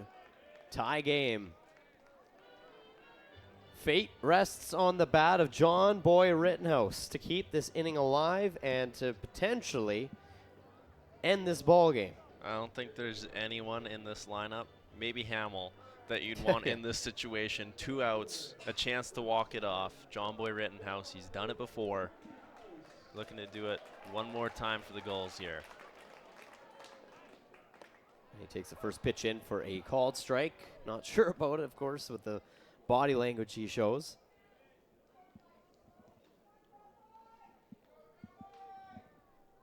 Oh and 1. Hits are 6 apiece. Ball swung on and a hit foul. Now he's down 0 and 2. And that's the way he usually does it, roping it down the left field line. He's a few feet off. Yeah, he's not far off. You either got to rip it down or just lift it over the head of the third baseman.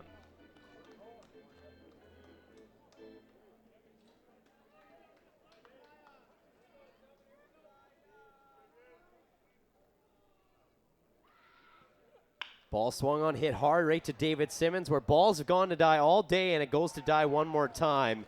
So, Energy City escapes that inning, just giving up the 2 runs on 2 homers by the Sylvan Lake Gulls, but this game is tied. We're going to need extra innings. We'll be back with the top of 8 next.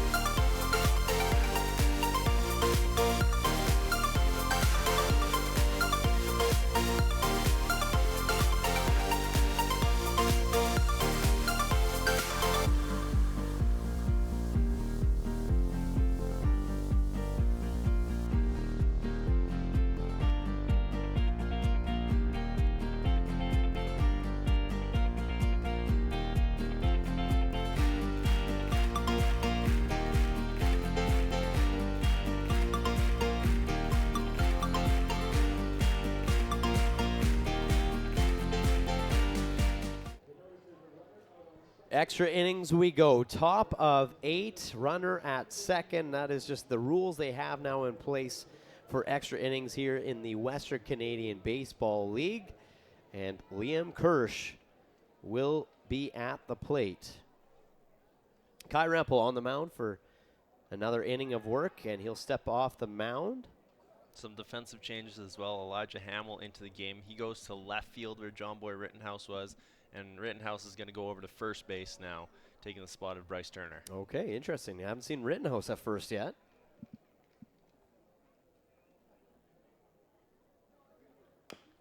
This ball hit on the ground, and it's fouled as Sherman tries to tag Liam Kirsch out, but good call by Matt Beaudry at home plate to say no, it's foul, dead ball. Stephen Fermin has to go back to second. So they'll always take the last batter, and they'll put him at second of the inning beforehand.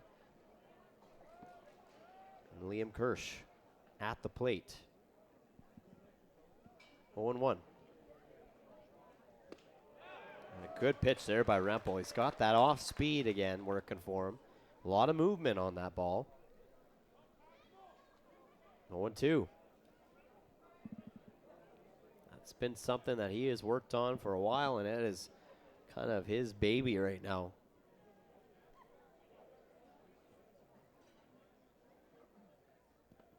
And that ball getting a little bit into the turf of Sherman, but Fermin thought about going to third, decided, no, I'm going to stay back, and a good stop by Sherman to recover well in time.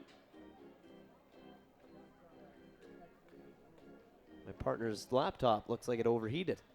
That sun got a little hot on it. Yeah, I don't know if it killed it or what. I'd seen the screen light up for a second, but... And another one that's in the turf. 2-2.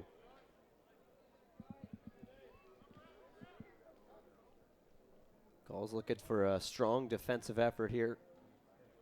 In this inning, they could really use it.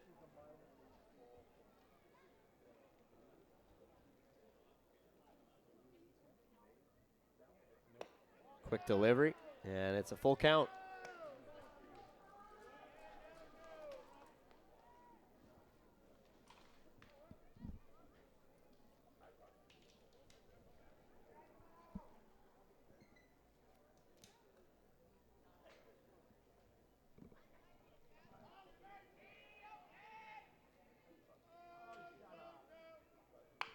Ball hit on, right to Graves, who will scoop it up, make the throw to Rittenhouse for out number one. The runner does advance to third, though, Fermin over.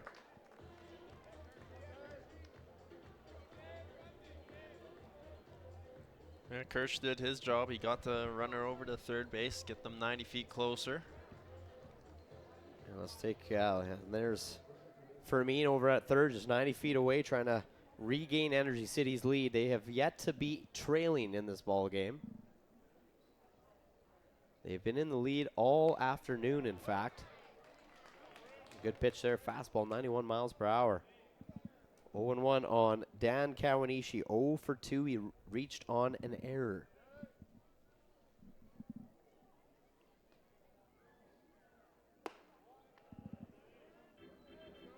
This is Kai Rempel's game right now, I think, to kind of take himself. Again, extra innings, ladies and gentlemen, just in case you're tuning in. It has been a wild game 2 of this doubleheader. And again, the off speed. It's got movement, cuts in for a called strike, 1-2. One away, runner at third.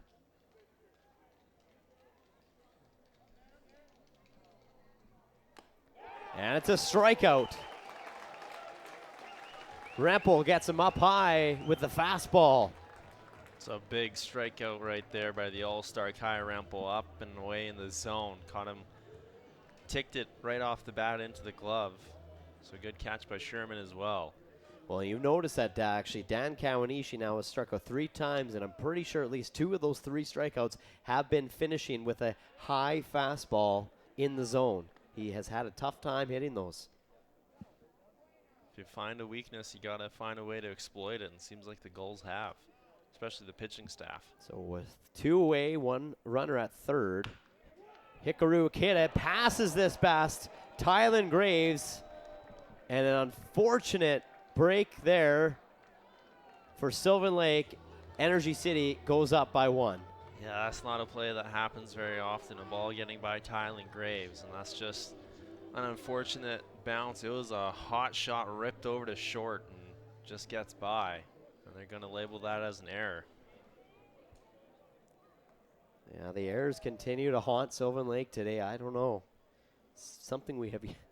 We go from a complete game, and this is a pop fly to right field as Charlie Collins will make the catch for out number 3 to bring this inning to a close. But you go from a seamless game on Wednesday against Lethbridge to now a night full of errors, and the Gulls will come to bat to try to pull off the comeback yet again in the bottom of the 8th.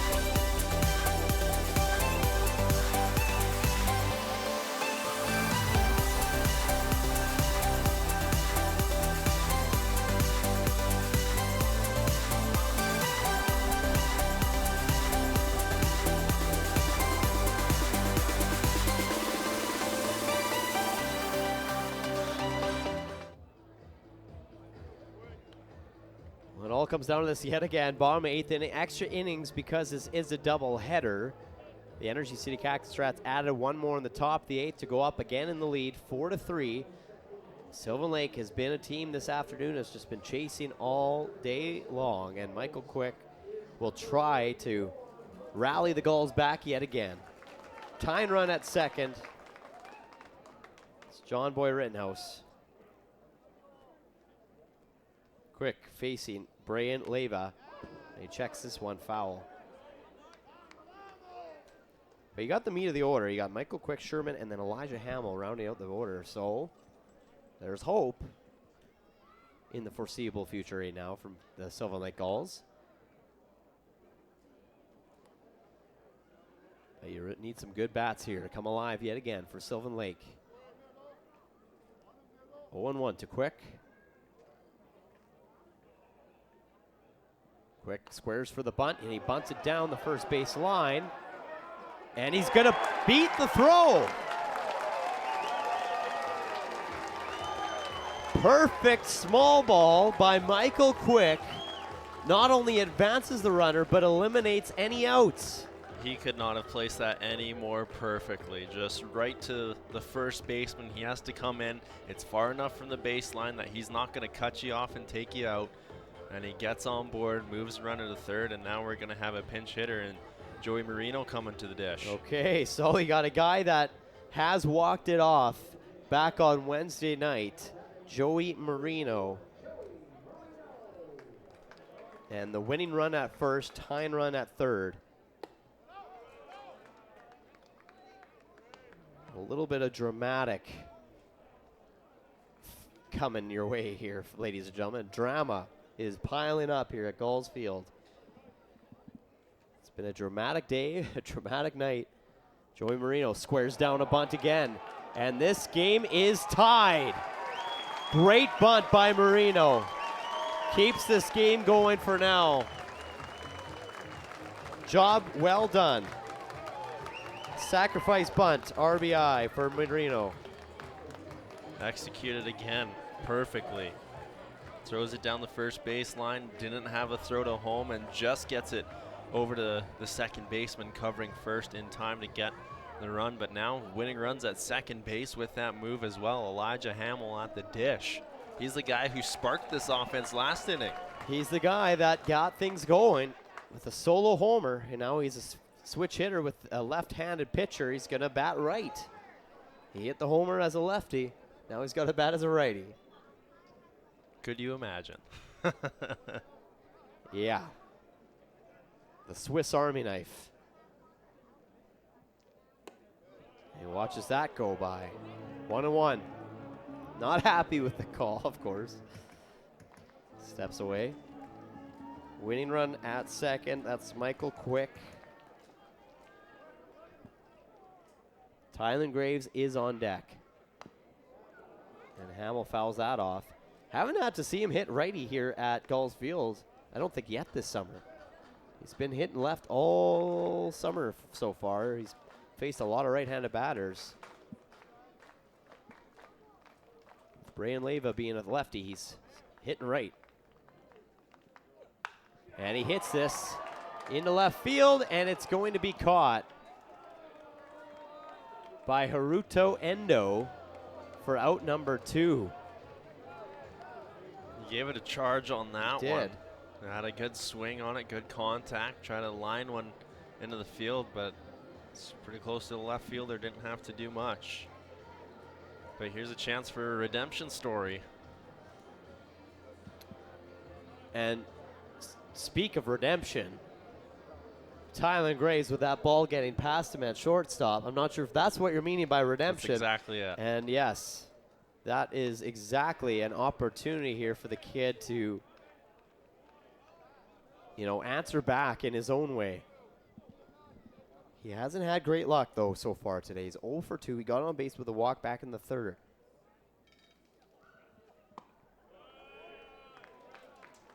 One and one, winning run at second for Sylvan Lake. Tie game yet again. Bottom of 8. Extra innings. 4-4 ball game.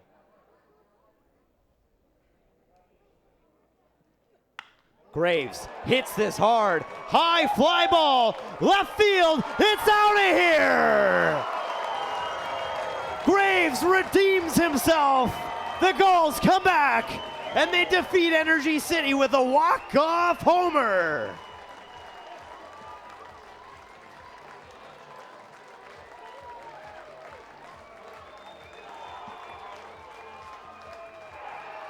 That's got to feel so good for Tylen Graves. Maybe missed an opportunity to close out an inning before, and he totally redeems himself with a walk-off 2-run shot. What a game. Oh, yeah, I don't even know. I think everybody here at Gulls Field is just in shock right now after what a game it has been. Tylen Graves knew it right from the beginning. He put barrel on ball, and he absolutely cranked that over the left field wall to give the Gulls a huge W and a big, big comeback win. It was a game they haven't had a lead all day, and a lot of errors, and there was, you know, a lot of things that just weren't going their way defensively or even offensively, but they found a way, a gritty win for the Sylvan Lake Gulls team. They were chasing and chasing all day, and finally they catch the Rats. Late, needed extras. And we will stand down at field level with our player of the game, brought to you by EG Auctions with Jared Waldo.